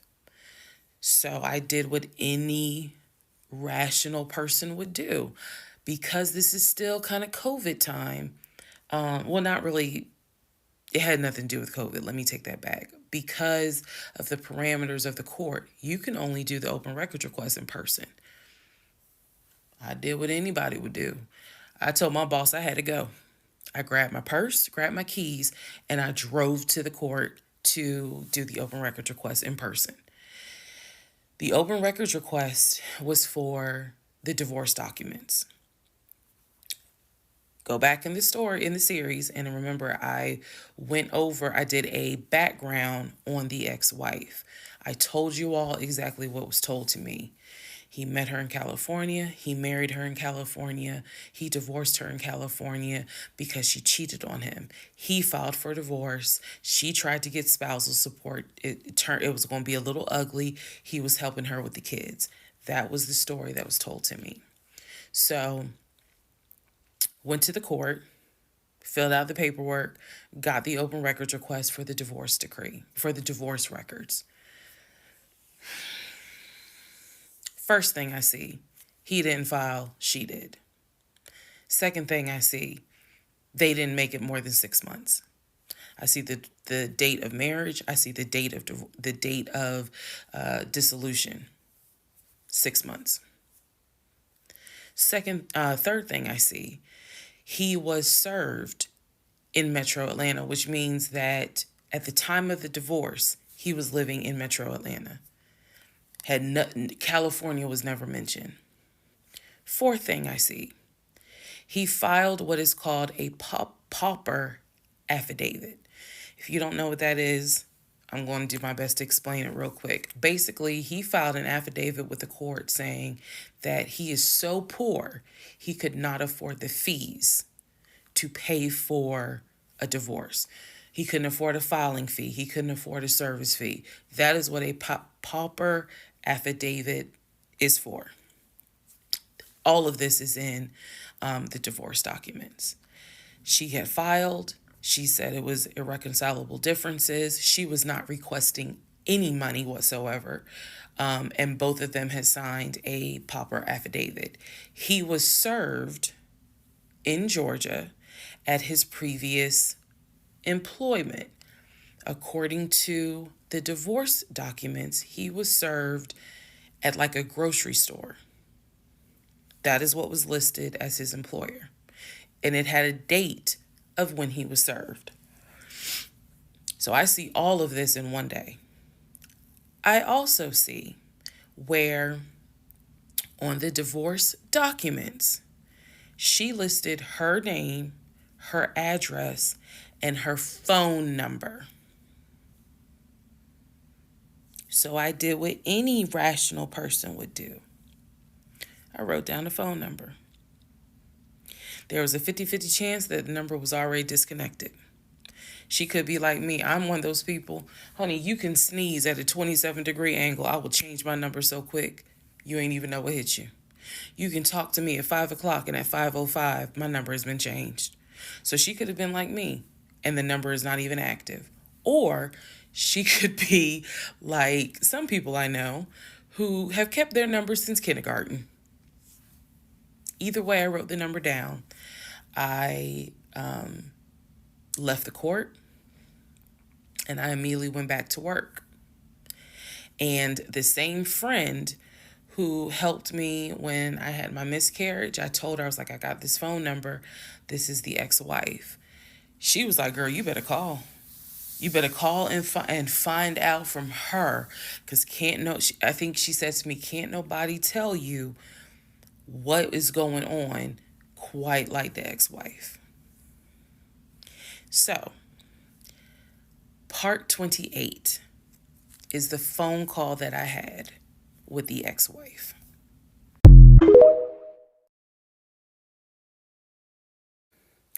Part 28 of Who the Fuck Did I Marry? So, I had the phone number, went back to work. My really good friend was like, you better call her. You can use my phone, but call her. So I called her. She answered. I'm going to use aliases. And the conversation went like this. May I please speak with Barbara? This is Barbara. Barbara, this is Shirley. Shirley who? This is Shirley Jones. I am the wife of Legion. Silence. Then she starts laughing. And she said to me, and I quote, if you were calling me, then I know it's bad. I chuckle. And I said to her, I'm not trying to bother you. I'm not trying to disrupt your life. I said, I am literally coming to you on some woman to woman shit. I said, because you are probably the only person who can help. She listened. She was gracious. And she said, what is it that you need to know? Or what is it that you want to know? And I said, I understand that you and my husband talk and communicate. And she immediately said, what? No, we don't. And I said, okay. She said, one thing you need to know about Legion. She said, whatever he tells you, it is a lie. And she said, let's go back to part 1. I told you guys that when he introduced himself, or when we met, we actually had matched on 2 different sites. And he was under 2 different names. One was like the actual birth name. The other one was a nickname variation of that name. That's the name I know him by. So for example, if his name was Matthew, he had a profile under Matthew, and then he had a profile under Matt. I would have known him as Matt. So she said to me, she was like, I don't even know who Matt is. She was like, that's not even his name. And so I knew what his actual government name is. She was like, no one calls him Matt. She was like, that must be his new personality. Or she was cracking a joke, but she was like, anything he tells you, you need to know is a lie. So I just asked her, I said, what was your experience? I said, because I can tell you the story he told me. And she stopped me right there. She said, whatever he told you was a lie. She said, let me guess. He told you I cheated on him. Let me guess. He told you that I wanted money from him. And I said, yeah. And she said, yeah, that's a complete lie. So we had a conversation where she told me how they met. They didn't meet online or anything. I said, well, were you guys ever in California? She said, no. She's like, she was like, that man ain't never been past the East Coast. So I said, okay. So you guys have always been in Georgia? And she said, yeah. She's like, we got married in Georgia and we got divorced in Georgia. And that's when she asked me, how did you even get my number? She said, because I want nothing to do with him. So how did you get my number? I said, I'm going to tell you the truth. It ain't going to make me look good. I told her, I said, this is what happened. And this is what led to me doing research. And this is how I got your number. And she laughed. She was like, wow. She was like, normally I would be freaked out. She said, but under the circumstances, she was like, wow, okay. She said, yeah, if you're calling me, then it must have gotten pretty bad. She said, so what did he promise you? And we talked for about 35 minutes. She asked me in that phone call, she said, look, I want nothing to do with him. I have not spoken to him since our divorce was finalized. She said, so I would just appreciate if you keep me out of whatever's going on with y'all. And I told her, I said, I give you my word, I will never tell him I spoke to you. I said, I give you my word. I said, this conversation is for me. It is not for me to use in any sort of legal litigation, nothing. This is for me. And I said, I don't plan to call you again. I don't plan to be a disruption in your life. I just needed to know, how bad is it? And she paused and she said, it's bad. She said, I don't know what all y'all got going on. She said, but if it's anything like what it was for me, it's bad. So we talked a little bit more. She was very encouraging. She was like, girl, do not blame yourself. She said, I went through that and I had blamed myself. She was like, this is not on us. This is on him. She was like, he is a master liar, a master manipulator. She said, I ignored the red flags. So she was like, do not feel as though this is on you. We talked about there's an ex-girlfriend that shares the same name as his aunt. She and I talked about her. She said the reason why they broke up because the ex-girlfriend, I didn't know this, the ex-girlfriend had reached out to her about 6 months before he met me. And so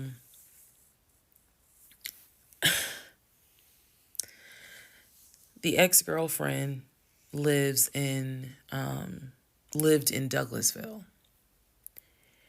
On Legion's driver's license, he had a Georgia driver's license with the Douglasville address. What he told me was that it was the address that his sister, because remember I told y'all his sister Shantae lives in Douglasville. She's a nurse, married with 2 kids. So he told me that the address on his license, it was his driver's license, was to Shantae's house. The ex-wife is telling me, no, that's the address for the ex-girlfriend. He had moved in with her and he created this whole narrative with her. She found out that he was lying and she kicked him out. And so I guess after she kicked him out, she then reached out to the ex-wife, kind of the way I did for confirmation. And so the ex-wife was just telling me, whatever that man has told you, it is a lie. She said, I got out before it got too bad. She said, because once I knew he was lying, I was out. She was like, because he's never going to change. And so, again, conversation went on. And so finally, we were getting ready to get off the phone. And before we got off the phone, I said to her, I said, if everything is a lie, I said, I have one question for you. And she said, sure. I said, how is your daughter?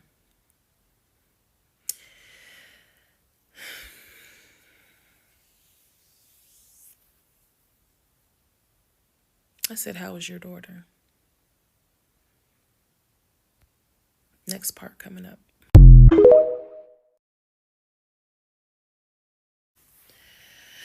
Part 29, who the fuck did I marry? So I asked her, how was your daughter? She said, my daughter's fine. And I said, okay. She said, what did he say about my daughter? And I will be honest with y'all, I didn't have the heart to tell her.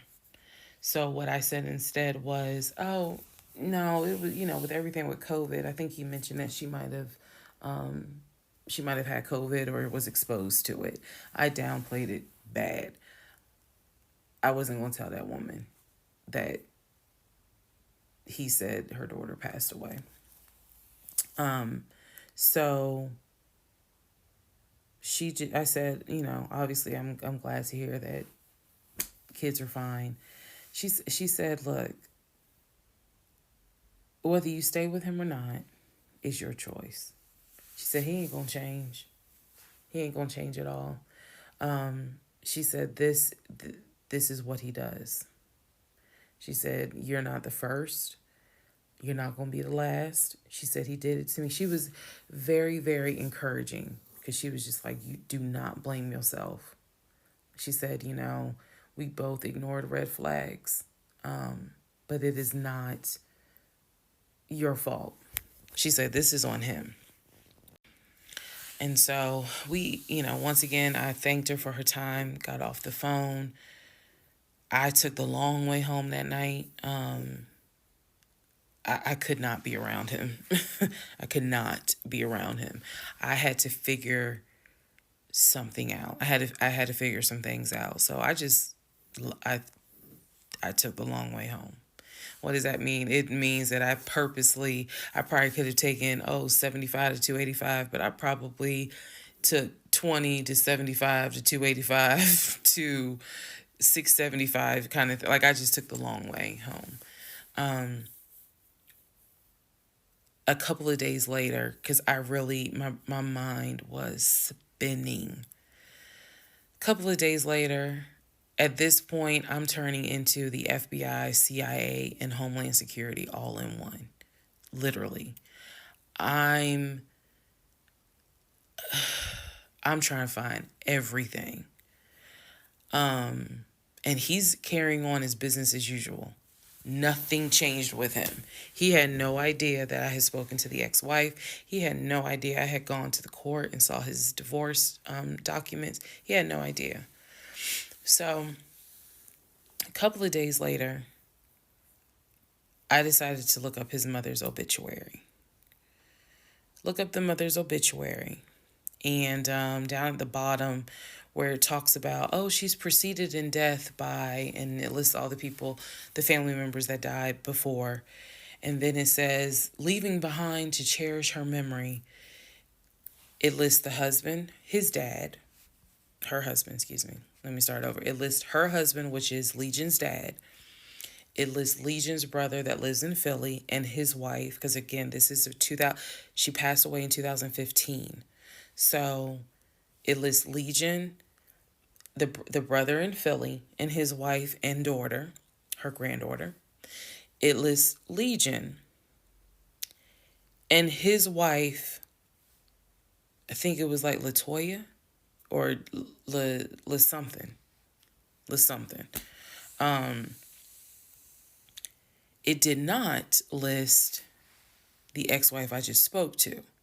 And it clearly said Legion, his wife, Latoya. Then it listed the brother in Nashville, his wife, Jane, or whatever. So I'm thinking to myself, there's two things I was thinking immediately. Number one, who is Latoya? Never heard that name before. So I was thinking, who was Latoya? And then number two, where are the two sisters? Shantae and Kim. Shantae lives in Douglasville, married with 2 kids. Kim lives in Augusta, and I believe he told me she worked at like Procter & Gamble. So why aren't they listed on here? Because apparently, go back to the video. I posted it on there. I gave y'all background on the family. He apparently was one of 5 through both parents. Brother in Philly, older brother, younger brother in Nashville, an older sister in Douglasville, and a baby sister in Augusta.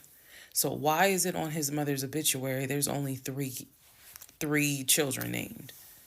Where are the 2 sisters? So I'm even more like, what in the hell's going on? And then I started thinking to myself, why wouldn't they list Shantae? Like, they talk all the time, so I know that they're close because he talks to Shantae all the time. So I really was confused. Again, keep in mind, I'm trying to give y'all insight into how I was thinking May of 2021, because I still didn't find out a lot of stuff at that time. I found out enough to figure out, okay, it's not a question of if he's lying. That was over. It's not a question of if he's lying. The question now is becoming, what else is he lying about?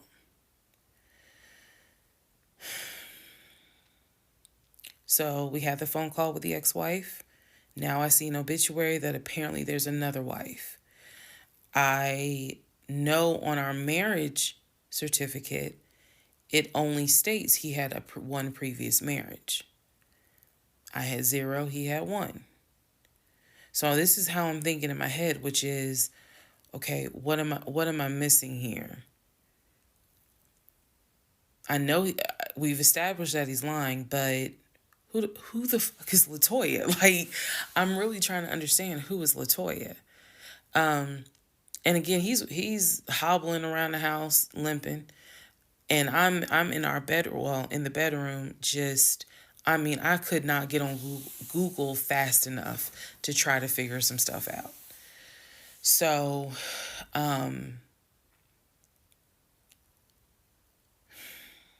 see the mom's obituary, study it, and at this point, I'm now trying to figure out, okay, what's the game plan?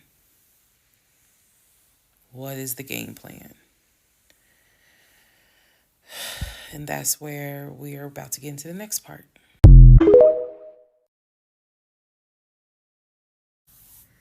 Okay, part 30 of Who the Fuck Did I Marry? So I'm going to use this as a clarification video. So we're going to use part 30 as a stop. Let's clarify some things. I've done that before on a previous set of videos, so I think it's just important to do that so that way I can try to address some of the things that I have seen in the comments, both supportive and just downright mean. But let me clarify some stuff. Number one, it is important to remember that I am telling this entire story of how I met, dated, married, and divorced my pathologically lying ex-husband. I am going in chronological order of events. So what that means is that, ma'am, sir, whoever you are, if you were coming in at part 30, but you have not seen part 11, some stuff is not going to make sense. I know. It is a long playlist. And don't worry about watching the video as soon as it comes out, because everything, I'm trying to do this responsibly, of telling the story in the order of which things happen. So I say that to say, please, if you're able to, start at the introduction disclaimer video. Start with part 1 and then just watch each video, because a lot of the questions people are having that I'm seeing in the comments, and I say this respectfully, is just because you did not go to the other videos and watch them in order. That's just the first thing I want to say. It is important that I get this story out, but that it's done, like I said, responsibly. To me, responsibly is being honest, even if it makes me look bad, but then also trying to be clear and not ramble all over the place. So I'm trying to take the time to tell you, this is what happened at this time. This is what happened at that time. That's why there's so many parts. And we're not even to the part of the divorce yet. We're almost there, but we're not there yet. Second thing I want to clarify. I cannot stress this enough. My family and my friends did not know what was going on between Legion and I. They did not know. My family only knew, we've met this guy. He's dating our daughter, our niece, our cousin, our granddaughter. He seems to be a really nice guy. He seems to really love her. From what he has told us, he's done well for himself. He played football, and he has worked at this company 6-7 years, and financially he is in a good place. From what we understand, he just moved here from California. That is what they knew. They did not know about the red flags I had. They did not know what was going on in my head. They did not know what was going on in my heart, because I did not want to look stupid. I'm fully aware that when I tell this story, I look stupid. I'm aware, and I've made my peace with that. But at the time, I did not want to look stupid. So it was important to me to put on everything's great. We're really happy. We're looking for a house and everything's going well, knowing full well that behind the scenes, I couldn't figure out why he wasn't showing proof of funds. They did not know. So I say that to say, I see the comments about how my aunt gave me horrible advice when I called her about the sexting on Facebook. And I want to clarify something. She did not tell me to stay with him. She did not tell me to leave him. That's not her place, and that's not what she would do. She simply was in shock that any of this had happened and did not know what to give me advice on. The one thing that she did say was, look, he's not your boyfriend. meaning it ain't as simple as, oh, we just gonna break up, pack your shit and go, because you married him. My aunt is the most ride or die chick I've ever met. You fuck with me, you fuck with her. And she is straight Jersey. So I love her for it, but I needed to, it's not fair for me to leave it out there as if, oh, she just was like, girl, I mean, go home and deal with it. No, never in a million years. So I want to clarify that. Also want to clarify about my mom. So my mom lived in Arkansas, and when she came to visit in April, we were already married. This is her first time physically meeting Legion. My mom will tell you she had no idea anything was amiss, but there was something that nagged her a little bit. She didn't know what it was, and my mom is the type where she's going to get on her knees in prayer. That's who she is. So for her, it was like, I don't know what it is. He seems like a nice guy. He seems to love my daughter. Because again, there was no arguing in the house. The house was peaceful while she was here, even though behind the scenes, we had just came off of the whole sexting incident with other women. So for her, it was like, I don't know what it is. She did tell me later on that it seemed as if I wasn't as happy as she thought I would have been. But again, she took it to the Lord in prayer. And her prayer was, God, protect my child. I don't know what's going on, but protect her. That was my mom's response. So she did not know, she did not pick up or overhear something that was going on while she was here. She had a candid conversation with Legion, and Legion kind of came across as, I miss my mom. He missed his own mother, and so he called my mom and doted on her, again putting on a charade. And so for her, it was like, bless his heart. That's what she said. Bless his heart. But no, she did not know the specifics. Nobody knew the specifics. They didn't know the specifics until we're talking May, June of 2021. They knew that we were looking for a house. They knew that the house fell through. They did not know about the proof of funds. They did not know that he wouldn't show me the savings account, the offshore account. So I just want to say that because to me, it would be irresponsible to not clarify what family and friends knew. Because these people have always been supportive of me, always had my back. I just simply did not share with them the things that I felt like were red flags, because again, my mindset at the time was, I want to be married, and what if he isn't lying? And I was making excuses for him to myself, so I definitely would have made excuses to family. Another thing I need to clarify, and I saw the comments on this about how a VP would never date someone that looked like me, and to the person that wrote it, that wasn't very nice. I need you all to understand, the relationship started in March of 2020. He came into my life as regional manager. Okay. That is how he came into my life. Then eventually he got promoted to VP of production or operations, some VP of something. That was later on in the relationship. He showed me the paperwork where it was basically a memo from HR. Your new position title will be VP of production. We'll just say production. Your salary, I don't remember the exact amount because it was a very specific amount, but it was over $200,000. It listed some of the benefits that he would have. He would have an office. He would be getting an executive assistant. That's where we get David from.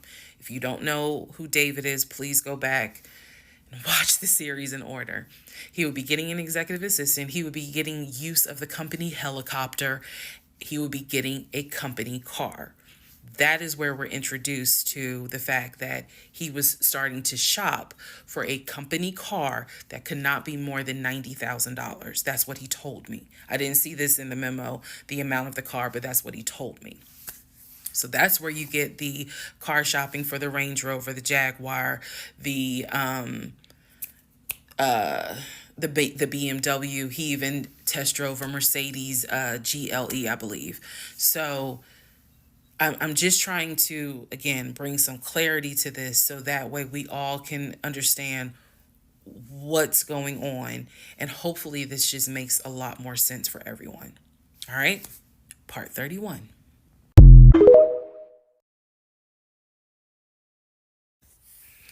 Part 31, who the fuck did I marry?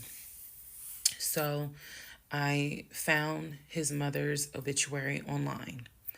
It then told me it listed the it listed his brother in Philly and his wife. It listed Legion, and then it said his wife.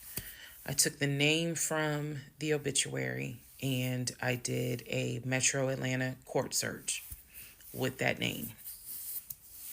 I found a divorce record. I found a divorce record with Legion and the same woman's name that was in the obituary. In that divorce record, it looks like he's the one that filed for divorce. This would have been around 2016. This was after the mother's death. He filed for divorce. She was the respondent. I think that's the correct terminology. Both had a temporary protection order against each other. He had one against her. She had one against him. The divorce ended up getting granted, finalized. Then it looks like he went on his way. In the course of the search for her name, I discovered that at one point in time, the two of them had lived in Rhode Island. So that's the connection with Rhode Island, because for the longest time I could not figure out who lived in Rhode Island. That's where that came from. The two of them, he and this woman, lived in Rhode Island several years prior, or a few years prior. I could not find the obituary for his dad. I searched and I searched. I could not find the obituary for his father. For whatever reason, I knew his grandmother's name. I just randomly decided to do a Google search of the grandmother's name. Initially, nothing came up because I was looking for the grandmother's name in Philly. Nothing came up. I looked for the grandmother's name down here in Georgia. Found a record, but it wasn't quite clear. What was clear was that she had died several years prior. So what I found was a different website where it was like a legacy.com type thing. So I believe legacy.com holds old obituaries. Did a search for her name, found a match. That is when I discovered that she actually had passed away in July of 2008. Read the caption of the obituary and verified that in fact it was his grandmother. Because at the bottom of it, again, obituaries tell you a lot. It names who she leaves to cherish her memory. So it lists all the different family members. It lists the brother in Philly. It lists Legion, no spouse, and then a brother in Nashville. Once again, it did not list the two sisters, Shantae and Kim. So I'm even more like, okay, clearly something, is up when it comes to Shantae and Kim. But what I do know is that he has talked to them multiple times in front of me. So I'm not sure what I'm missing. Maybe some Family Feud happened. I don't know. So that is how I discovered that when he told me the grandmother died from COVID and he was crying, boo-hooing, and all that shit, she actually had died in July of 2008. I found this out the same time that I found out about allegedly, and I say allegedly because I'll explain, allegedly the first wife, or at least what I think is the first wife. So while all this is going on, Legion is almost bedridden from what happened with his knee. And I need to take a moment to address this issue with the knee. Again, the story started, he hit his knee. Then it turned into, it was an old football injury. And this has happened before. He's going to the doctor. The doctor's telling him to ice it and to elevate it. He eventually moves into the guest bedroom to be more comfortable. I'm going to make this statement. This is probably the only time I will make this statement. He was not lying about the injury that he had. I don't know where the injury came from, but what I do know was he was not lying in the fact that he was in pain. You could clearly see that he was in pain, and the pain was becoming debilitating. Please understand what I'm saying. The pain was debilitating enough to where he was taking my pain meds from when I had the miscarriage. And then also, it was hard for him to walk. He was not eating. So this is what made me believe this, whatever was going on with the knee, there was more to it because he was not eating. When I met this man, he was a size 3X. At this point in time in May, he's down to a 2X. He is not exercising. He is not doing anything mobile. He's simply not eating. So there definitely was something going on, something concerning. Honestly, I thought it might have been cancer. But he kept saying, no, it's not that. It's from a football injury. It's from a football injury. I said to him, the next time you have a doctor's appointment, I want to go. It was that bad. And he kept making excuses like, okay, fine, I'll make the appointment. I'll let you know what it is. Cool, I will take off work. I want to be at that doctor's appointment because whatever is going on with you is serious to the point where you are losing weight rapidly within a 2-week span. So now we can go ahead and enter into June. When we enter into June, I have verified, read the divorce documents for not one wife, but 2 wives. I have called San Diego State, verified they have no record of him. He claims he was a private citizen. I don't believe that. They're saying there's no record of him. I have pulled his background. It is showing that you've lived in Pennsylvania, Rhode Island, and Georgia.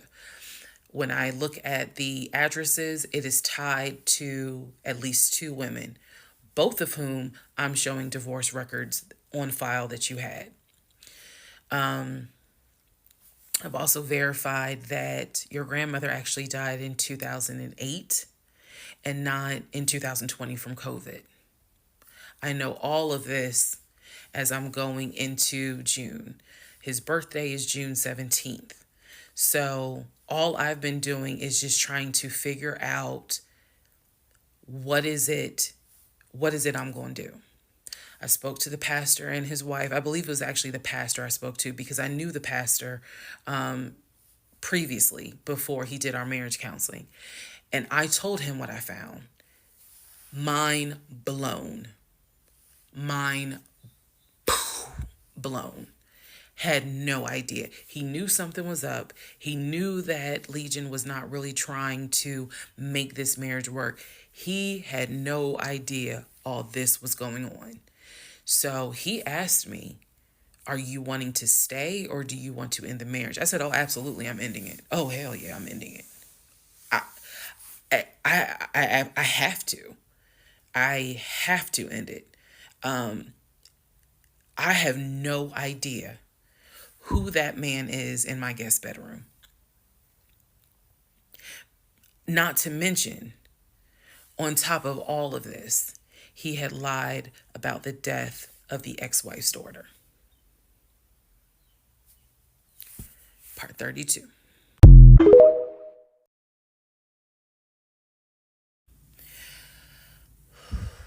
Part 32. Who the fuck did I marry? All right. So we're now in June. By this point in June, I have been offered the new job, accepted it, put in my 2-week notice at my previous job, and was going to be starting the new job later on in the month.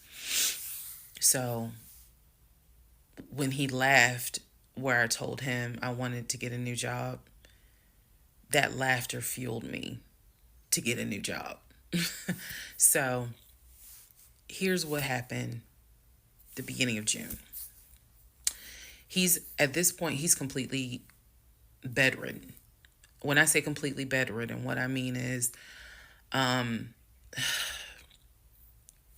trying to clarify this so it makes sense. From what I see, he is going to work, but he's calling out a lot more. Okay? So he had already left the condiment company and was working for Apple. So he's calling out quite a bit because the pain is pretty bad. So he's hardly eating. At this point, hardly. For example, if I were to say, oh, I ordered a 10-piece wings, he's eating 2. And that's it. That's all I would see him eat. I was going to work and coming home. The house was in the exact same place that it was when I left. Nothing in the kitchen had been moved. Nothing in the refrigerator had been moved, which led me to believe that he had not left the bed from the time I left to go to work until the time I came home. At this point in time, he's drinking Powerades like it's water. I mean, I'm buying cases of Powerades. And that seemed to be the only thing that he was taking in. So if he was a 3X when I met him, he's probably at a 1X, maybe a 2X, depending on the clothes. He's lost a lot of weight because he's not eating. So that's the reason why I say he wasn't faking whatever was going on. I think the issue with his knee was a symptom.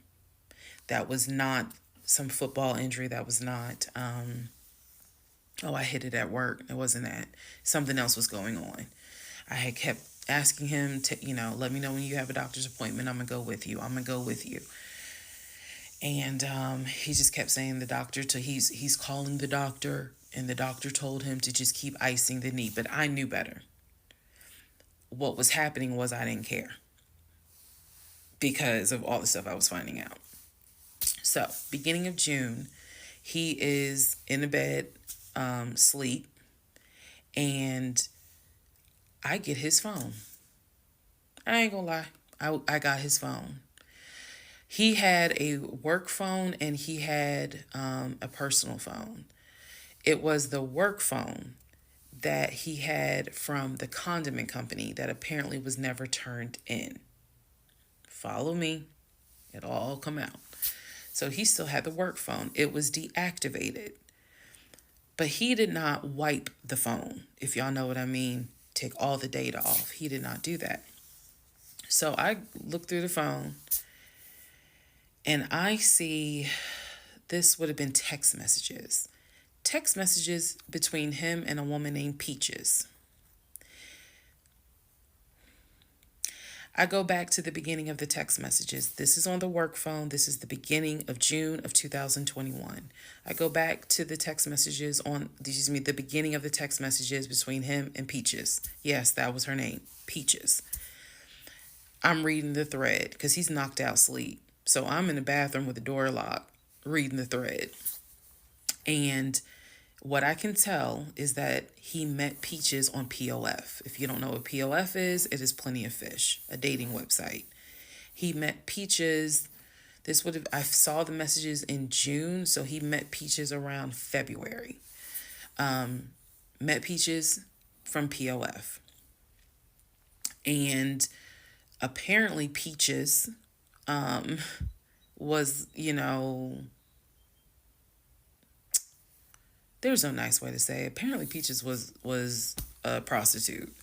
So, and the reason why I say that is because in the text messages, she's listing the prices. So he asked for a hand job. This is in the text messages. She told him it would be like $40. He asked how much would it be for oral. She said it would be 60, because it was 60 and 80. One was the price with the condom, one was the price without one. So no messages after that. She sent a picture, he sent a picture. No messages after that. So in other words, these messages were not back to back every single day. There's breaks in between the messages. So like a message was in March, the next message is in April. A message in April, next message is like 2 weeks later. So he's asking her the prices. Next message I see would have been from a few weeks prior to the date of this. So this was the beginning of June. The message is from sometime beginning of May, where he is thanking her and says to her, thank you so much. That was really great. I hope I can see you again. Then there's messages where she said, hey, basically she was at a new spot. She must have moved. So he said, okay, I'm going to come through. I'm going to come see you. He's asking her to confirm the address. He was like, is it the house with the brown trash can with a white car in the front? She says, yes. So I'm thinking he was actually in front of the house when he's texting these messages. Then again, he does whatever he does, and he sends her a message a few hours later saying, thank you. That was great. I'm reading all this. And I will tell you guys something that you may or may not understand. Some women may or may not understand it. The cheating didn't even faze me. Didn't even faze me. I didn't cry. I did not feel like, what did I do wrong? I was relieved. The reason why I was relieved is because up until this point, I kind of struggled a little bit on whether or not, God, I know, Lord, you hate divorce. But I can't stay with a guy that lies. So when I saw the cheating stuff, I was like, oh, shoot, thank you, Jesus. Okay. Because I know my Father in heaven is going to forgive the fact that I'm going to divorce him for infidelity. Go ahead. It's fine. Jesus will forgive me. So I was relieved, to be honest with you. Like, oh, okay. I got grounds now, bitch. That's how I felt. So saw the messages, forwarded the messages to my phone. I had to take my phone because the phone was deactivated. So I kind of had to do a little ghetto, hold the phone up, take my phone, and take pictures of what I see on the phone, so that I would have proof on my phone. Then I put the phone back and continued on. Now in the next part is the day that he gets kicked out. And I will tell y'all what happened.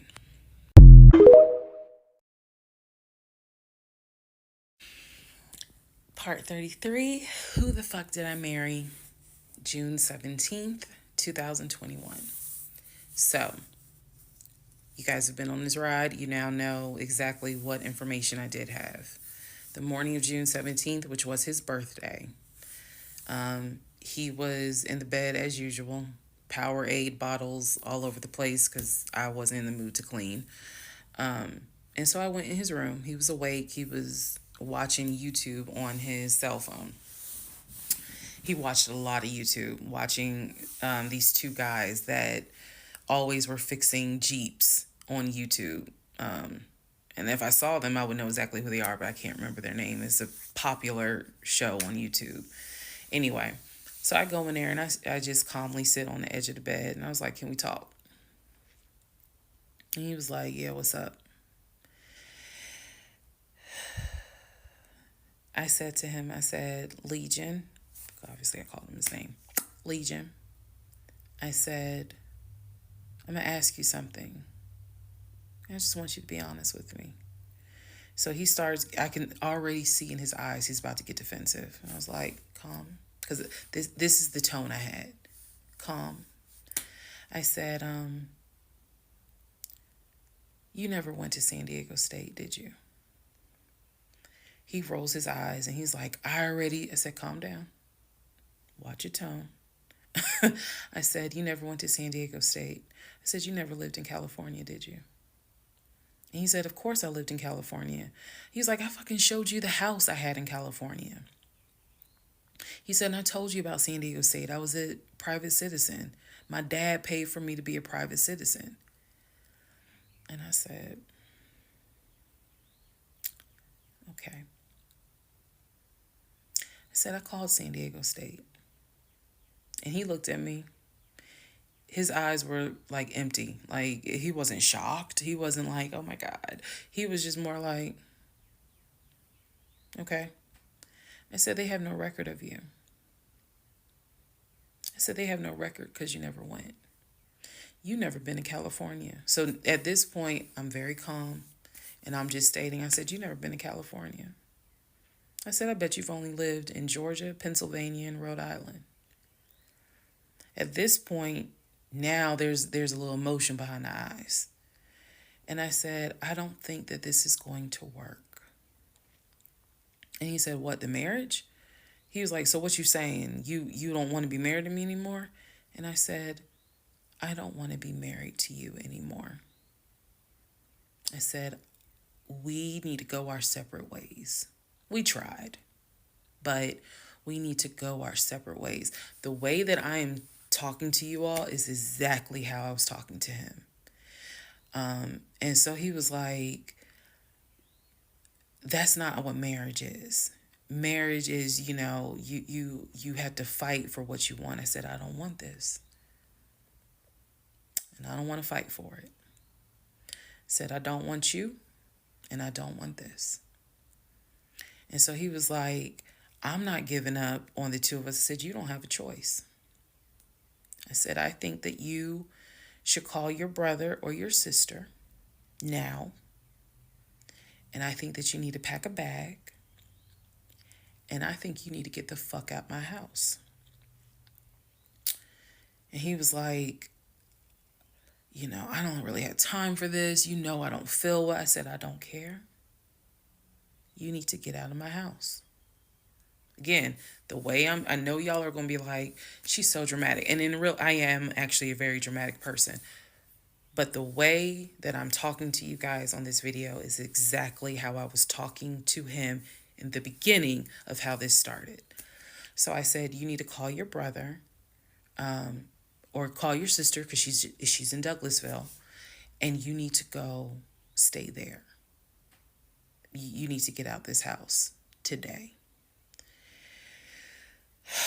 Basically what happened was, at first, he refused. He wasn't moving fast enough for me. And so he called his aunt. And his aunt was on speakerphone. Let me preface that. She was on speakerphone. And so she was like, what's going on? And he was like, my wife don't want me no more. She claimed that I be lying to her. I ain't never lied to her. When I heard this, what's the analogy I can give y'all? When I heard him say to his aunt, I ain't never lied to her before, something in me snapped. The best analogy I can give you, do y'all remember that movie Carrie? When she was at the prom and everyone was laughing at her. The blood had fallen down on her. And there was a moment where her eyes just went wild. And you knew something was about to happen. You just didn't know what. But y'all had pushed her too far. When he said to his aunt, I ain't never lied to her, I snapped. The calmness left. The amount of rage that was in me. I could have fought every member of the Kansas City Chiefs and beat every last one of their asses. I could have fought every member on the Atlanta Falcons and beat every last one of their asses. I'm not a violent person, but I was there. That statement, I ain't never lied to her, took me there. I went off. I went off. I went off so bad that first of all, every part of me was shaking. I called my mom. My mom was on speakerphone, and she's in Arkansas. My mom's a praying woman. I was cussing like a sailor. My mom finally said, put him on the phone. So I gave him the phone, and I'm standing there, and I'm looking around the room. Is the scene that I remember is the Angela Bassett scene in Waiting to Exhale, when her eyes are darting around the room right before she grabs everything to put it in the car to set it on fire. I was more so looking at what weapons were in the room. The lamp, the TV, the dresser. I was looking more, while she was talking to him, my eyes were darting around the room, because if he did not get his ass up and get his shit and get up out of my house, it was going to be bad. If I have never in my life been on TikTok and said thank you, if had it not been for the blood, y'all, I know this is going to sound dramatic. I know this is going to sound like, girl, you so funny. You don't understand. Had it not been for the Lord on my side, had it not been for the fact that I know I got a praying mother, I know I had a praying aunt, I know I've had a praying grandmother in heaven, because I'm telling you, I clearly saw what was getting ready to happen had he not gotten up, got his shit, and got out of my house. So I'm trying to calmly say this because I'm trying to calmly tell this story because the rage had taken over me. The pure, unadulterated rage that I felt when he said to his aunt, I ain't never lied to her, after I had discovered only 2% of the lies at that point. Just 2%. So it was enough for me to be like, you need to get your stuff and go. So my mother gets on the phone and she says to him, Legion, she called him by name. She said, I am not there to control my daughter. She said, in the name of Jesus, get your stuff and get out that house, because I think she might kill you. Get out of the house. She's on my phone. His aunt is on his phone. His aunt said, nephew, come home. Home for her was Philly. She said, I'll send you money. Come home. Leave that house right now, she said, because I think that woman is about to kill you. Let's go. Let's just go to part 34. Let's all just take a deep breath.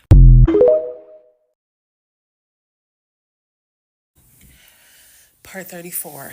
Who the fuck did I marry? So the aunt told him, I'll send you money. Come home. I'm yelling in the background, by the way. I'm not standing there calmly. I'm yelling. I said, oh, he got money. Yeah, you got money. You got money in that offshore account, right? You got money in that Chase account. You got money to drive. So do what you got to do.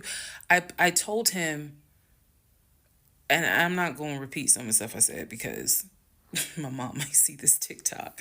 But I did tell him, I was like, if you don't get out of this house, actually what I said was, you have two options. You either going to leave this house voluntarily, or you're going to leave this house involuntarily. And he tried to get a little nuck if you buck. He tried. And that's when because he was still on the bed, still laying in the bed. And he was just like, you ain't gonna do shit. Like, don't talk to me like you done lost your fucking mind. Da, da, da. And I calmly got close to him. I got like this close. And I literally said, I will beat you like the bitch you are. I dare you to try me. I said, I will literally beat you like the male bitch you are. And so when I said that, his eyes were like, I said, I'm not even playing. Because at this point, I'm rocking like back and forth. Y'all, again, I'm not some hardened type chick. I'm not. I want the soft lifestyle, but I have been pushed to the point. So I'm rocking, I'm walking back, I'm pacing. So finally, his aunt was able to get through to him. I had called my aunt, my mother, my aunt. I had called the pastor. I had called all these people because I did know that I was in a very dangerous place. Not because I'm scared of him. At this point, I was scared of me. I don't know if this has ever happened to someone where you know your own, you know yourself. You know that you got a line. I was over that line. So I had enough wherewithal to be like, okay, you probably gonna go to jail today. You probably gonna go to jail. You probably ain't gonna have that job in the morning. Like I was there. And again, this is not to sound bragging at all. This was a woman who I could not believe that even with the attempt of me trying to give him one last opportunity to tell me the truth, he still lied in my face. I was at my edge.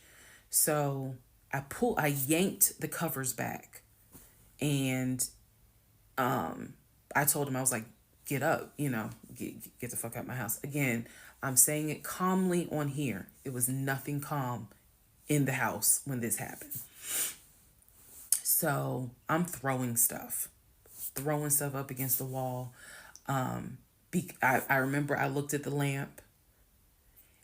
He looked at me looking at the lamp, and I think something in him realized, okay, yeah, I'm in pain, but if I don't get up, she's going to do something with that lamp. So he does get up. He is still on the phone with the aunt because the aunt was pretty much like, keep me on the phone.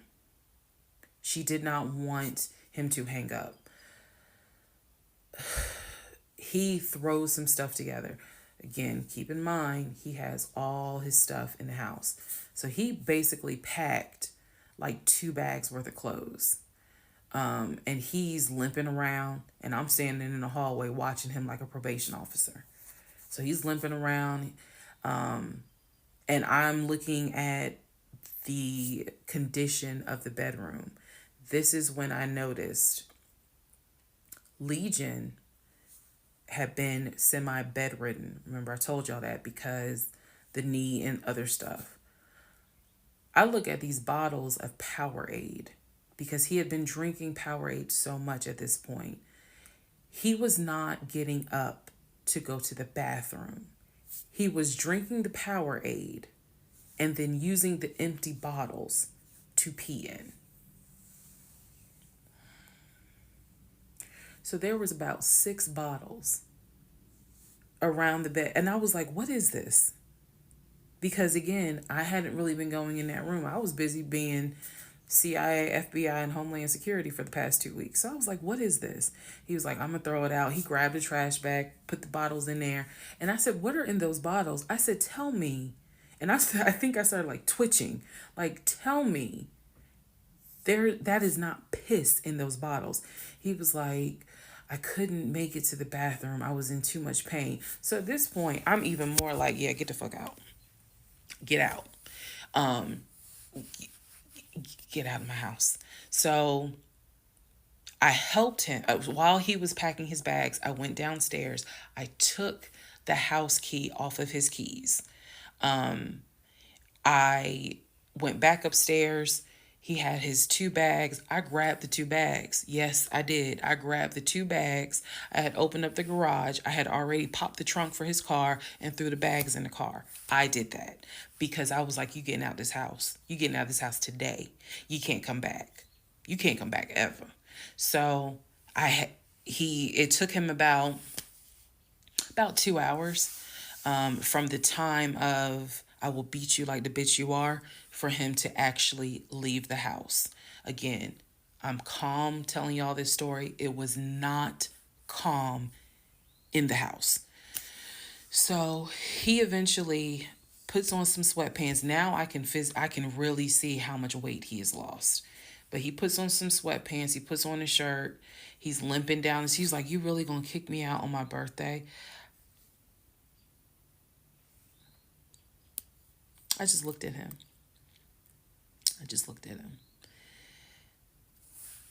Opened the door. He went through the garage, got into his car, called, his aunt was still on the phone, and she was like, "I'm gonna send you some money." And that's the part I was like, clearly he has the money. Like, you ain't gotta send him money. He doesn't even have to go to Philly. He can just go get a hotel for now. I don't care what he does. He just gotta leave his house. So he ends up getting in the car, driving off. My mom calls and she's just like, "Is he still there?" I said no. I had not told her what all he had lied about. Even in the midst of me being angry and me going off, I never told him that I spoke to the ex-wife. I never told him I knew he was lying about the stepdaughter, because then he would have asked how, what makes you say that? So I did keep my word. I never told him I spoke to her. So he eventually left. I text a friend of mine. I text my landlord. I said, "I have an emergency. I need to know if it is okay to get the locks changed." Landlord was like, "That's fine." My landlord was super cool. Shout out to Mr. Patel. I went to Home Depot, bought brand new locks, text a friend of mine, asked him, "When you get off work, can you please come by my house? I need the locks changed today." So he was like, "Oh, okay, what's going on?" I said, "I'll explain it later." So to give you a timeline of June 17th, when I asked him about San Diego State and I told him that I know you've never even been to California, that was about 8:30, 9 o'clock in the morning. By the time he left the house, it was maybe going on noon, 1 o'clock. So this happened pretty quickly. If you're wondering, why did you even ask him?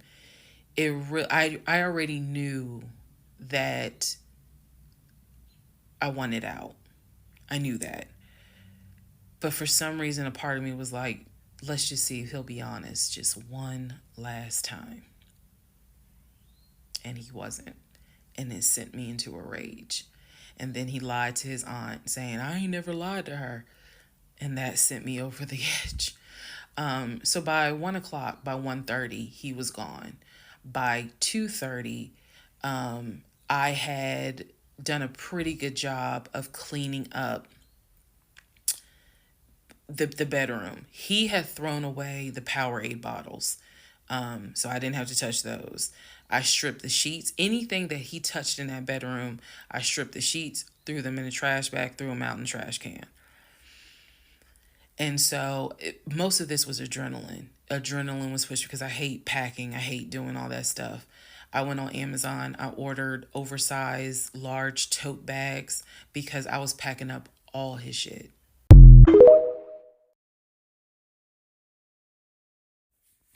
Part 35.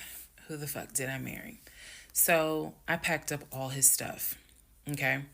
The reason why I packed up all his stuff is because, so I had a 3-bedroom, 2.5 bath townhome. One room was the guest room. Obviously, there was a master bedroom. And then we had a TV room that he had made like his Philadelphia Eagles man cave. I was going to put everything that belonged to him, pack it up, and put it in the TV room, because the plan should have been that he's going to come back and get all his stuff. Okay. So that's why I did it.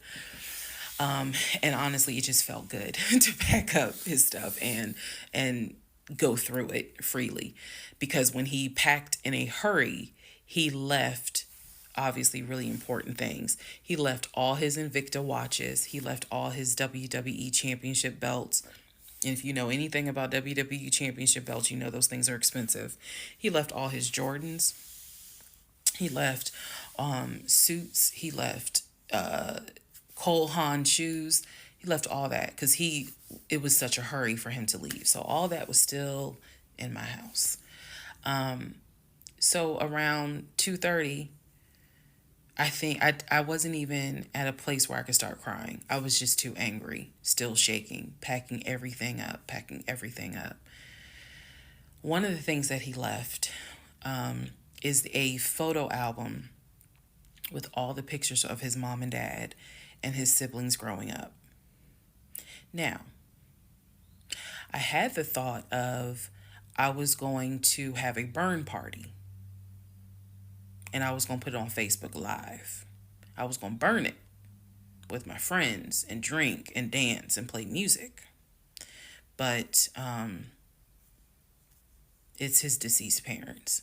I do have a heart. So I put that somewhere special, meaning I put it up in the closet.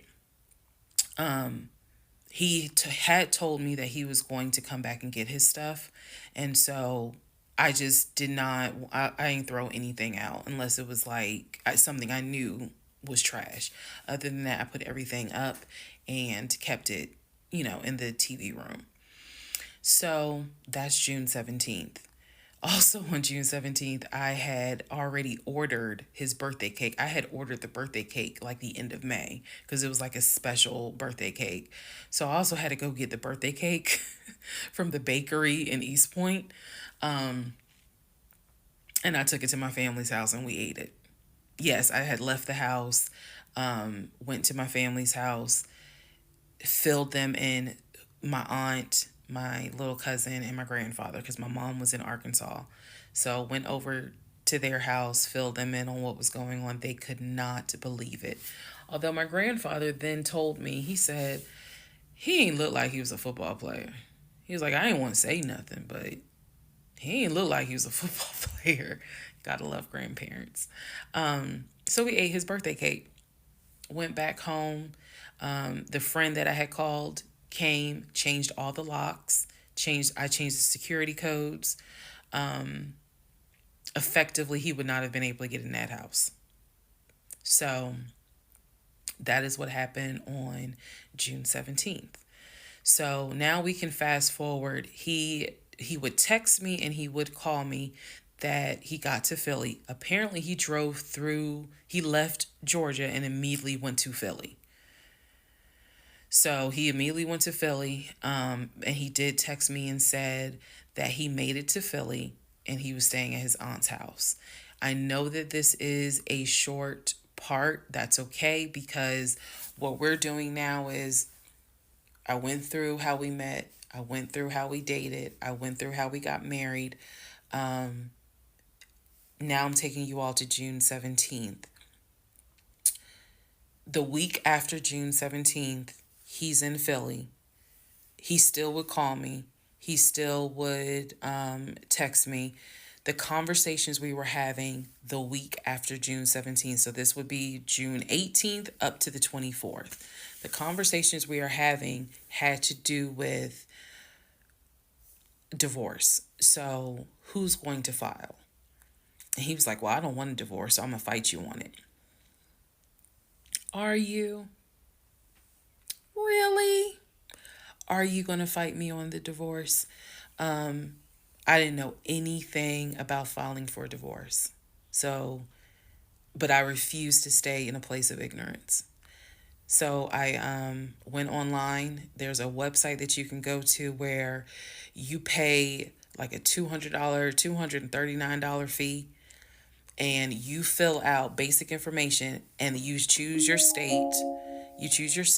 And they will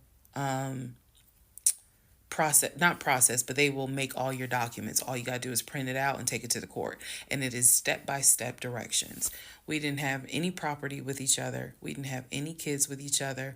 So by the state of Georgia's standards, this should be an uncontested divorce.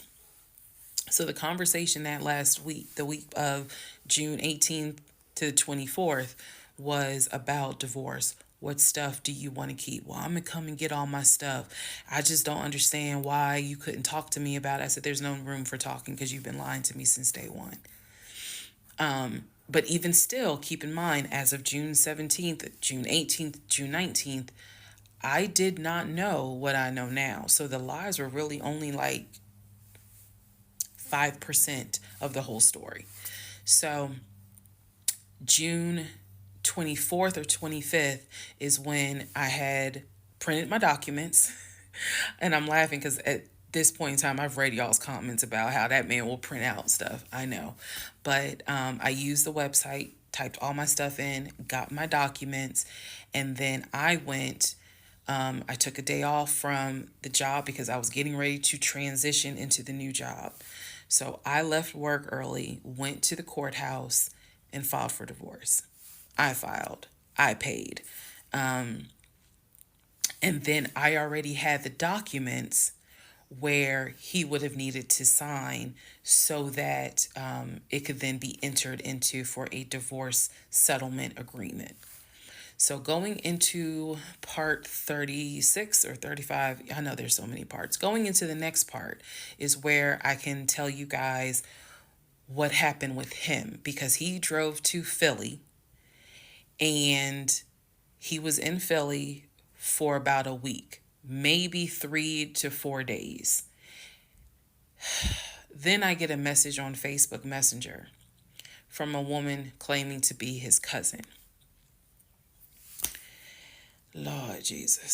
So the cousin tells me, well, actually I can tell y'all.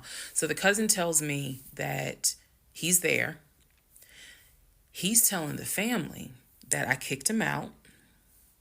He's telling the family that I kicked him out after he walked in on me having an affair, that I stole his money, and I then kicked him out.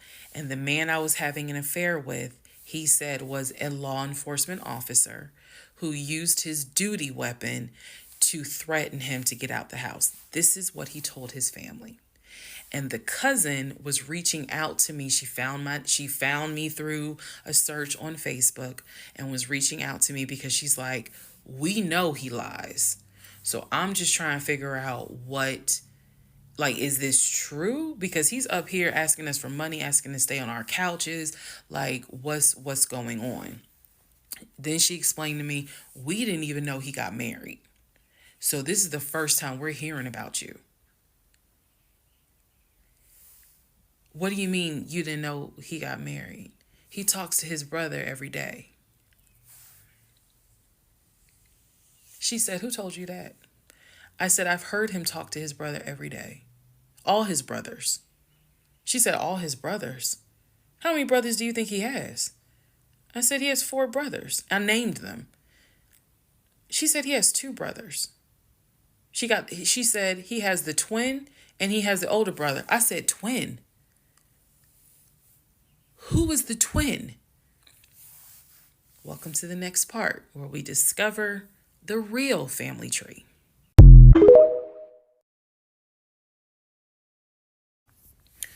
Part 36, who the fuck did I marry? The family tree. Please fasten your seatbelts and put the tray tables in the upright position. Let's go.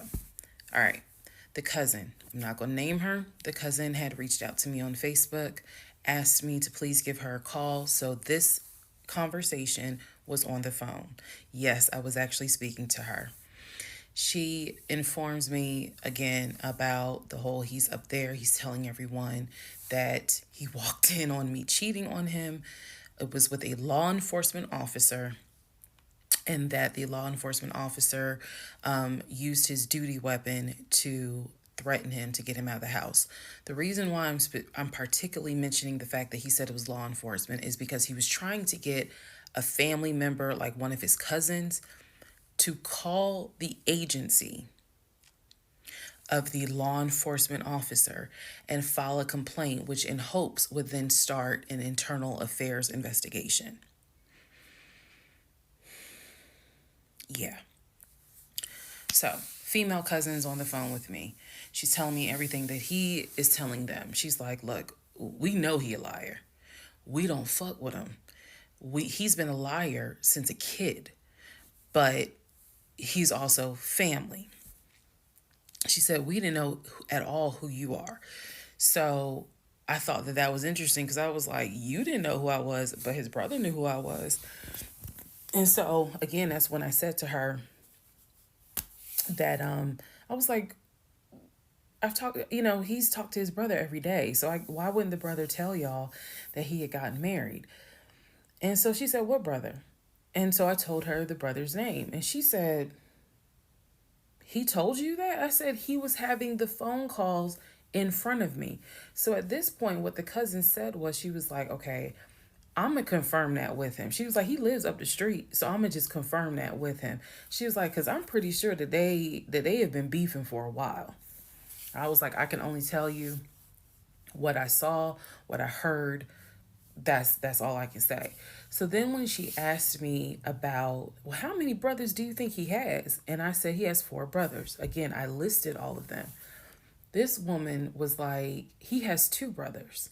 She said he has the twin, and he has the older brother, the one that he was on the phone with every morning, blah blah blah blah blah. I said, twin? Who's the twin? So this is where she explained to me. She said the parents, mom and dad, had the older brother. The older brother is about 5 or 6 years older than Legion. Legion and the younger brother, who lives in Nashville, they are twins. So when he kept saying the younger brother, my younger brother by 2 years, it's his older brother by 20 minutes. They are twins. I have seen a picture of this brother. Yes, they do very much look alike, but I didn't know they were twins. It doesn't even matter. I didn't know they were twins. But definitely they had the same mom and dad. So she was like, no, that he's older than Legion by 20 minutes. They're twins. She said, so the parents had 3 boys. Brother in Philly, the older brother, and the twins. She was like, who the hell are these sisters that you're talking about? So I tell her, I was like, Shantae and Kim. She said, I don't know who Shantae is. She said, Kim is my daughter. Kim is not his sister. Kim is my daughter. And she said, that's his cousin. She was like, and they haven't spoken in about 20 years.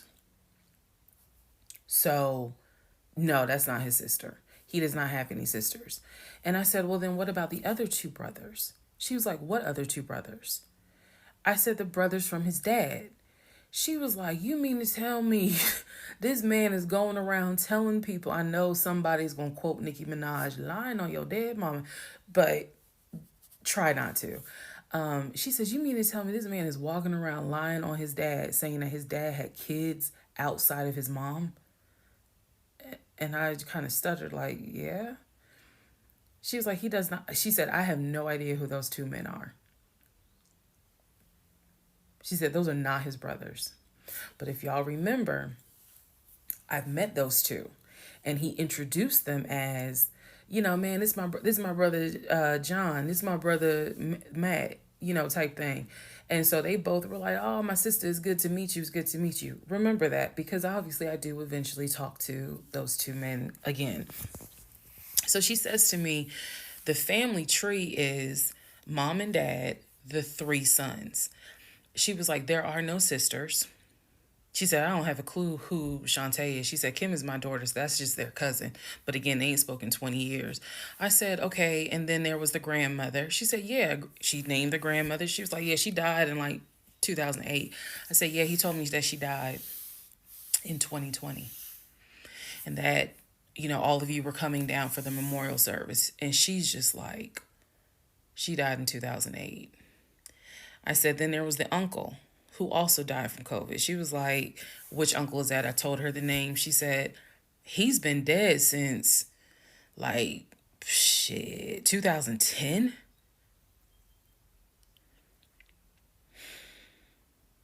I said, okay, what about the cousin nicknamed Junebug? Everybody got a cousin. If you're not African American, we all know a Junebug somewhere. And she just was like, oh yeah, cousin Junebug.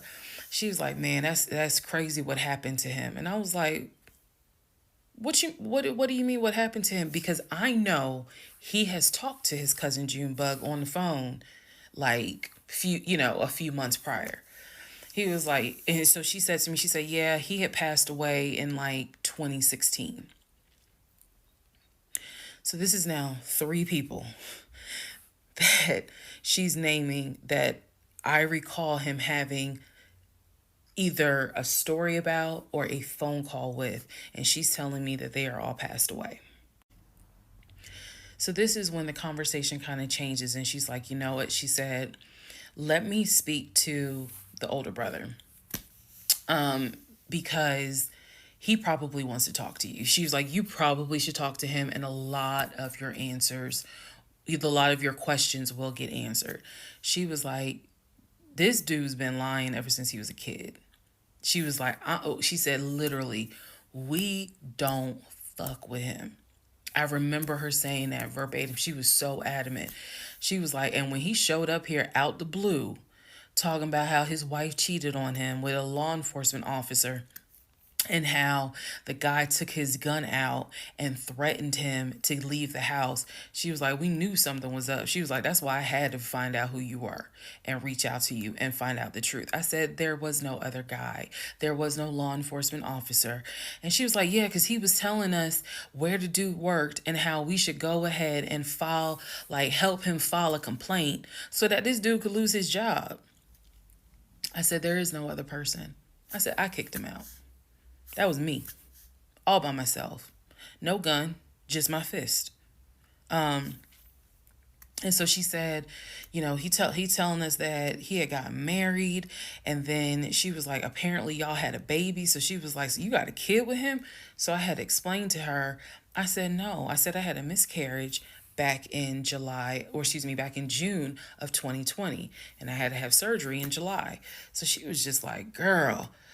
So she started like really being encouraging and was saying, you dodged a bullet, honey. She was like, I don't wish this. She's like, I know he my family, but I don't wish him on no woman. So we've have each other's numbers. She was like, if you need anything, please feel free to call me. She was like, I've had my own issues with him. I've had my own issues in life. But she was like, get your divorce and be done with him. Then she said, I'm going to put you in contact with the older brother. Next part is me finally talking to the older brother that he had been talking to every morning.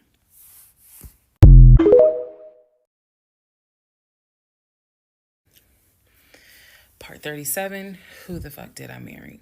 So at this point in time, I have filed for divorce. I paid for the filing fee. I'm representing myself pro se, and it should be an uncontested divorce. During this time, Legion had driven to Philly, lied to his family, and said I had cheated on him, that he caught me, and that the guy I cheated on him with was a law enforcement officer who used his gun to threaten him to get out the house. None of that was true.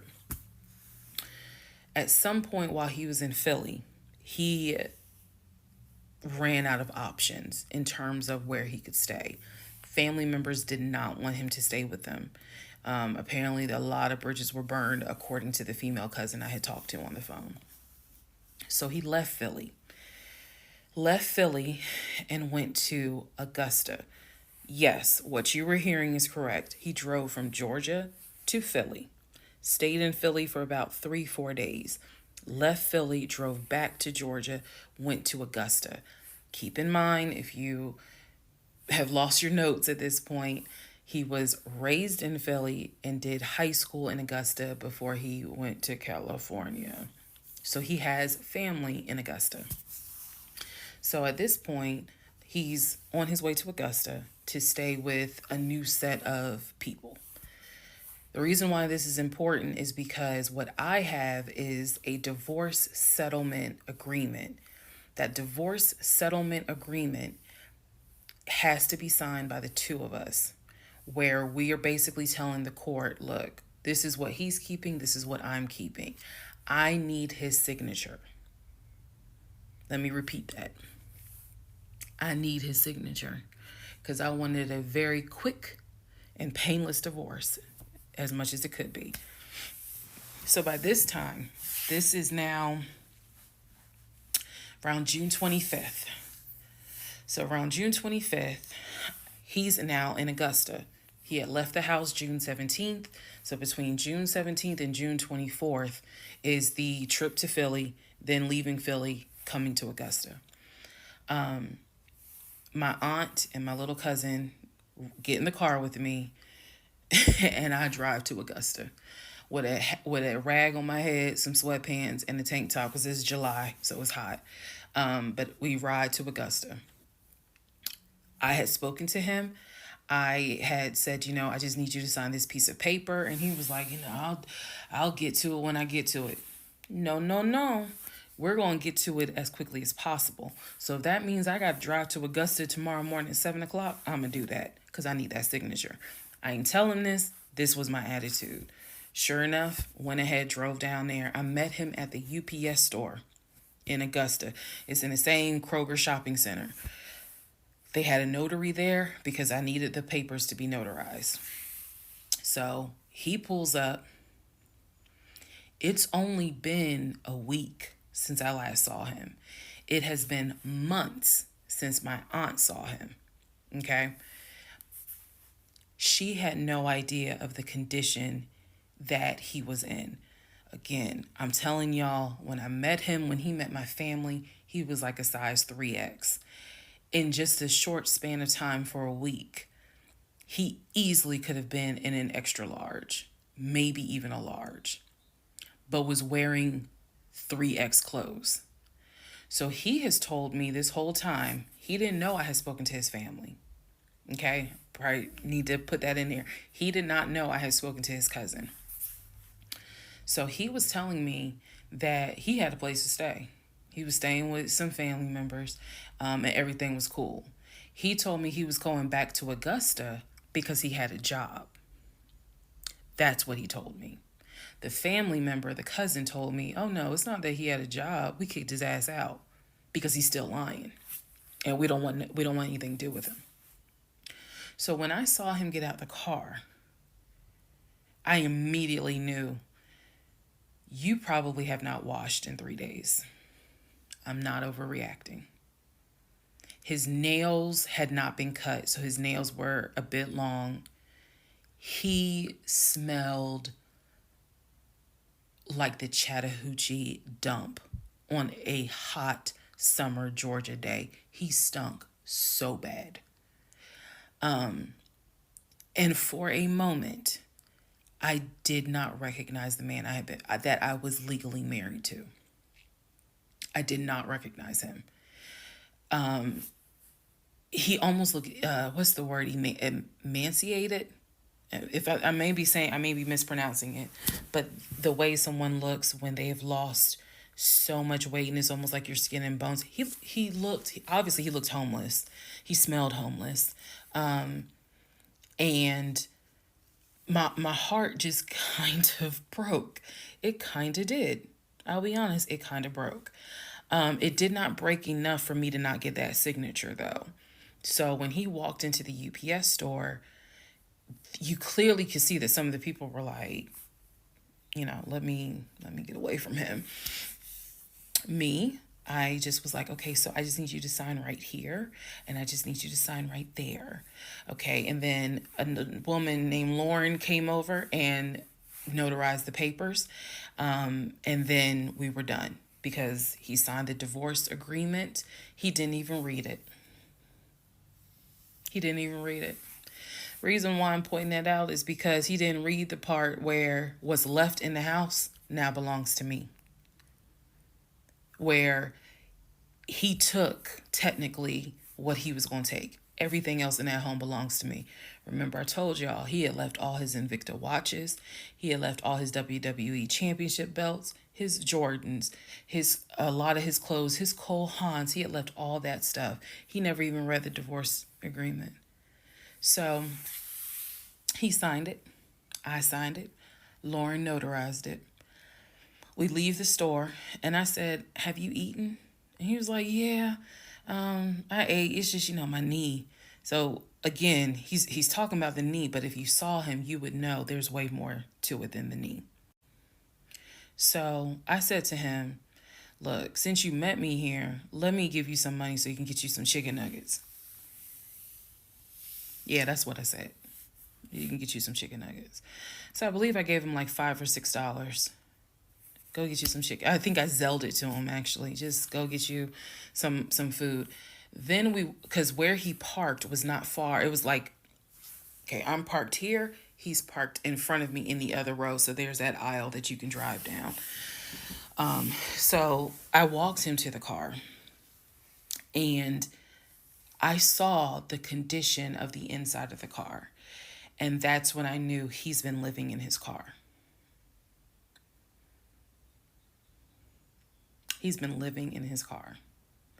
So clearly, I no longer had a question of, so where's his offshore account? Where's the U.S. bank savings account? Where's the checking account? Didn't have that question anymore. Because if you had money, you wouldn't be living in your car. You would not be in the same clothes that you were in when you left my house on June 17th. And this is now June 25th. So he was like, I'm going to be all right. I'm about to start a new job. I'm going to be cool. I got a family member I can stay with. Everything's going to be okay. All right. I said, I will let you know when the divorce is granted. I said, I will send you a copy of the divorce decree. And he was like, okay. He said, well, how long you think that's going to take? I said, I'm not sure. I thought I had to wait 30 days before I could file the divorce agreement settlement form. And then the judge would grant it in 30 days. So basically, this is like June 25th. I'm looking at the end of August that it would take for the divorce to be granted, assuming there were no hiccups, assuming he didn't decide he was going to pull a fast one. So I told him, I was like, I'm going to file this, and then once we get the divorce decree, I'll send you a copy. He said, okay. He got in his car. I got in my car. I drove all the way back home, and he went to wherever he went. Next part is the next series of lies that I was faced with.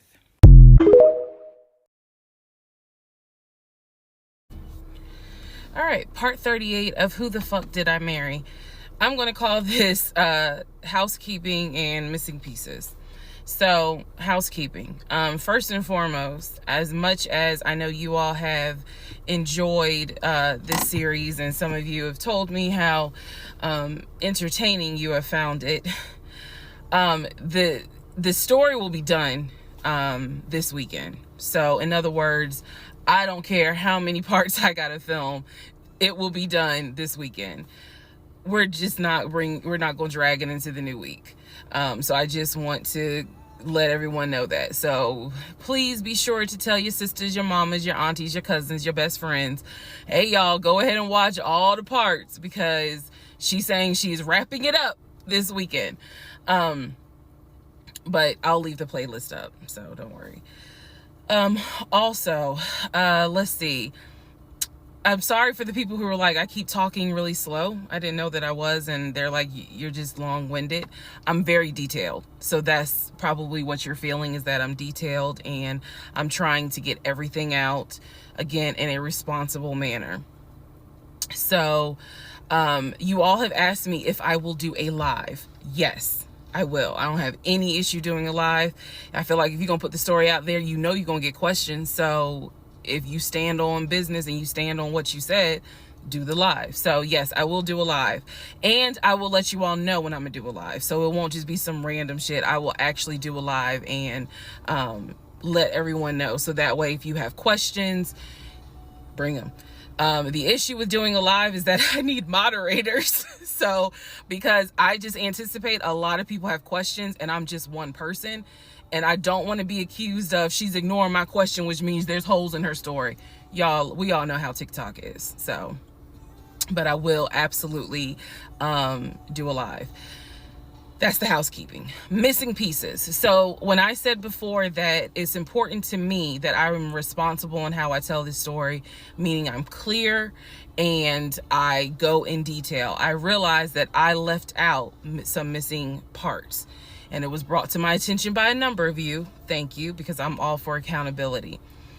I did not go into how my ex-husband Legion left the condiment company and then went to Apple.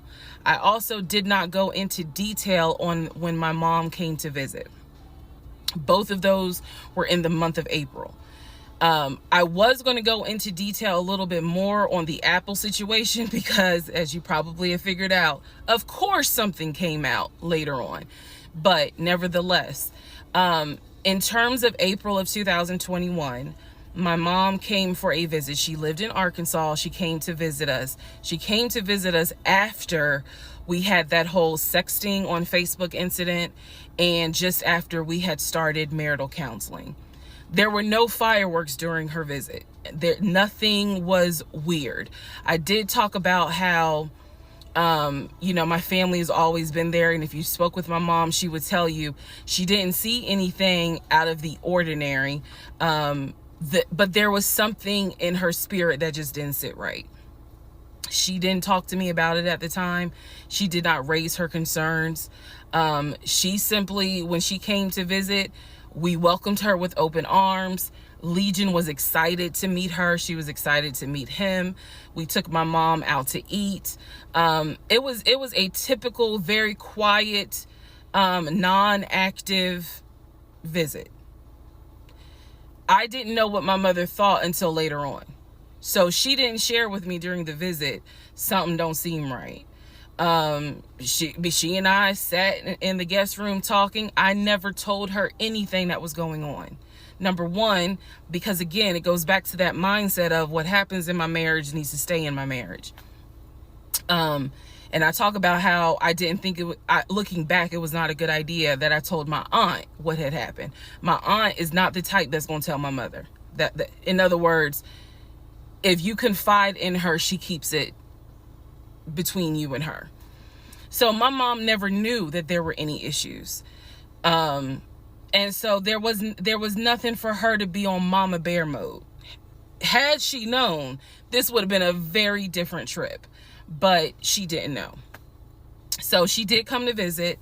Everything went fine. He and I put on a united front. Oh, we're so happy. We're so, in love. And yes, behind the scenes was a whole different story. He talked to her about how he was looking to buy a house and how he told her how work was going, how his job, how his job was going, bragging as usual, which I did tell my mom, look, he's going to talk about himself and money a lot. So, just change the subject. If he brings up a house, change the subject. That was my instructions to her because I was like, I don't even want to get into the whole house situation. So other than that, uneventful. Now, once my mom left, this is still in April, everything was fine with him at the condiment company. As far as I knew, everything was fine. What ended up happening is he randomly came home one day and starts complaining about changes that are going on at the company. When he started complaining about those changes, it was things like, keep in mind, he is not VP of the company. He was VP of, I keep getting it wrong, but I think it was VP of production is what the memo says. So he was not the second in command for the company. He was upset that he was being blamed for, production stats, that the production was down.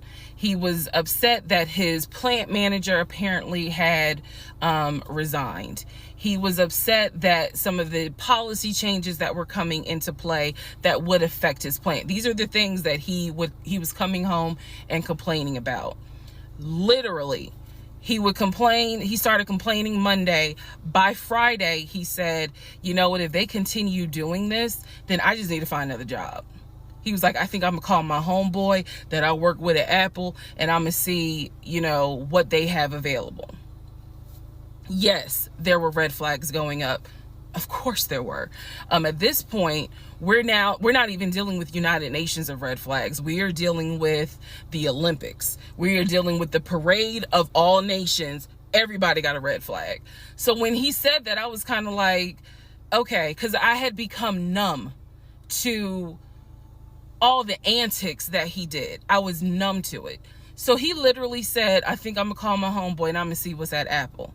My response to him was, well, what about your salary? Would you take a pay cut? He was like, no, I'm not gonna take a pay cut. Like, I wouldn't leave unless it's gonna be the same amount or more money. Y'all, the next week, last week of April, I'm at work, minding my own business. He calls me and tells me, I've decided to resign. You what?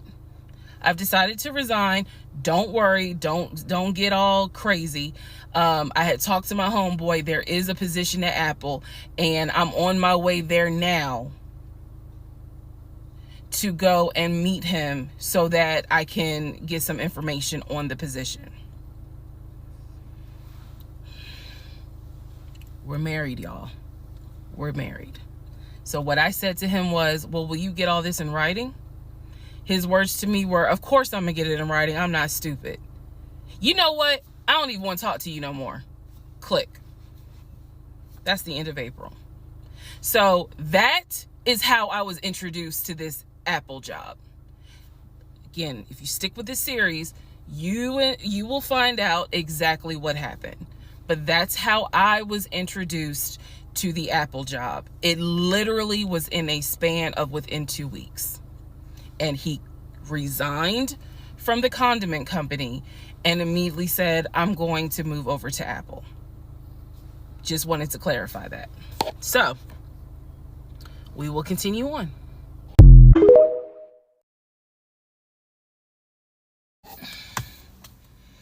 Part 39, who the fuck did I marry? Everything you're going to hear probably in this part and the next part, all of this happens in the month of July, 2021. Divorce has been filed. It was filed the end of June. I got his signature on the divorce settlement agreement. I thought that I had to wait 30 days before I could actually file that with the court. And so this is kind of in the limbo period because I'm still within those 30 days. So he left a book bag at the house, book bag that had all kind of paperwork in there. Inside the book bag, this is the paperwork that I found. Number one, I found a packet from the condiment company where it showed his 401k contributions.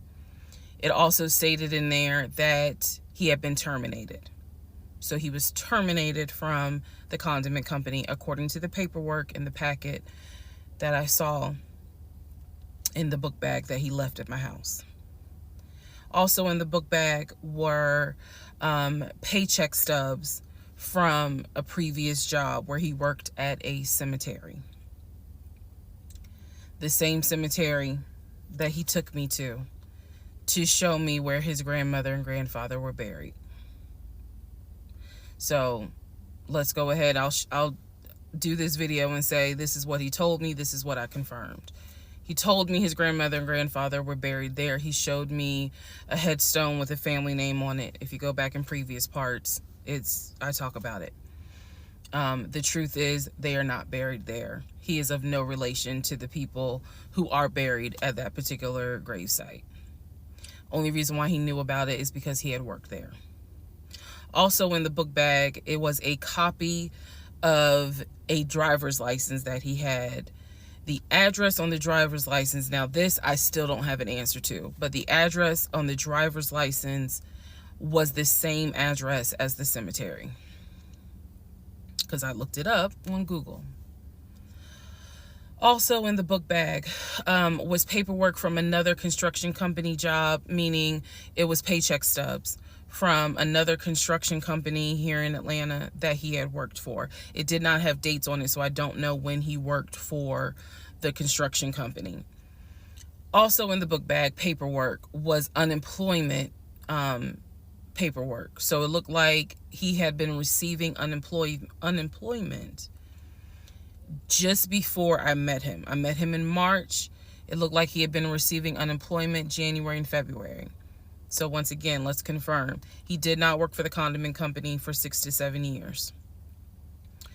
Also in there were scraps of paper from a temp agency where it was information on the job that he had been placed at. Where was that job? The condiment company. He would be a forklift / loader is what it said.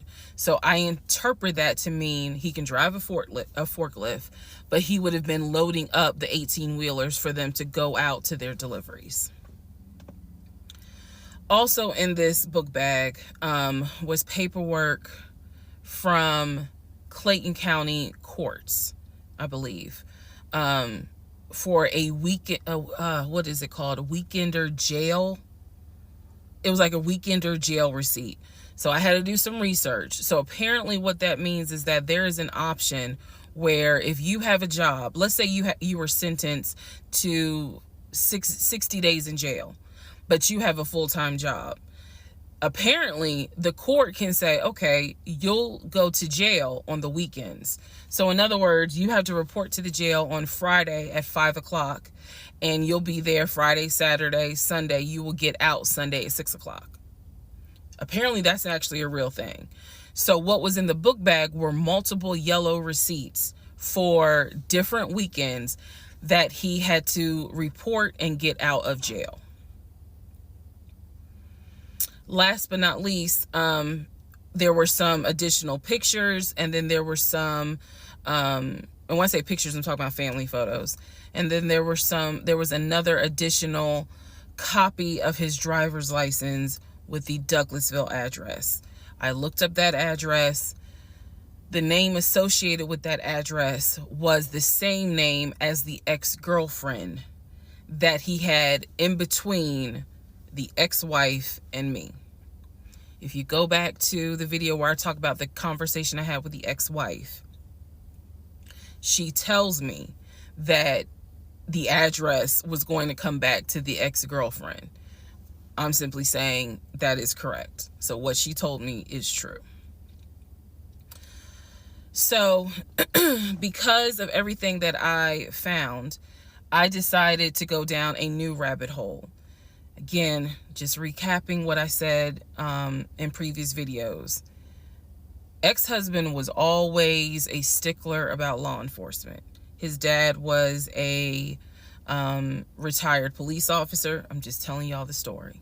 His dad was a retired police officer. Mom was a retired teacher. After his dad retired, they moved to Augusta, started a church. He took me to that church in Augusta. The same day that he took me to meet his aunt who lived in Augusta. So these are now things that he actually took me to, just like he took me to the cemetery. So that's what I found in the book bag. The weekender jail receipts. I went ahead and went online to find out exactly why did he have to go to jail for the weekend. And I'm going to end this part here.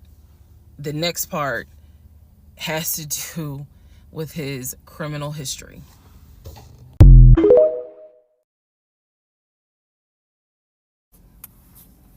Part 40, who the fuck did I marry?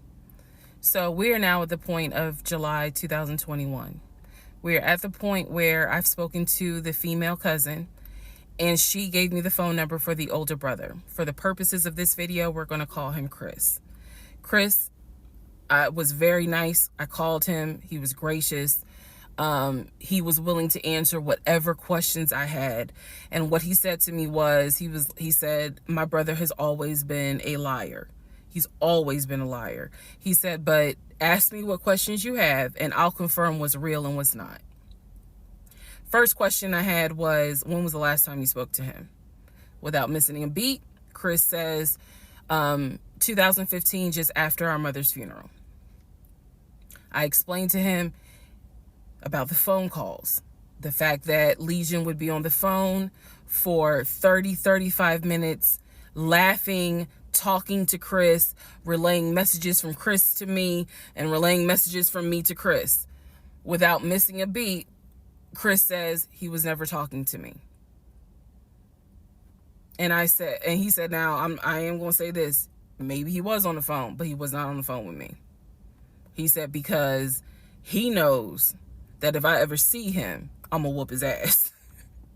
And I'm laughing because obviously Legion loves to say I'm going to whoop somebody's ass. So for the people who are confused, like, wait, what does this mean about the phone calls? What this means is every single time that my ex-husband was on the phone, holding his phone like this, talking, laughing, cracking jokes. Hey, my wife said that, we can go later on this evening and all this other stuff.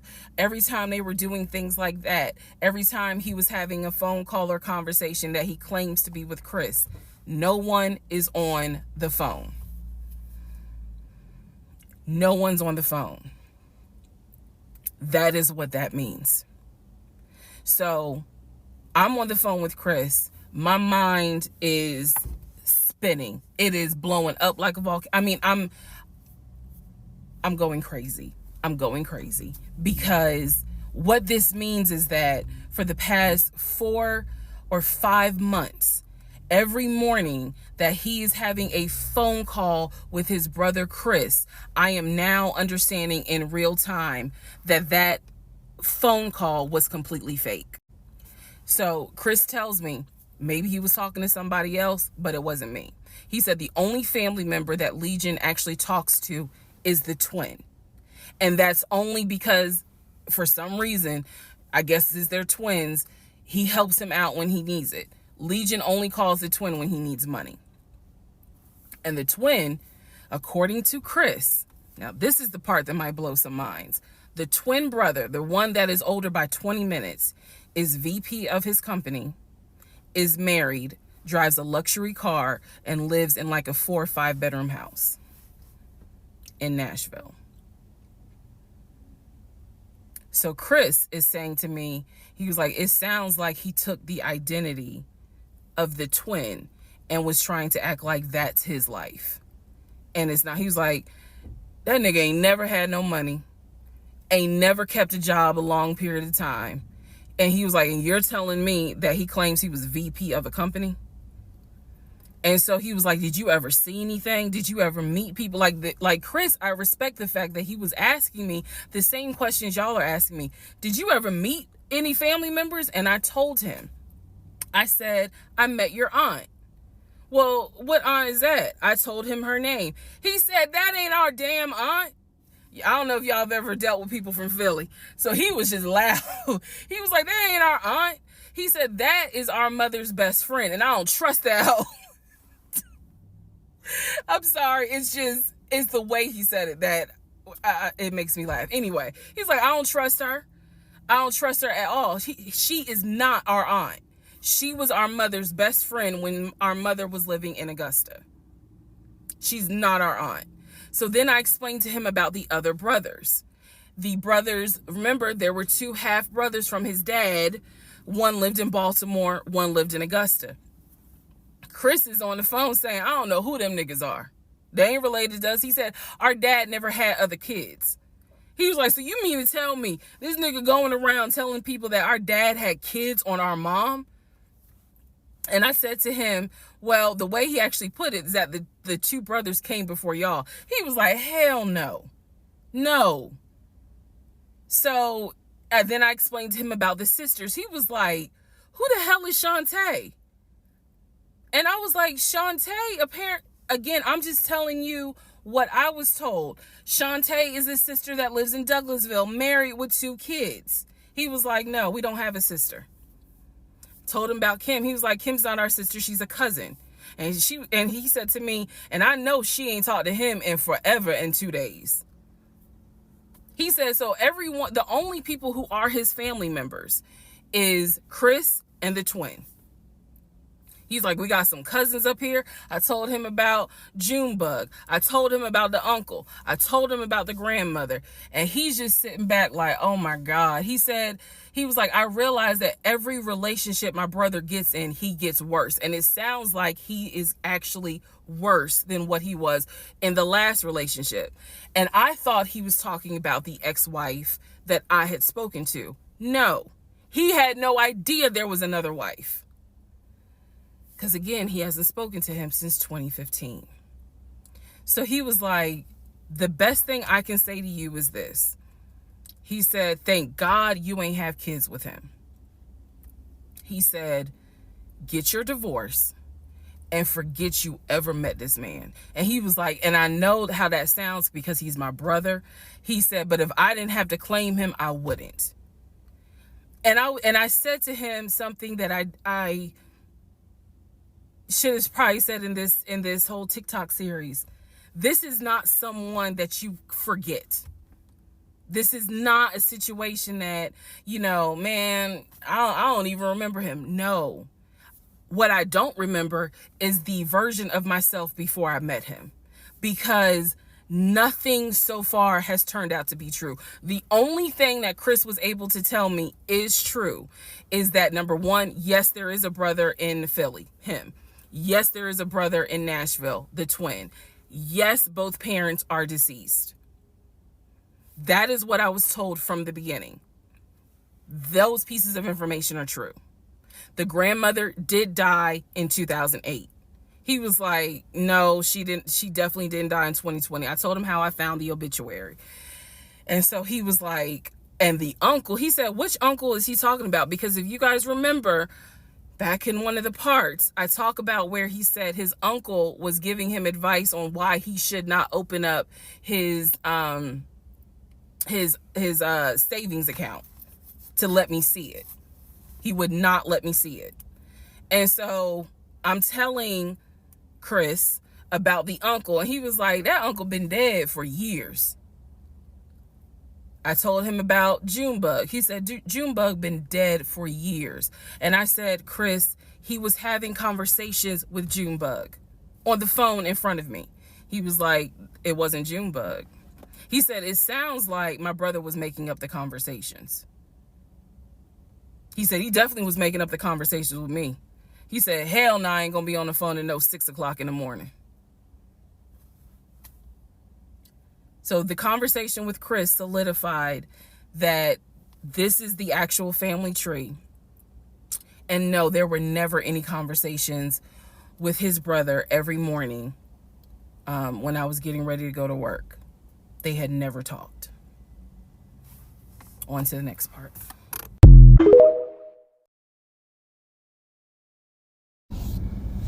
Part 41, who the fuck did I marry? So this is a continuation of my conversation with Chris, which will then lead into some other stuff. So Chris has confirmed that he has not spoken to Legion since 2015. So now we know that the phone calls that Legion was having every morning on the phone with Chris when we were, getting ready to go to work, the phone calls were fake. I demonstrated in the last video how I think how he was doing those phone calls. Because he would relay messages from me to whoever was on the phone. So Chris and I also then talked about their parents. So if you remember in the beginning, I told you from the get-go, this man was, very respectful of law enforcement because his dad was a retired Philadelphia police officer. The mom was a retired teacher. And so he had the utmost respect for law enforcement. That's what he used to always say.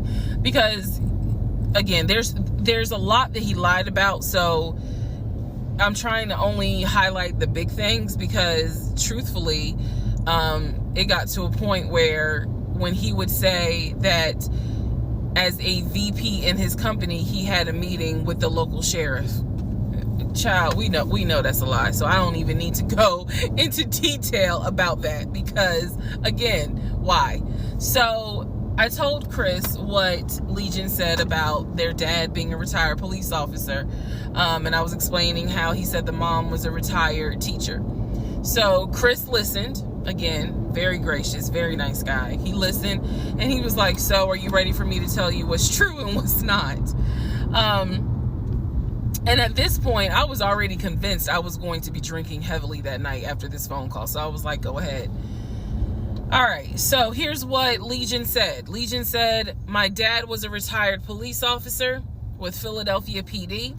When he retired, he and my mom moved to Augusta.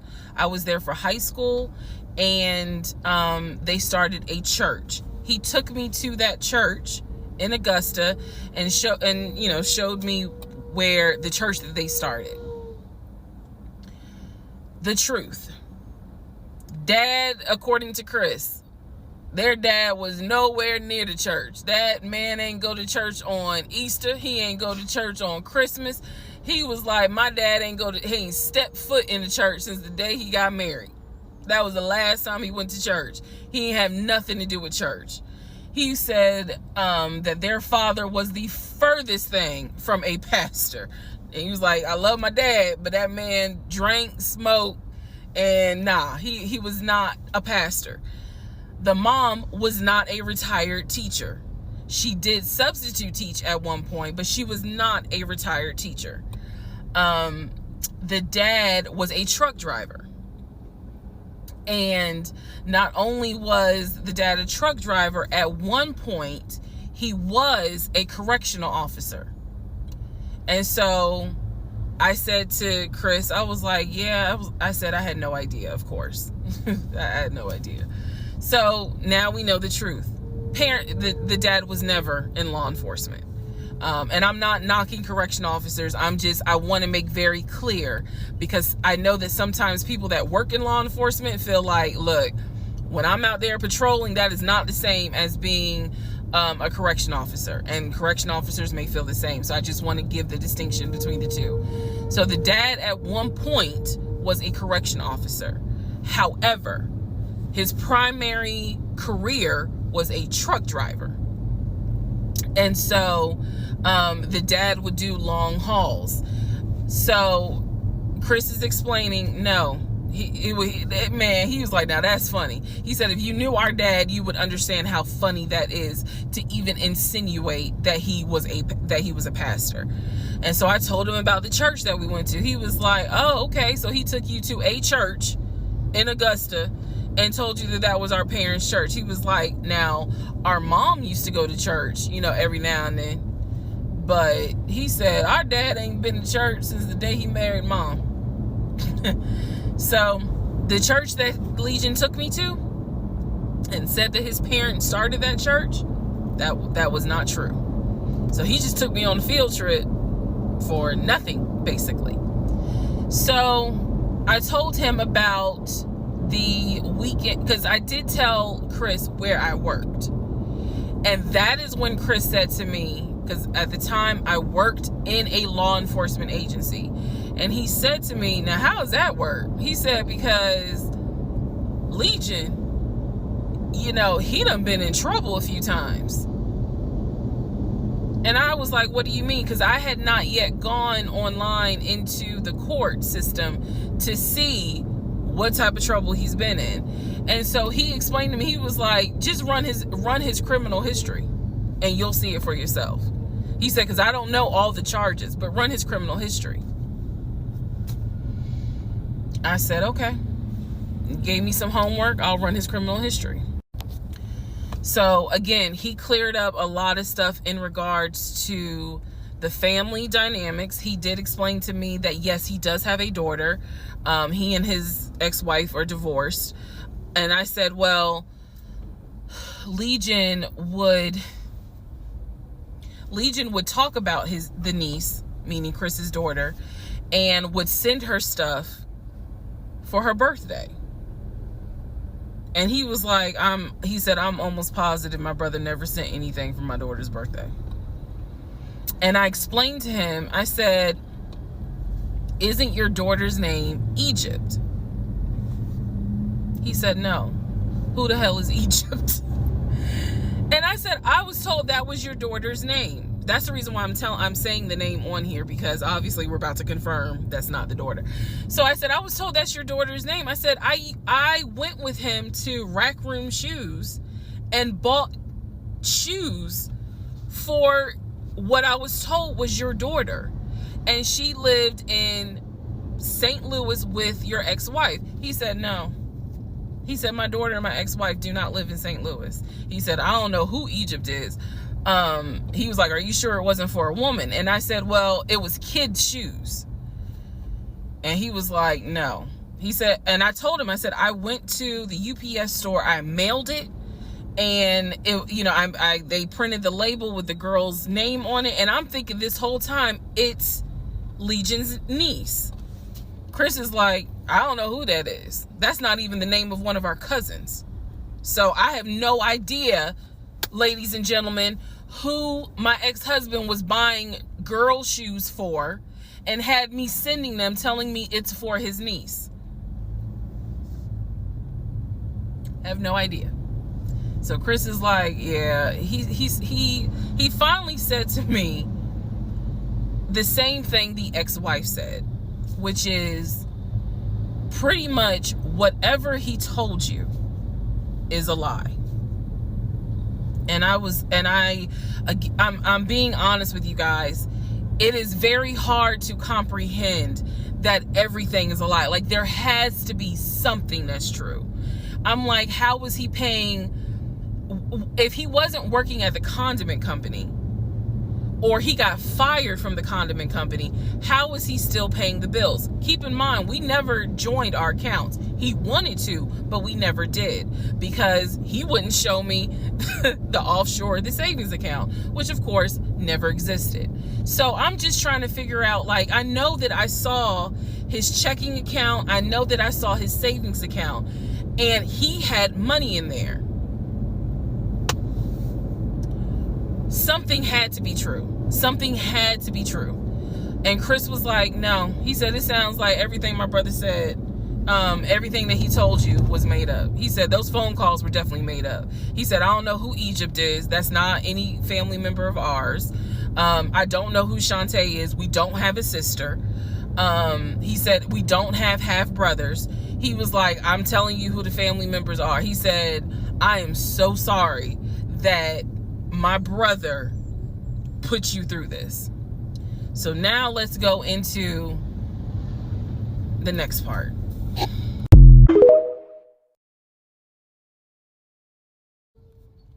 Part 42. Who the fuck did I marry? So I finished going through the book bag. Still July of 2021. I finished going through the book bag. There were some other folders with papers in there. He had left the work phone. What I actually found out was that it was not a work phone. It was simply a secondary personal phone. He told me it was a work phone. I thought that the company was paying for the work phone. That's what I thought. No, because I found receipts where basically, and I didn't know this, ladies and gentlemen, I had no idea.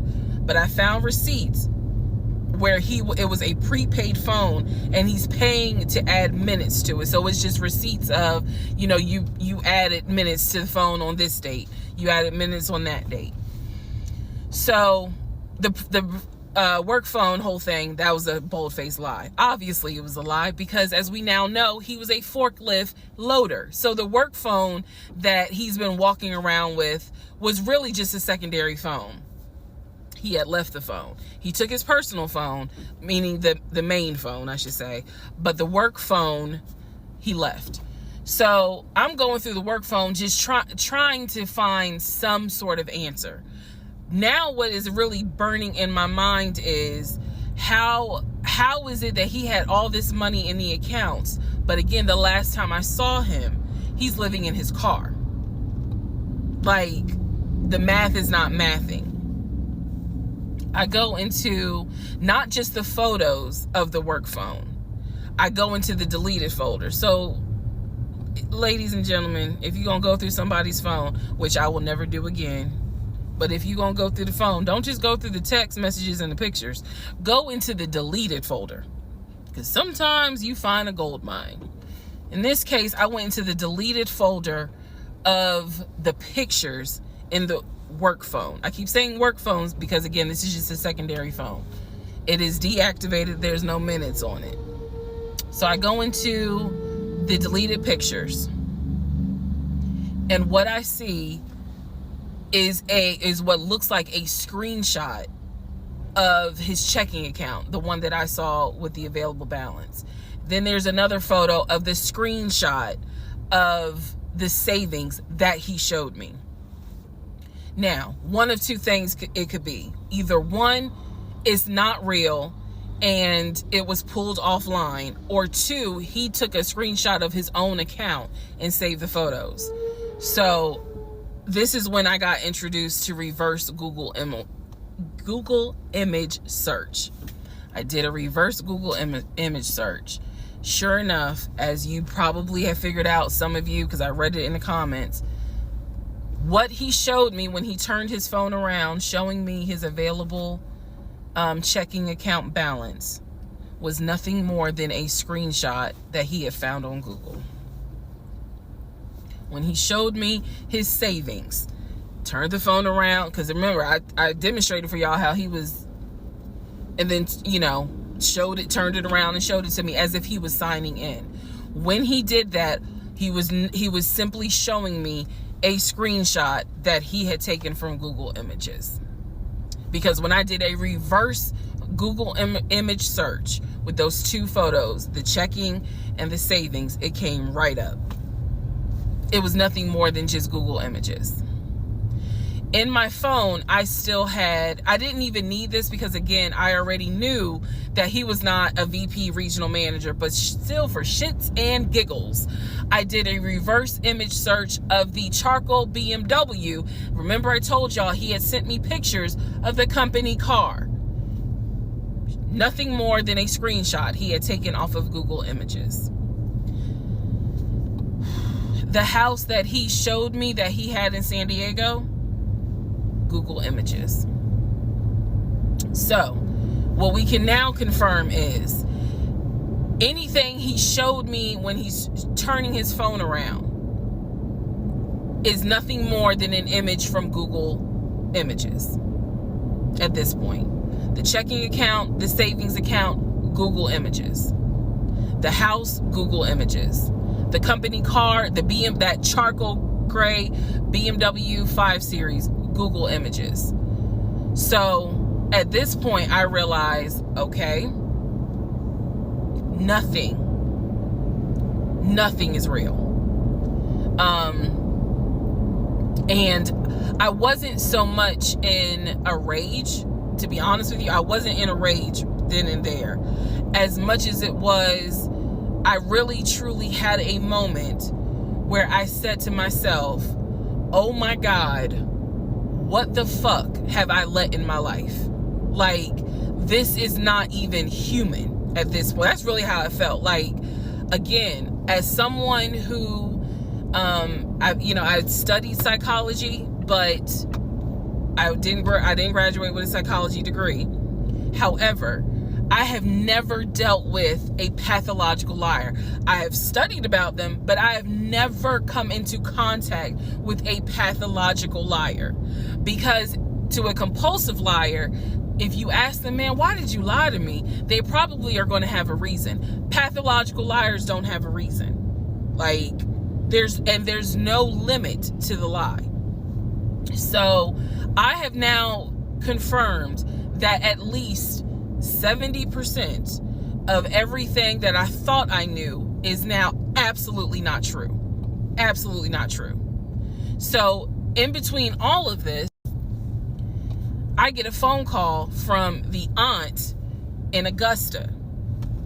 The aunt in Augusta, who Chris has confirmed is the mother's best friend. She is not their mother's sister or dad's sister. She's the best friend of the deceased mom.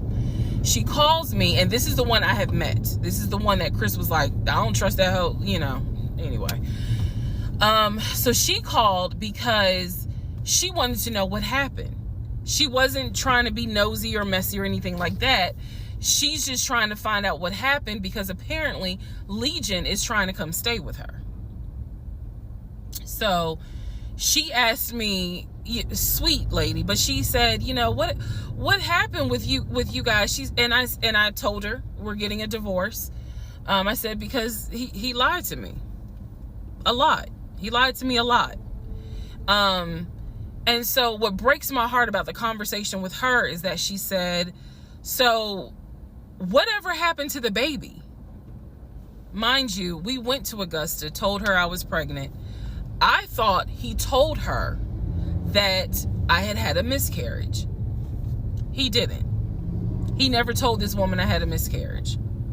So she informs me, this is what she tells me. So now we're confirming something else. She tells me that on at least 5 times while I'm at work, Legion was driving to Augusta and telling her that he was going to visit the church of where the parents allegedly the church that the parents started. And I was like, what do you mean he went to Augusta? She said, I've seen him like 4 or 5 times. He's come down here, and each time I've asked him to bring the baby. And I said, what baby? And she said, the baby that y'all had. He told me that y'all had a baby boy. And I said, no, ma'am. I said I had a miscarriage in June of 2020. And she said, oh my God. Oh, she was doing that whole thing. She said this whole time he told me that y'all had a son in January. And I have been asking him for pictures. I have been asking him to bring both of you down here so I could meet him. And he always had an excuse as to why he wouldn't bring the baby. And the last time he was in Augusta, he said that he was leaving you and he was taking the baby with him and that you were at work. I am not making this up. That is what that woman told me. And I just was like, no, ma'am. None of that is true. There is no baby. I said I had no idea he was going to Augusta. Next part.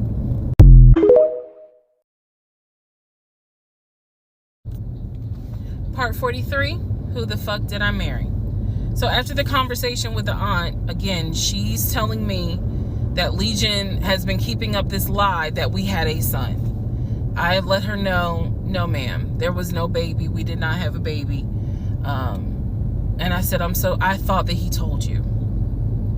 And she said, he's told a few people that you all had a baby. And she said, because I know some people were trying to send a gift to celebrate the birth. I didn't know anything about that. Didn't know anything about that. So she said, he's trying to come stay with me. She said, but I don't think I want him to, again, she's an older lady. She's like, I don't think I want him to come here because I don't really want to get involved with his divorce again. And I said, what do you mean again? I said, are you talking about the previous wife? And I said the previous ex-wife's name. She said, I don't know who that is. I'm talking about LaTanya, that one, the first one. And I said, well, what happened? Do y'all remember I said in my previous video that I read their divorce records. He had filed for divorce and they had a temporary protection order against each other. I said that. So now the aunt is on the phone saying that she had to go to court and testify on Legion's behalf in regards to the temporary protective order. And I was like, well, what happened? She said they got into a fight with each other. And she slapped him. And I said, well, do you know why they got into a fight? And she said, yeah, apparently he had lied to the wife and it was something major and they got into a physical fight. And she said that woman almost beat his behind. And so he asked the court for a temporary protective order. So now I'm just getting the backstory on how that TPO was even came into play. So I told her, I said, Miss, Christy, we'll call her. I said, you don't have to worry about that. I said, we're not, he's already signed the paperwork. We're not fighting. I don't have it in me. I don't. So I said, I'm not going to tell you not to have certain people in your home, but I am going to tell you that I'm just barely kind of discovering exactly what the lies are in regards to Legion. So if you feel comfortable having him in your home, then do it. I said, but I am going forward with this divorce, and once the divorce is final, I will have nothing to do with him. And I said, and I'm so sorry, that he lied to you, and kind of pulled at your heartstrings in regards to a baby. I said, there is no baby. So she said, so y'all are really getting a divorce? I said, and I didn't want to cuss to the older ladies, but I said, yes, ma'am, we are. And so we get off the phone. Also during this time, Legion would call me every now and then. Legion had no idea. I've spoken to his ex-wife. I've spoken to his brother. I've spoken to his female cousin. He had no idea. I have now, if we want to go through real quick and talk about what we can confirm. We can confirm that there is no sister. We already knew there was no baby. There was no VP job. Again, he was a temp, and apparently he was making decent money. So what I believe, and this is just what I think off of putting pieces together, I think that he made enough money to pay the household bills, because it wasn't as if the household bills were so expensive. He made enough money to live on his own. But instead of him living on his own, he's living with me. So we can also confirm that when he told me that he was paying his car off, and he called the dealership and paid his car off, we can confirm that that's a lie. That story will come up later on. So pretty much at this point, the only thing I know to be true, his name, his date of birth, the secondary social security number that was on my background check, and that he has 2 brothers, and the parents are deceased. At this point in time of July 2021, that's all that I was able to confirm that to be true. So later on, Legion calls me. He calls me because he wants some money. He just needs a little bit of money to hold him over till payday. And so we're on the phone. The call, again, I was recording all my calls at the time. We're on the phone, and I finally kind of confronted him, number one, about having a twin. That's when he tells me, I don't know why I lied, but I don't really talk about him. Number two, I asked him why did he get fired from the condiment company. His story is that he got fired because he had helped a truck driver and he was not supposed to. I know it's a lie. Y'all don't even have to tell me. I know it's a lie. Number three, I asked him, why did you tell your aunt that we had a baby? He claims he never told her that, and that she's old and she didn't know what she was talking about. So then I asked him if he was ever in trouble where he's been arrested. And he said, yeah, I've been arrested as a juvenile, but my father had my record expunged. I said, were you ever arrested as an adult? He said, nah, I ain't never been arrested as an adult. I said, so you never went to weekend jail? He said, no, I don't even know what that is.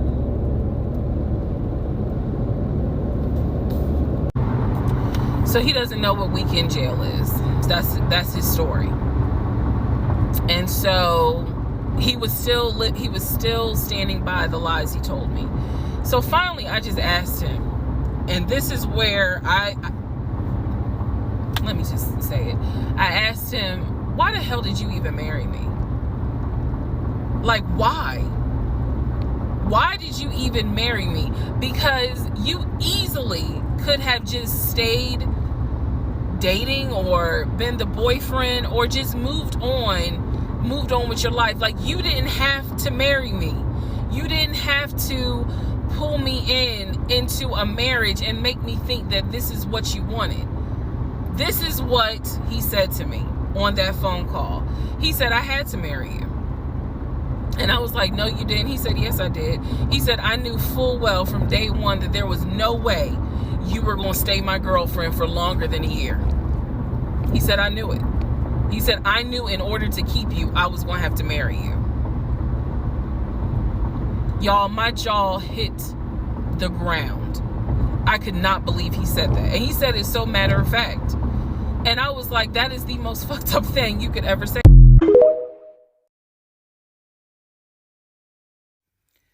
Part 44. Who the fuck did I marry? The videos that you saw earlier were filmed earlier today. And yes, I'm aware. It was brought to my attention. I had to make a decision whether or not to finish, keep my word, or stop, disappear. I mean, disappear. Okay.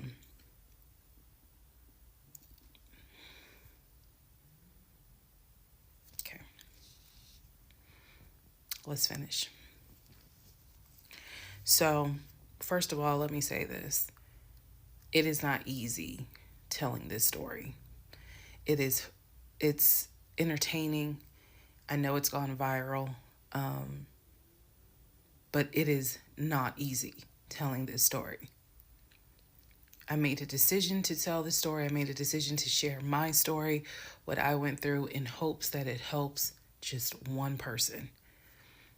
But I would be remiss if I didn't tell you all, it is not easy telling this story, to relive it, to face certain things out loud that I had to face internally. Just want to say that. So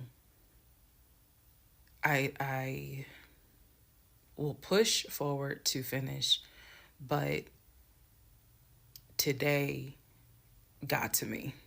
The toll of this got to me today. So I know that you all are like, we're waiting on the next part. We're waiting on the next part. I appreciate that and I get it. Because if I was in those shoes, I would be waiting too and be like, where is it? So I understand that. But the toll was real today. All right. So with that being said, we are still in July of 2021. I talked to the brother, Chris. I talked to the aunt. I talked to all these people. And now was the time where I had saw the receipts for the weekend jail type thing. So I went ahead and did a search for his criminal history. I ran his criminal history. I did that on my own at home with my money. So this was not, I think someone had asked if I did anything with my job. No, I did not. I know better. So I ran a criminal history, or I paid for a criminal background report. For him to say that he appreciates law enforcement so much, it was obviously a lie, because the criminal history showed that he had been arrested for criminal trespassing. He had been arrested for suspended license, suspended registration. But the big thing was impersonating an officer. If you don't know anything about impersonating an officer, it is a felony. Period, point blank. As sure as Peachtree runs from Bankhead to Buckhead, it is a felony. So seeing what court it was in, I did another open records request for the incident report. I wanted to know exactly what the circumstances were, especially given the fact that I worked in law enforcement at the time. What were the circumstances as to how he was arrested for impersonating an officer? So I did an open records request. I got the incident report. And I'm tired of saying my jaw hit the floor. But on this one, my jaw hit the fucking floor. I respect law enforcement. Again, I was working in an agency with a lot of great men and women. Basically, what the incident report, and I'm paraphrasing it because I don't have it sitting in front of me. Basically, what the incident report shows is that he pretended to be an officer using a badge. I later found out it was the badge that his dad had as a former correction officer. Same last name. So he was pretending to be a police officer at an apartment complex on the south side of Atlanta and proceeded to tell people that he was an investigator and he was looking for drugs. He also proceeded to try to pat down someone, and then also proceeded to try to go into a woman's apartment and do a search. This is in the incident report. So naturally, the woman who he was trying to get into her apartment to do a search happened to either work with or worked at a local police department. So she just simply called her coworkers or called her homeboys or whatever. And so he was subsequently arrested and subsequently was charged and found guilty. That is what I found in his criminal record report. It is fair to note, had I known that he had a criminal history, we never would have even finished date number 1. Some things I'm just not going to get involved with if I know from the rip. So what does this mean? Again, we've been going over what's the lie, what can you confirm? I can confirm that there was no way that this man ever had a passport to take me to London. When he claimed that he was voting in the election, there's no way that he did, because he tried to tell me that he was still a registered voter in California and that he did it online. I knew it was a lie, but again, at this point in July, I'm able to confirm that, yeah, you never had a passport. You never voted. The small things that mean something to me, he never did it. He wasn't eligible to. So now I know that not only have you, yes, been arrested. Now, what happened as a juvenile, I don't care. But you have been arrested. You have done some sort of time. And now it explains why you knew your way around the county so well. If you go back to the previous videos, I had mentioned that I was wondering, how do you know your way around here? And the story was his sister used to live in this county, and he would come visit when he would fly in from California, when he would go see his parents in Augusta. That was the story. So that explains the criminal history. And I'm also going to take you guys back and remind you when I had to go in for my polygraph and how the polygrapher had asked me, do you know anyone that is a convicted felon that you have relationships with, blah, blah, blah. And remember, I said to him, my husband and I are estranged. I honestly don't know. Fast forward to July, where I find out that yes, in fact, on top of everything, I was married to a convicted felon. Had no idea. No idea whatsoever. And it's nothing but the grace of God that I was honest with the polygrapher and telling him, look, I don't know what's in this man's background. To say that I have no idea who I married is an understatement. It is a complete understatement. It's fair to say, well, you only knew him for like 2.5 weeks before you quarantined with him. That's fair. And I can understand that, and I take responsibility for that. But in the big scheme of things, I had no idea the creature that I was sleeping next to every night. No idea.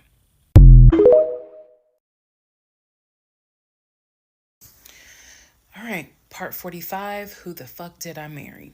So we are now end of July, August time frame. During this time, Legion basically disappeared. Remember, I'm still waiting on the final divorce decree to come up. I'm actually waiting for the 30 days to be up so I can file the divorce settlement form. So I'm waiting on those 30 days to be up. I'm playing nice with him. I'm being cordial. I have done uncovered all kinds of stuff. But just in case he was going to act a fool, I was trying to be cordial. So I had spoken to him on like a Monday, and I was trying to get a hold of him for something, but I'm the one that initiated a phone call in the coming days. Never heard from him. Never heard from him at all. He wasn't. His phone was dead. It was going straight to voicemail, and I genuinely was worried. A few days turned into a week. By the time I hadn't heard from him in a week, because I knew he was not living anywhere but his car. That I knew that. So this is what happened, y'all. I first reached out on Facebook. Remember, even though he has told me that he had all these siblings, we know he didn't have all these siblings. But remember, I told y'all I had met the brother in Augusta and I had met the brother in Baltimore.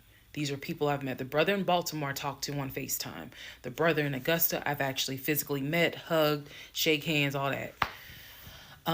So I reached out on Facebook to people that I remember him talking about all the time.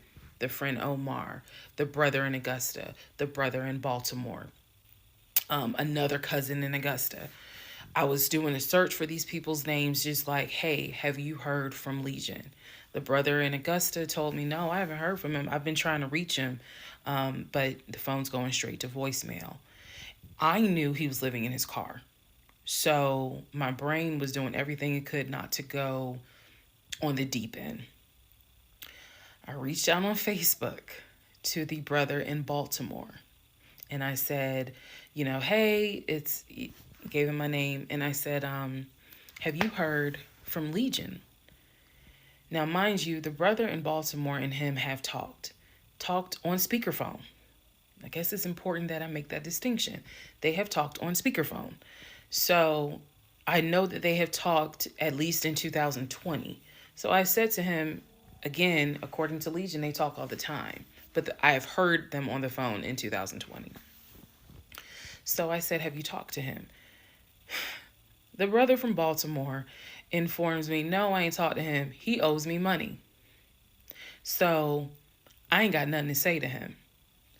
And I said, wait a second, like, he was telling me that y'all are brothers. He was like, man, he's like a brother. But I don't fuck with it. I don't fuck with him because he owes me money. So they had not spoken. This is now July 2021. They had not spoken in well over 6 months. So all the phone calls, this is what it means, guys. All the phone calls that he had with the brother in Baltimore in 2021 were not real. Then I reached out to the Omar guy, and I remember the story is that he and him known each other's years since California, worked together at the condiment company. I reached out to Omar and said, have you heard from Legion by any chance? Explained who I was. He responds with, and I'll never forget it, he responds with, no, I have not heard from him. I have absolutely no contact with him whatsoever. We are not friends, and I would appreciate if you do not reach out to me again about him. The stories I was told was that this dude is supposedly his best friend. Shocking moment. So they had not spoken in years. They're not cool. He does not fool with him. Okay. Went on to the next person, a female cousin I had met. She said, no, I have not heard from him. Why would I hear from him? We don't really talk. Like, I think she was genuinely weirded out by the fact that I'm reaching out to her out of the blue, asking, hey, by any chance, have you talked to my soon-to-be ex-husband? So what I discovered because he ended up being gone for 2 weeks. What I discovered in those 2 weeks, let me be very clear with the statement I'm getting ready to make. I reached out to every person I know who apparently has had some form of relationship with him. Either he said that they were friends, they talked on the phone, he said they hung out. The brother in Baltimore, I was told, had been to the house while I was at work. Brother in Baltimore said, no, that never happened. I've never been to your house. All these people knew that Legion was a liar. And I think that they all felt bad, with the exception of the Omar guy, felt bad that I was kind of just discovering what they've known for years. In those 2 weeks, I found out every single person I reached out to, not a single one of them gave a shit if that man was dead or alive. All of them had the attitude, some even said it, no, I haven't heard from him. I don't care to hear from him. It was as if, for me, it was such a sad moment because I discovered this man has no friends. Fuck whatever he has said. I am now able to prove it. He has no friends. There is nobody who is concerned that they have not heard or seen him in over 2 weeks. Some people months. One guy years. None of them were concerned. So basically what I'm saying is that I discovered he had burned bridges with everyone. Burned bridges with family, burned bridges with so-called friends, burned bridges with fake brothers, fake sisters, fake aunties, uncles, everything. He had burned bridges with everyone. And for me, that was more telling than anything else. Yes, I knew he was a liar. Yes, I knew he had made stuff up. I was genuinely surprised to discover nobody gave a shit about this man. No one. I had never met every single family member, but the fact that he was living in his car, the fact that he wasn't bathing and was just had disappeared was shocking to me. So, where was he for those 2 weeks? Glad you asked. He had checked himself into a behavioral hospital in Augusta. Why? Not to get help. No. This is July in Georgia. It's hot as hell. It's sweaty. It's damp. It's humid. It's everything. He checked himself into a hospital so he could stop sleeping in his car for 2 weeks. When he checked himself in, they took his phone, and that's why no one was able to get a hold of him. And by no one, I mean me.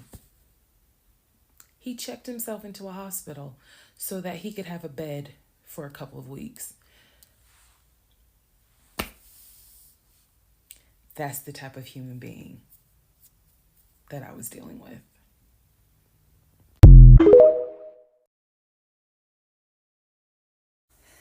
Part 46, who the fuck did I marry? So after the whole missing in action debacle where he disappeared for a couple of weeks, Legion started calling and texting me, telling me that he was ready to come home. Yes, you heard that correct. So apparently someone had told him that legally he did not have to leave the house when I kicked him out because it was a marital home and he had just as much right to be there as I did. So he started harassing and calling the shit out of me. He was calling, 30 times in 1 hour. He was Facebook Messenger calling me. Let me be clear. Facebook Messenger calling me. He was calling me so much. He was messaging me saying, I'm coming home.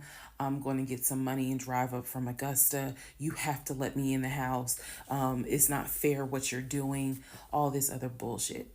It was non-stop. He would start calling at 7 o'clock in the morning. He would not stop calling until 10 o'clock at night. He was calling so much, leaving messages, like I said, just straight up harassing me. So I reached out to attorney friends. I reached out to local law enforcement. Local law enforcement informed me, well, technically, he's right because he is still legally your husband. Our divorce had not been finalized at this point. The paperwork had been sent in. I was just waiting on the judge to give me her signature, but it hadn't happened yet. So the local law enforcement did tell me if he comes back, our officers would have to let him in the house. You don't have to stay there. They gave me different options. I mean, I was trying everything in the book because he is saying I'm coming back to the house. I told him, do not come. You were not welcome. I'm not letting you in the house. Again, the locks had been changed. The code had been changed. So I told him, if you come to this house, step foot on this property, I'm calling the police and getting you arrested for trespassing. You should know about that. He was adamant. He was adamant that he was allowed back in the home. He didn't know the conversations I had with local law enforcement, but somebody was in his ear telling him, nah, you can go home because she's not allowed to kick you out. Okay. So I didn't know when he was scheduled to come because he was trying to get the money for the gas to get back to Clayton County. I tried everything I could. Basically, what my options were simple. Let him in the home, and I can stay in the home, put him in a room, just have no dealings with him. But again, I don't want to be under the same roof with him. This is what the local police told me. I could have an officer go room to room and let his body cam film the room to see the condition of the house. And if Legion showed up, I would leave the house. I can go to a family member's home and stay there. This is literally in August, right before my lease is up. So I was already moving. I had already secured another home, did exactly what I said I was going to do, moving to Cobb County. So I just needed a couple of weeks before I vacate the home. So the other option was, again, have the officer film the home with the body camera. That way it shows what the condition of the home is at the time that he moved in. So if anything gets messed up, I can sue him. What am I going to sue him for? But nevertheless, or the third option is I can stay there with him, make life miserable. So my plan was the option of have them film the home. I was not staying in the same house with him. I didn't care. Also, there was no guarantee, and I told the officer this, look, if y'all allow him to stay in this house, I am telling you by tomorrow morning, every utility in this house will be off. He will have no running water. He will have no air condition. This place will feel like a sauna. Officer kind of chuckled and was like, again, ma'am, I mean, this is one of those domestic situations. He is allowed in the home. Okay. So again, I had no idea when he was coming. I was on pins and needles every day. I'm seeing the phone ring, like I said, about 30 times every hour. I'm seeing the messages. I'm seeing this. I had reached out to a police captain. I had reached out to the chief of police. I was trying to get all kinds of help. Like, it ain't what you know, it's who you know. So he eventually tells me, I'm going to be there on Wednesday. This is just an example. I'm going to be there on Wednesday. I had been calling a police captain who was really gracious, really kind, and was trying to help me because I was like, bro, I just need 2 weeks and I'm out of this house. And we already knew he legally could not go to the new house. I was trying to see if I could move in early to the new place. The landlord was like, I really can't let you. So I felt like I was running out of options. He's saying he's coming. He's saying he's coming. He's adamant he's coming. I guess somebody felt sorry and gave him some gas money so he could drive from Augusta up to Clayton County. So the day before all this goes down, the police captain called me and he informs me He informs me that they ran his name through GCIC, which is a database that law enforcement agencies use. Turns out, he has a warrant for his arrest. So the police captain says this changes everything. If he shows up to the house, don't do anything, call us. I will have officers to your home and they will simply arrest him. So, I know that this is a short part, but I'm going to dedicate the next part to what happened when he showed up to my house.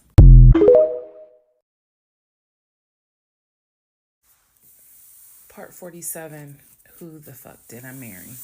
So, here's what happened. This was mid-August. Went to work as usual. It actually happened on a Friday. I had to look at the dates. It happened on a Friday. Went to work. Still, he was calling me, texting me, messaging me that he was on his way. And so I was a bit on pins and needles all day. I was dreading going home, and that is a horrible feeling, to dread to go home.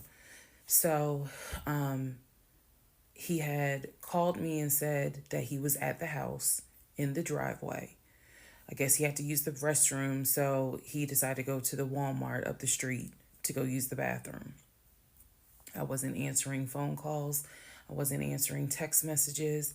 I simply called the police captain. I said, hey, he's saying that he's at the house. The police captain himself drove by the house, but I believe he drove by the house when Legion went to Walmart to use the bathroom. So the police captain was like, I don't see anyone there. But again, when you get home, if he is there, do not engage, call us. Okay, no problem, because I got you on speed dial. So I go home. I'm on the phone with both my mother and my aunt on a 3-way call. They're both like, oh my God, you know, what do we need to do? I drive into my subdivision. What he did not know was that he had backed into the driveway up against the garage. Normally, I park my car in the garage. But what he didn't know was that at the time, I was driving a fleet car. So I wasn't even in my normal car. And I know that he was waiting to see my car, the Nissan Altima that he helped get, pull in to the subdivision and then pull in towards my townhome. That didn't happen. Because I'm in a different car, he didn't recognize it. So when I turned onto my street, as sure as it is hot in Georgia in the summer, that man was sitting in the driveway in his Ford Taurus. Okay? So I live at the time not far from a cul-de-sac. So when you go straight down, you just turn around the cul-de-sac to come back up. So that's exactly what I did. I went to the corner, turned off so that I can see the house, but he would not have been able to see me. I went ahead and called 911. I was very calm, told them exactly what the captain had told me to say. I was like, my name is, the address is, I need police here because my ex-husband is here. He is not supposed to be here. And I feel as though I am in danger. She said, okay. She, again, regular phone call. She said, we're dispatching police to your home. As soon as I hang up, I then call the police captain. He immediately answers the phone. He says, we just got the call. I'm sending 4 officers your way. Okay, good. Get off the phone, call my mom and my aunt back because they were both like, call us back. Call them back on 3-way.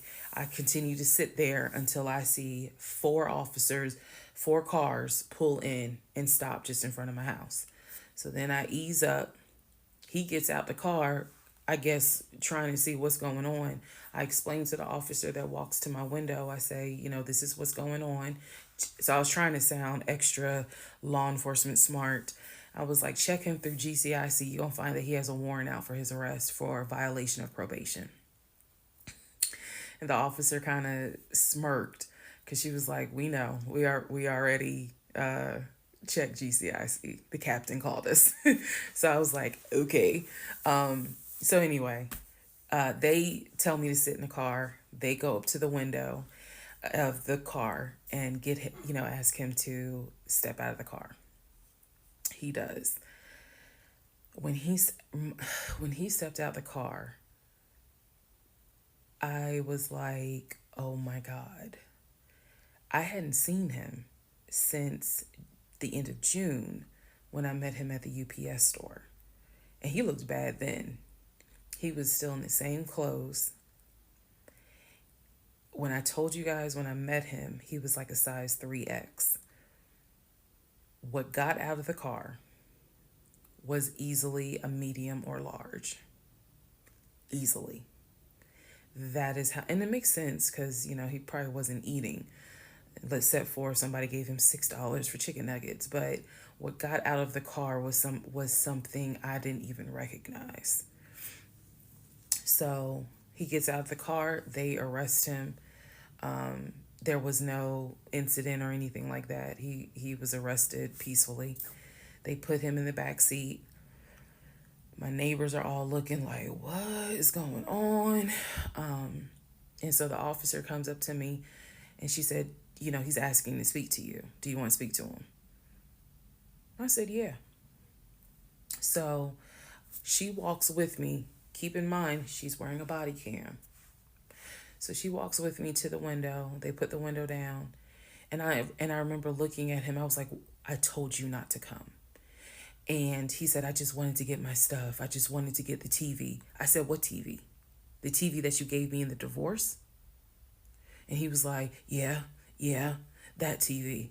And I said, it's mine. You gave it to me. I have the fucking text messages proving that you gave me the TV.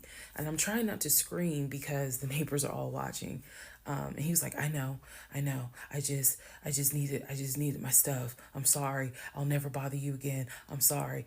And so I look at the officer and I was like, you have me out here with 4 fucking police cars. You have embarrassed me to no end. You have made a fool of me. And you got the audacity to now be like, I'm sorry. I'm like, fuck, you're sorry. So the officer was kind of like, okay. I said, I never want to see you again. He was like, you won't. I'm sorry. I'm so sorry. So I walk off. The officer is like going through the stuff that was in his wallet. They took it out and put it on the roof of the car. So the stuff that was in his pants, like his wallet, his keys, they put it on the roof of the car when they had him get out the car.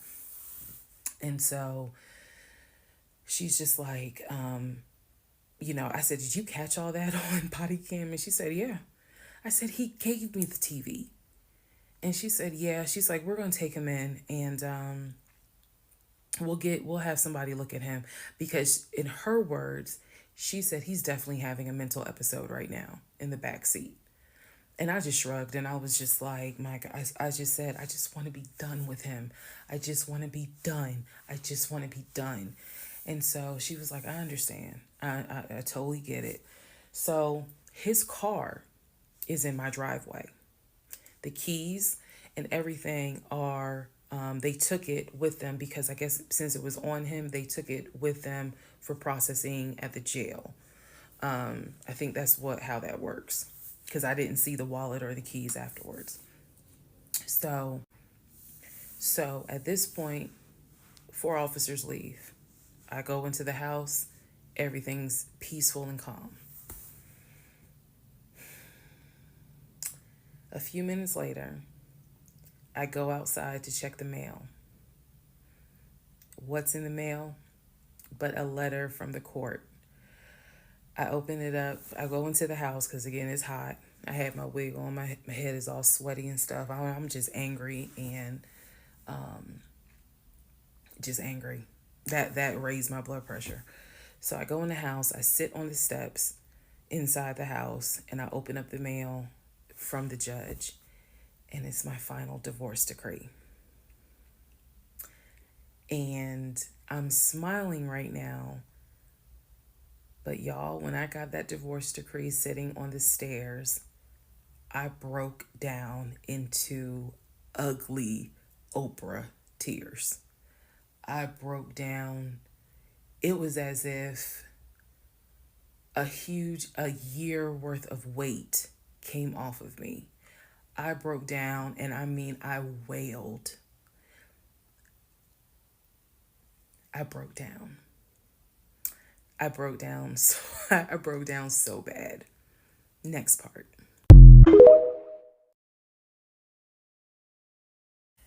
All right, part 48. Who the fuck did I marry? So, after I finished breaking down, wiped my tears, and his car is still in the driveway. I couldn't park in the driveway. So I called the car company. I had called the car company once before when he went missing for those 2 weeks to ask them if they maybe had a tracker on the car and could track it. And the nice gentleman informed me that the tracker had not been giving a signal off for about 5 months. So he wouldn't really give me details on the car, but obviously the car had not, the car payment was not being made on that car. It had not been made on that car for quite some time. So he and I split in June, but apparently the car payment wasn't made long before June. Can't speak to that, but he still had the car. So, called the car company. I told them, I understand that y'all looking for this Ford Taurus. And the lady said, yes, or you can make a payment. I said, no, y'all can come get it. Here's the address. When do y'all want to get it? And she said, well, I can have a driver come get it tomorrow morning. I said, no problem. That car will be ready for you to get it tomorrow morning. And so the car was repossessed out of my driveway the next morning, Saturday. The driver was there about 7 o'clock in the morning. He had the master key for the car, cranked it up, drove it, put it on the tow truck, and left. Here's what that now means. When Legion left my house in June, he left with 2 bags of clothes. Everything else was in my house. At the end of July, or towards the end of July, everything that he had left in my house had been donated to the domestic violence shelter, which means that the only thing that Legion had were the clothes that he had taken with him in the car. When he got arrested in my driveway, all of his clothes were still in the car. And when the car got repossessed Saturday morning, all of the clothes were in there. Which means that when he went to jail, whenever he got out, he only got out with keys to a car he no longer had, a wallet with probably no money in it, and the clothes that were on his back. Everything else was gone. Now we can fast forward to what happened around August 29th. So I was scheduled to move August 31st. Remember, I'm moving up to Cobb County. We had been checking the court documents. He had a court date scheduled for around August 29th or August 30th. I don't remember the exact date. The court time was supposed to be around 9 o'clock in the morning. My mom was watching the court filings online. And according to her, because I missed it, they showed him on the screen because this was still during Zoom. They showed him on the screen, and then he was ushered out of the court into like a back area, and an attorney spoke on his behalf. Between the time that he had been arrested and the time of the court date, I had never in my life slept so good. Truthfully, never slept so good. I was officially divorced. I had no ties to him. There was nothing in the house of his there was nothing of his that was still in the house. I felt free.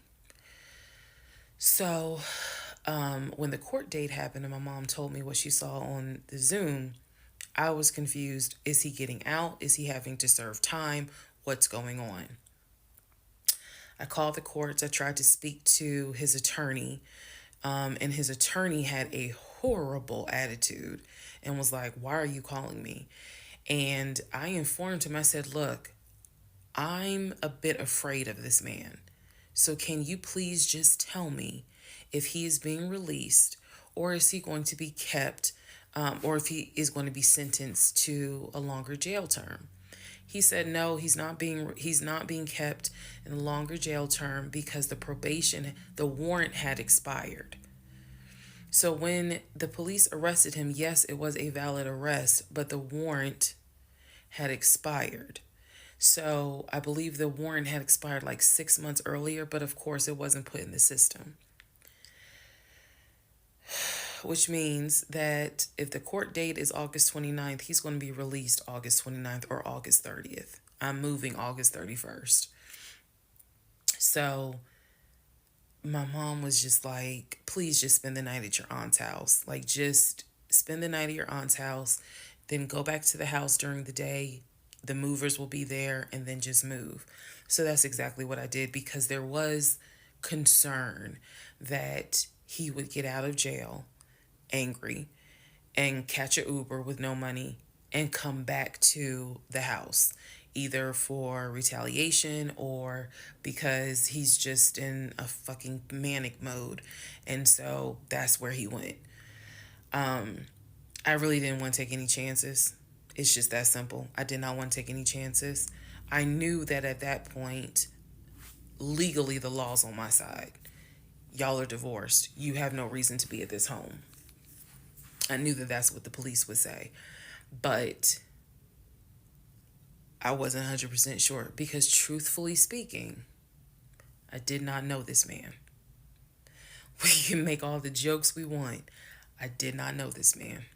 I thought I knew him, but you never really know a pathological liar. So, needless to say, he got released August 30th. I went to my aunt's house for the night. August 31st, I went back to the house. The movers were there. They packed me up, and we got out of there so quick. I think they packed me up in about 2 hours. I honestly told them, there is extra money in this if you guys can get me packed up, meaning loaded up onto the truck, because everything was packed. But I explained to them, this is a domestic situation. I need you guys to move quickly. When I moved out of that house on August 31st, anything that Legion touched, I got rid of. I sold the furniture. I sold dining room tables. I donated plates, glasses.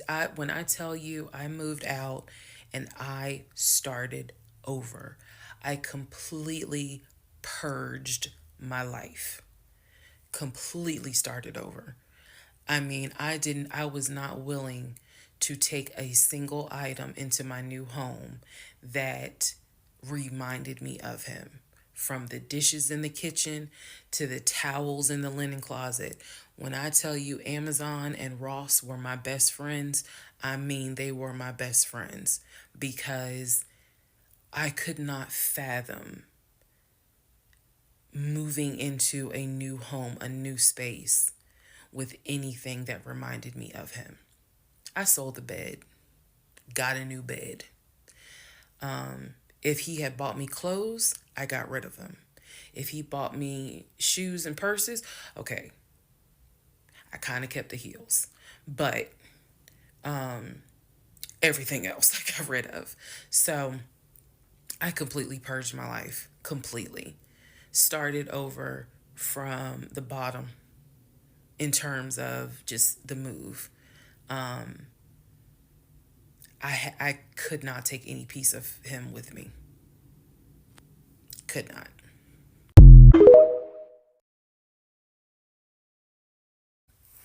Part 49, who the fuck did I marry?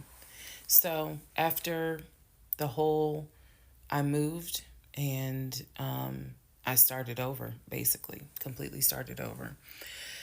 So there was a period of time where different people had reached out to me, people who knew him. Apparently, he was still trying to find a couch to sleep on. And so one guy in particular had reached out to me because I guess Legion had asked him if he could come and stay with him and his family, because he was homeless and had nowhere to go. And so he had lied and told the guy, because again, he's a liar. So he had lied and told the guy that, I had kicked him out. We're divorced. I had taken all his money. And so that's why he's homeless. So the gentleman simply was reaching out to me on Facebook to confirm what is actually true. And he and I talked, because he ended up calling me. He and I talked for a while. Very respectful, really nice guy, very compassionate. And so I told him, I was like, I said, we're divorced. So I have nothing to do with him. I said, I wouldn't bring him in my house with my family if I were you. But that's just me.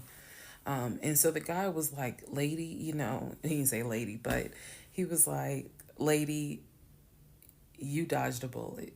He was like, I know you may not see it now, my sister, but you dodged a bullet. You dodged a bullet big time.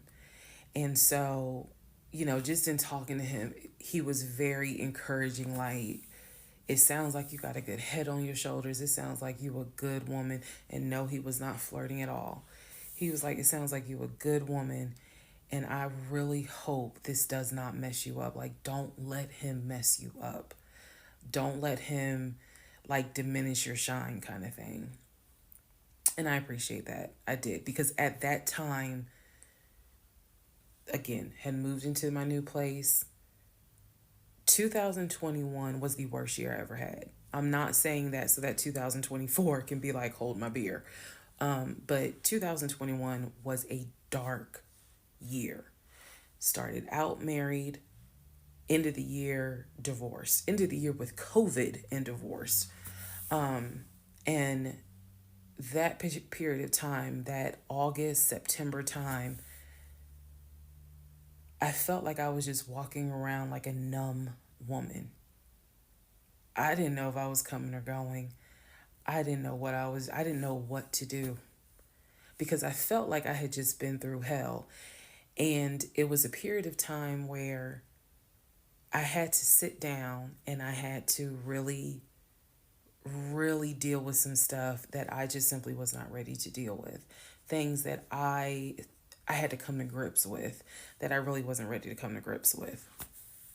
So, fast forward all this time, get to December of 2021. Yes, this is where the story does end. Get to December of 2021. I am out sick with COVID. I'm not at work. I get a phone call from my coworker telling me that Legion has called our job looking for me and was trying to get information on how to reach me. Yes, I had already changed my number. Again, I had already moved, but he knew where I worked. So apparently he had called trying to find me, and the person that answered the phone was like, we're not going to give you that information. So he said, well, can you ask her to give me a call? I'm just trying to get a hold of her so I can get my stuff. The stuff he's talking about are those tote bags from July. So he was calling. And it was a problem. He was trying to reach out to me on Facebook. He was trying to reach out to family members on Facebook, trying to get me to call him so that he could make arrangements to come get his stuff. The devil is a lie. So my friend Tracy, who came to my rescue again, my friend Tracy was like, okay, here's what you're going to do. She said, you're going to send him a message and you are going to say these exact words. I sent him a text message, she said, and she told me, you're going to send a text message because it's going to be time-stamped. And basically the text message says, I do not have your stuff. I did not have your stuff. I have nothing that belongs to you. If you continue you are disrupting the work of my job by calling and asking for me. We have no contact with each other. I will send you a copy of the divorce decree that shows whatever is in your possession you own and whatever is in my possession I own. If you contact me directly or indirectly ever again, I will get a restraining order on you. Now, for those of you who are watching this in 2024, and you're probably like, wow, she's dramatic. Please understand that what I just said, I meant. I mean that. If you ever try to contact me directly or indirectly, I will get a restraining order. I have it in writing. I've always had it in writing. And if I need to rewrite it again in 2024, I will, because the boundaries still stand. And that, ladies and gentlemen, is the last time I had any contact whatsoever with my pathologically lying ex-husband.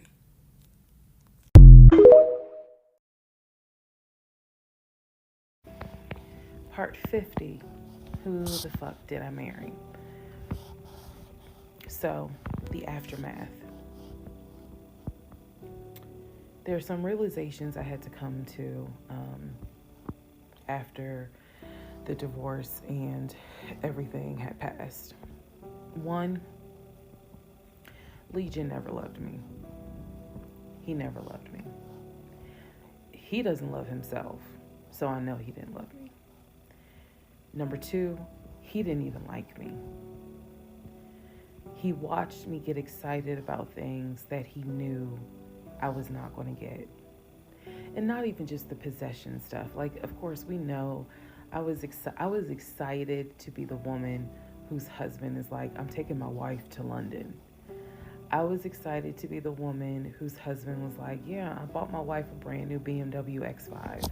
You have to understand, as all the jokes that we make about the BMW, it was the time and effort that he spent in taking me to dealerships and being sure to put me in the car and test drive the car and, oh, I can see you in this. I like this for you. It seems safe. It was the effort to really make me believe that he was going to get this just for him to fuck with me. The effort in taking me to all these homes to see my face light up as a woman who grew up on welfare, to be able to walk into these 4 and 5 bedroom homes knowing that he didn't have any money to buy it. Imagine if he had just been honest and said, hey, I like in my free time to go to open houses and just see how the other people live. Imagine if he had just said that versus wasting not only my time, but the wasting the time of the realtors who did nothing wrong. There's a level of cruelty to my ex-husband that I had never experienced before. And God knows, I pray I never experience it again. That's the word that comes to mind when I think of him. He is cruel. And it wasn't just me, he did it to the ex-wife. So, do I trust? No. I trust the people who were in my life before him. If we were friends or if we were in a relationship or whatever and I knew you before him, I trust you explicitly. But if you're somebody I just met, I don't trust you. I don't. There's no point in me getting on here and saying and making it seem like, oh, I'm so strong, I'm so brave. I struggle big time. Because on one hand, I want to like someone. On the other hand, I'm immediately thinking, what if it's a repeat? And I'm going to be honest with y'all, I can't go through that again. I can't. Every single thing in our relationship was a lie. It took me a while to realize every single day this man lied to me. Every single day he lied to me. Every conversation he had was a lie. I will never know how much he lied to me. I'll never know. I've made my peace with it. I will never know how deep it really truly goes. I only know what I experienced, and I only know what God allowed me to see. But I'm willing to bet that there's a lot I still don't know. When people say, oh, you dodged a bullet, like you just, and I've read a lot of the comments on this, and people have sent me a lot of the comments. And so I need to make one thing very clear. I am fully aware I dodged a bullet. I am so grateful to my God that I did not have that man's child. I'm sorry if that offends some of you, but it's the truth. I'm grateful that we didn't buy a house and that I'm not financially tied to him in any way, shape, or form. But I am also grateful for the fact that there are things about my ex-husband that I discovered in terms of how he is when it comes to other women. And I'm grateful that God has kept me and protected me. That's all I'm gonna say. So when I started out making this series and I made the decision to tell my story, my motive was I just want to help one person. If there is a woman out there who's like, God, I want to be married and I met this guy and something don't seem right, but maybe it's not that bad. My advice is, honey, just go ahead and do your research, because I can honestly tell you, being single sucks, okay?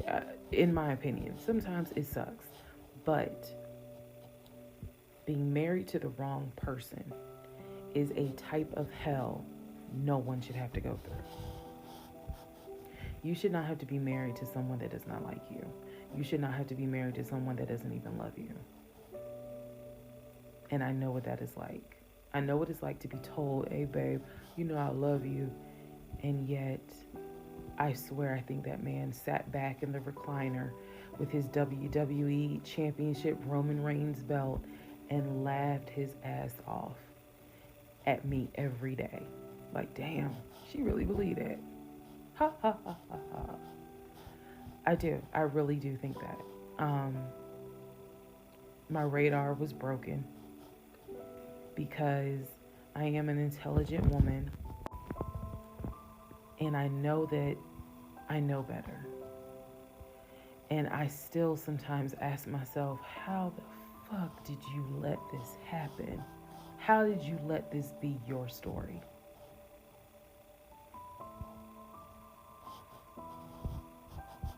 All because at the time I wanted it to be my turn.